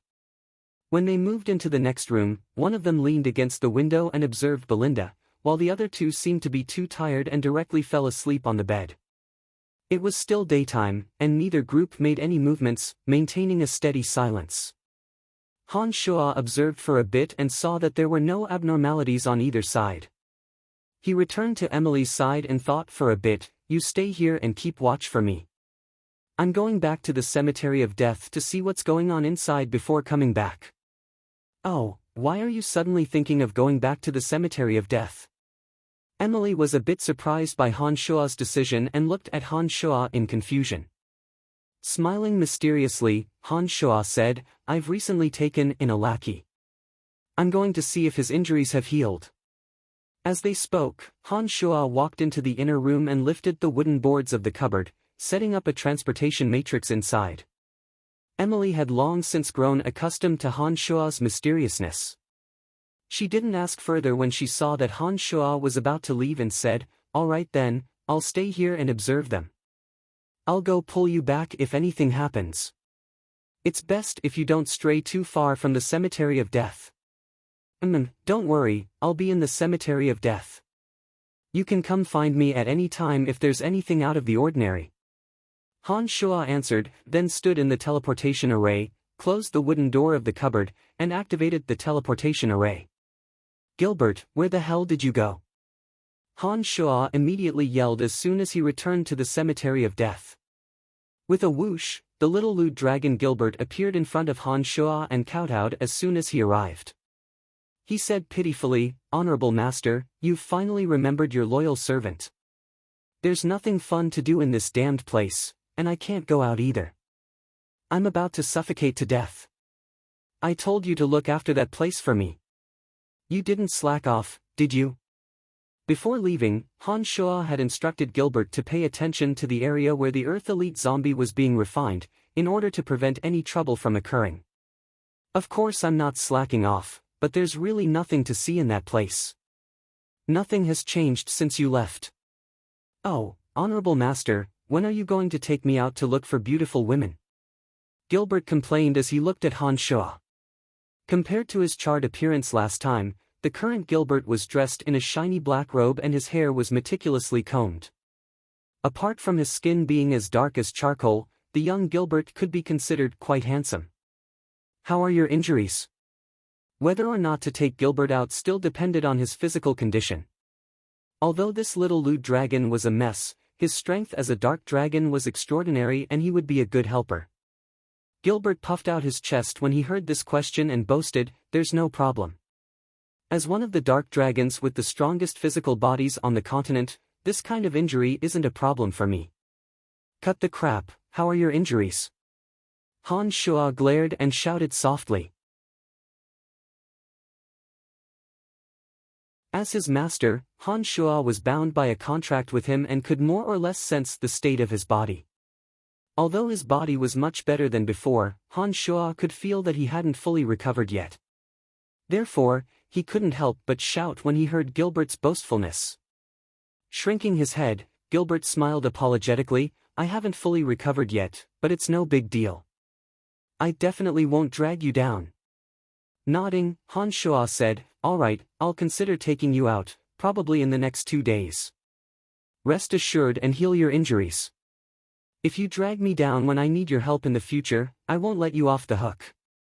Han Shua got up and walked towards the area where the Earth Elite zombie had been refined. In the center of the area where the Earth Elite zombie had been hidden, a large part of the area had sunk in. The thick essence of Earth continued to slowly flow in. After observing his surroundings, Han Shua concentrated his mental strength and connected with the zombie inside. When Han Shua did this, he immediately felt a surging vitality. This vitality was brimming with rich earth energy, and Han Shua immediately understood that the Earth Elite Zombies' refinement was on the right track. This was because when ordinary zombies were summoned, they would only feel a deathly stillness when they connected with their mental strength. Only extremely powerful dark creatures, such as those evil knights, would be able to sense some vitality. Right now, this zombie warrior's body was filled with dense vitality and rich earth yuan qi. This meant that after absorbing the earth essence of this place of extreme earth, it was truly growing. Alright, you stay here and recuperate. I'll let you out in a few days. Seeing that the cemetery of death was safe, and that Dark Dragon Gilbert and the Earth Elite Zombie were slowly recovering, Han Shua also set his mind at rest and got up to return to the cemetery of death. After receiving Han Shua's promise, Gilbert appeared to be very excited. He couldn't help but praise Han Shua's wisdom and martial prowess beside Han Shua. His fawning smile made Han Shua not know whether to laugh or cry.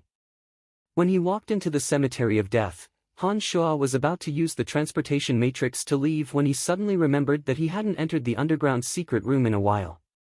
Now that Han Shua's mental strength had increased again, Han Shua planned to try and see if he could advance to the next level. Leaving Gilbert where he was, Han Shua walked down the secret room by himself. The boundary on the first level was easily broken by Han Shua's mental strength, allowing Han Shua to walk in. When he arrived at the same place on the next level, Han Shua gathered his mental strength and suddenly dashed forward, wanting to descend to the next level of the cemetery of death. With a bang, Han Shua crashed into the boundary and was instantly bounced off, a piercing pain in his head.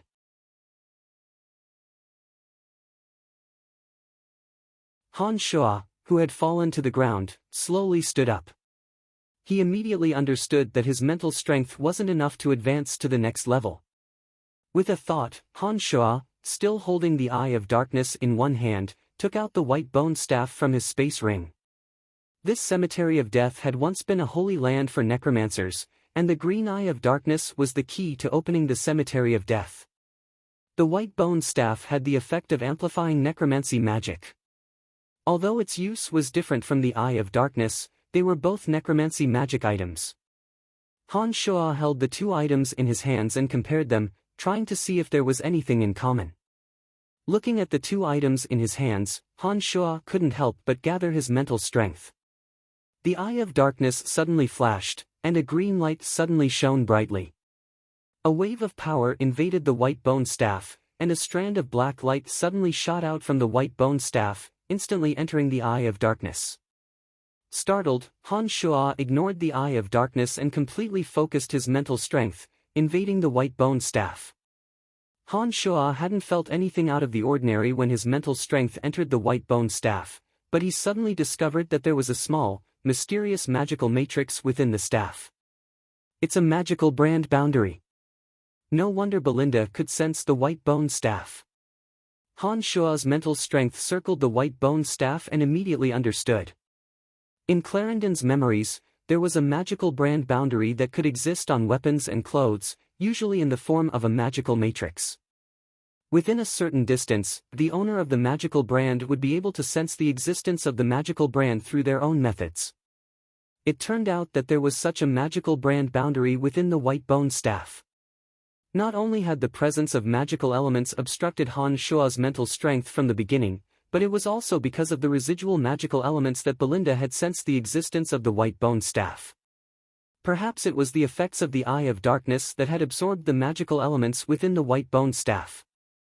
Without the support of the magical elements, the transportation matrix within the white bone staff could no longer be maintained. This was why Han Shua was able to spy on the situation within. Han Shua's mental strength entered the staff and spied a circle around the magical matrix. He discovered a line of small words, Alchemist Belinda of the Calamity Church, Opus 17. It's from the Calamity Church all right. Han Shua exclaimed lowly and didn't continue to stay in the cemetery of death. He got up and returned to the hotel through the transportation matrix, planning on how to deal with Belinda.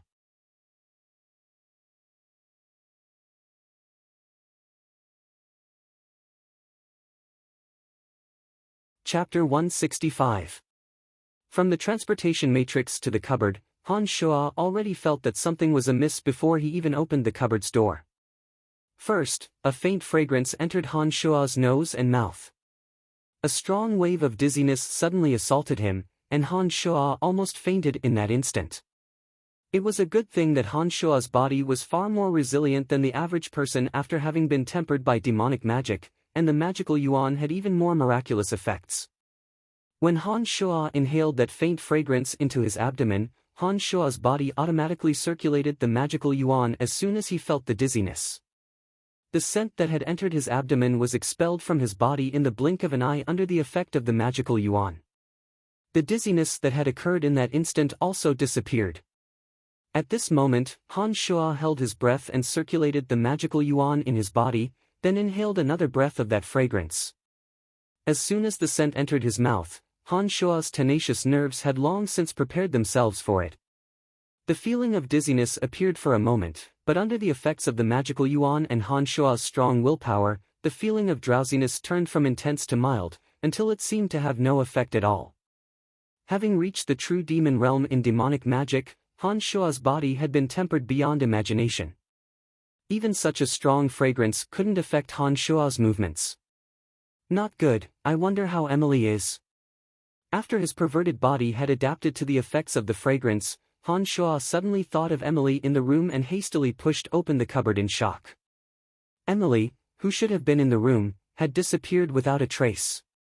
He didn't know where she had gone. There were traces of rummaging in the room, and from the degree of disorder, it seemed that someone had been here. The transportation matrix that Han Shuo had set up was inside the cupboard, and the top of the magical wand had been covered by Han Shuo's clothes beforehand. Therefore, even if someone came to open the cupboard, they wouldn't be able to discover anything unless they looked carefully. As soon as he saw that the room had been turned over, and that Emily had disappeared, Han Shuo immediately became nervous.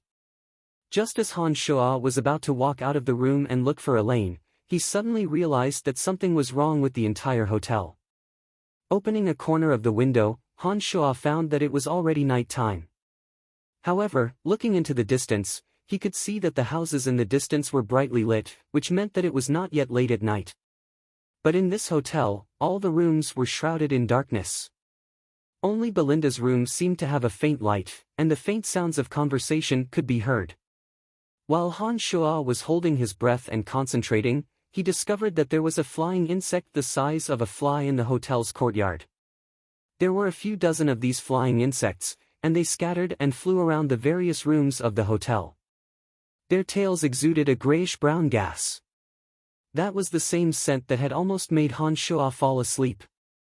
Frowning, Han Shuo was almost certain that the strange changes in the hotel had something to do with Belinda.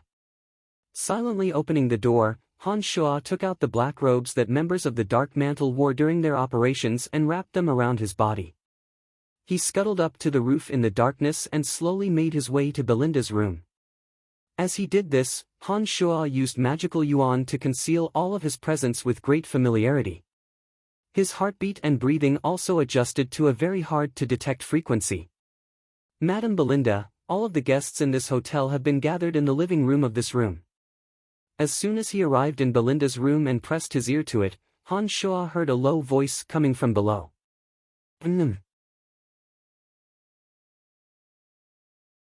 Belinda responded softly from inside and seemed to be walking towards the living room. Han Shuo carefully and lightly moved his body. When he arrived at the main hall, he lightly extended a finger and circulated the mystical glacial spell fire.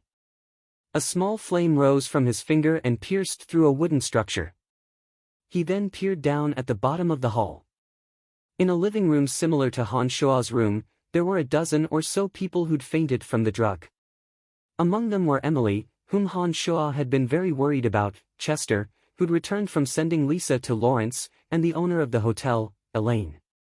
Even Candace and the other members of the Battlefire mercenary band who'd been protecting Belinda were all unconscious. Apart from these people that Han Shuo was familiar with, there was also the great druid Caspian and the female elf Angelica. Han Shuo had met these two last time in the dark forest. He'd met the two separately then, but now that he saw them together, Han Shua realized that the two were on the same side. The remaining guests didn't have any special characters and were likely here to do business in Valen City. They didn't attract Han Shua's attention. The three people who'd been tailing Belinda were now standing there with respectful expressions, as if they were subordinates awaiting Belinda's orders. This surprised Han Shua. He hadn't thought that these three people would be Belinda's people. Belinda's slender eyebrows were furrowed tightly when she arrived in the living room. She swept a glance at the people below and said softly, "I sensed activity from the number 17 Bone staff when I arrived at the hotel. I'd personally refined that staff and awarded it to Clarendon as a reward. However, when I followed my senses to the hallway, the presence of the staff suddenly disappeared. It looks like someone must have suddenly stored it in a space ring. None of the guests have left the hotel since I've entered, so I can be sure that the staff is in one of their space rings. My lord, what should we do?" The eldest of the three brothers who were standing there respectfully asked Belinda. Belinda's sapphire eyes scanned the people on the ground and then pointed at Emily. The white bone staff should be on her. The only ones on the ground who had space rings were Emily, Candace, Caspian, and Angelica. Candace had been with them the entire time, so it was naturally impossible for her to have the staff. When Han Shua hadn't entered the cemetery of death, the great druid and Angelica hadn't appeared in the hotel yet. In Belinda's eyes, Emily was the only one with the white bone staff. The one who had asked the question walked to Emily's side after Belinda's words and took off Emily's space ring, handing it to Belinda respectfully. Belinda took Emily's space ring and closed her eyes to feel it, saying, "She's set up a magical boundary inside. Tie her up first and then wake her up." "My lord, what about the others?" It was still the eldest of the three brothers who asked. Waving her hand, Belinda said casually, "Same old rules. Those who have no value are to be dealt with immediately." Han Shua immediately grew nervous when he heard these words. Apart from Emily, there were three familiar faces in the hall below: Candace, Angelica, and Caspian. Caspian had no connection to Han Shua, but Candace and the little elf Angelica had some connection to Han Shua. Han Shua couldn't just watch the two girls be killed like this. "Don't you think your methods are a bit overboard?" Caspian, who should have been unconscious, suddenly spoke before Han Shua could make a move. Caspian rose from his lying position as he spoke and shielded the little elf Angelica behind him. Han Shua had been about to immediately make a move, but he immediately stopped when he saw this sudden change. He continued to lie on the roof and observe the activity below. You're still able to remain conscious even under the effects of my powerful knockout powder. It looks like the great druids do have some miraculous powers." Belinda exclaimed softly in surprise and said calmly, "I don't care who you are, but your methods greatly disgust me. As long as you let everyone here go, I won't hold it against you for the harm you've done to us earlier and will let you leave." Caspian looked at Belinda with some displeasure and snorted. "Farika, you three brothers can take a look at just what miraculous powers a great druid of the Druidic Order has. Kill him for me." Belinda didn't waste any words when she heard Caspian's words and immediately waved her hand, indicating for the three brothers to kill Caspian. Farika and his brothers looked at each other under Belinda's orders, dark killing intent appearing on their faces. They each took out 3 long swords and surrounded Caspian. "Since you won't listen to my advice, then don't blame me." Caspian glared angrily at the three and took out a strange staff that looked like an old tree root from his space ring, planning to deal with the three. At this moment, the flying bugs that were the size of flies all over the small inn seemed to be driven by some sort of power as they all gathered towards Belinda's room. At the same time, the lush branches of a large tree beside the room were also drawn by some sort of power as the twisted branches slithered into the room like snakes.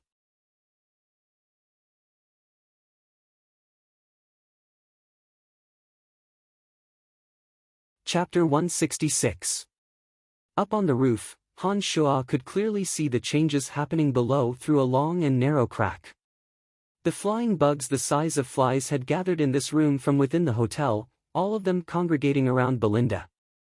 The soft branches of the surrounding trees spread madly in all directions after landing in the room.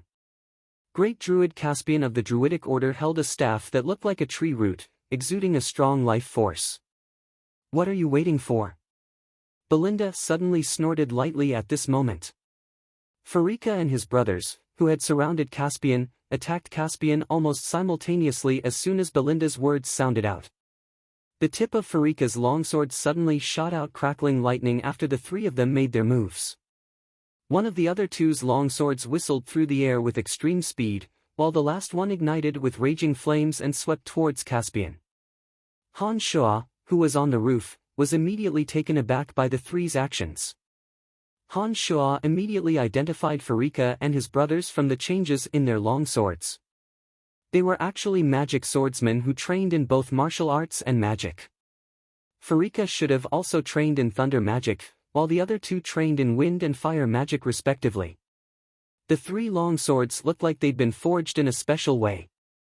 They could directly imbue thunder, fire, and wind magic into their long swords when they attacked, increasing the power and speed of their techniques. This was quite a deterrent. "It's three magic swordsmen, no wonder you're so arrogant." Caspian suddenly snorted coldly when they attacked, and when he opened his mouth to speak, he was still waving the magic staff in his hand. The snake-like branches that had been madly spreading through the room really did seem like long, flexible snakes. Dozens of branches lashed out at Farika and his brothers like long whips. At the same time, Caspian took a step back and picked up the unconscious Angelica. He suddenly leapt out of the window and landed on a nearby tree. The twining branches were shockingly nimble under Caspian's control. They seemed to know martial arts and could even dodge the slashes of the three magic swords. Caspian retreated to the top of the tree, a benevolent expression on his face as he raised his root-like magic staff and chanted a spell. The tree he was standing on suddenly came to life like a giant octopus. The lush branches suddenly became like countless tentacles of the octopus. With a very fast speed, they all spread into the house and swept towards everyone inside. "Rise!" A low cry came from Caspian's mouth. With a loud rumble, the house that Belinda and the others were in suddenly uprooted from the ground. Then, with a loud rumble, the beams of the house collapsed. Han Shua, who was lying on the floor, stared at Emily in the room. He planned to rush down and rescue Emily if anything went wrong. However, what comforted Han Shua was that the countless soft branches that had spread into the house had already entangled everyone apart from Belinda's group of 4 under Caspian's control. When the house collapsed, the soft, snake-like branches had already carried all the people who'd fainted from Belinda's sleeping powder out of the room. "Friend on the roof, it's time for you to come down." When Han Shua discovered that Emily had been pulled out of the house by the soft branches and was about to take the opportunity to leave, Caspian's bright eyes fell on Han Shua and he spoke with a slight smile. Seeing that he'd been exposed, Han Shua didn't continue to hide. He leapt out of the collapsed room and landed in the spacious courtyard of the hotel. He then walked easily to the large tree that Caspian was in and stood next to Emily and Candace. "Do what you need to do, I'll keep an eye on these people for you. I won't let them harm the people under the tree."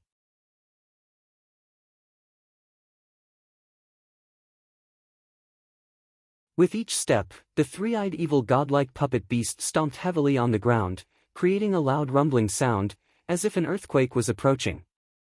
Many slender branches from a nearby tree twisted together, turning into a branch that was thicker than 2 people's waists and fiercely smashed towards the golem. When the golem saw that the attack was upon it, its barbed tail covered in spikes swept out and slammed into the thick branch with a bang. The originally ferocious branch was struck by the golem's armored tail, and the barbs on its tail pierced deeply into the tree trunk. The thick branch was also broken off from the tree with a violent flick of the golem's arm, and then broke into a pile of broken branches that fell to the ground. A series of profound magical incantations suddenly came out of Emily's mouth, and a few dark magic spells suddenly fell on the golem.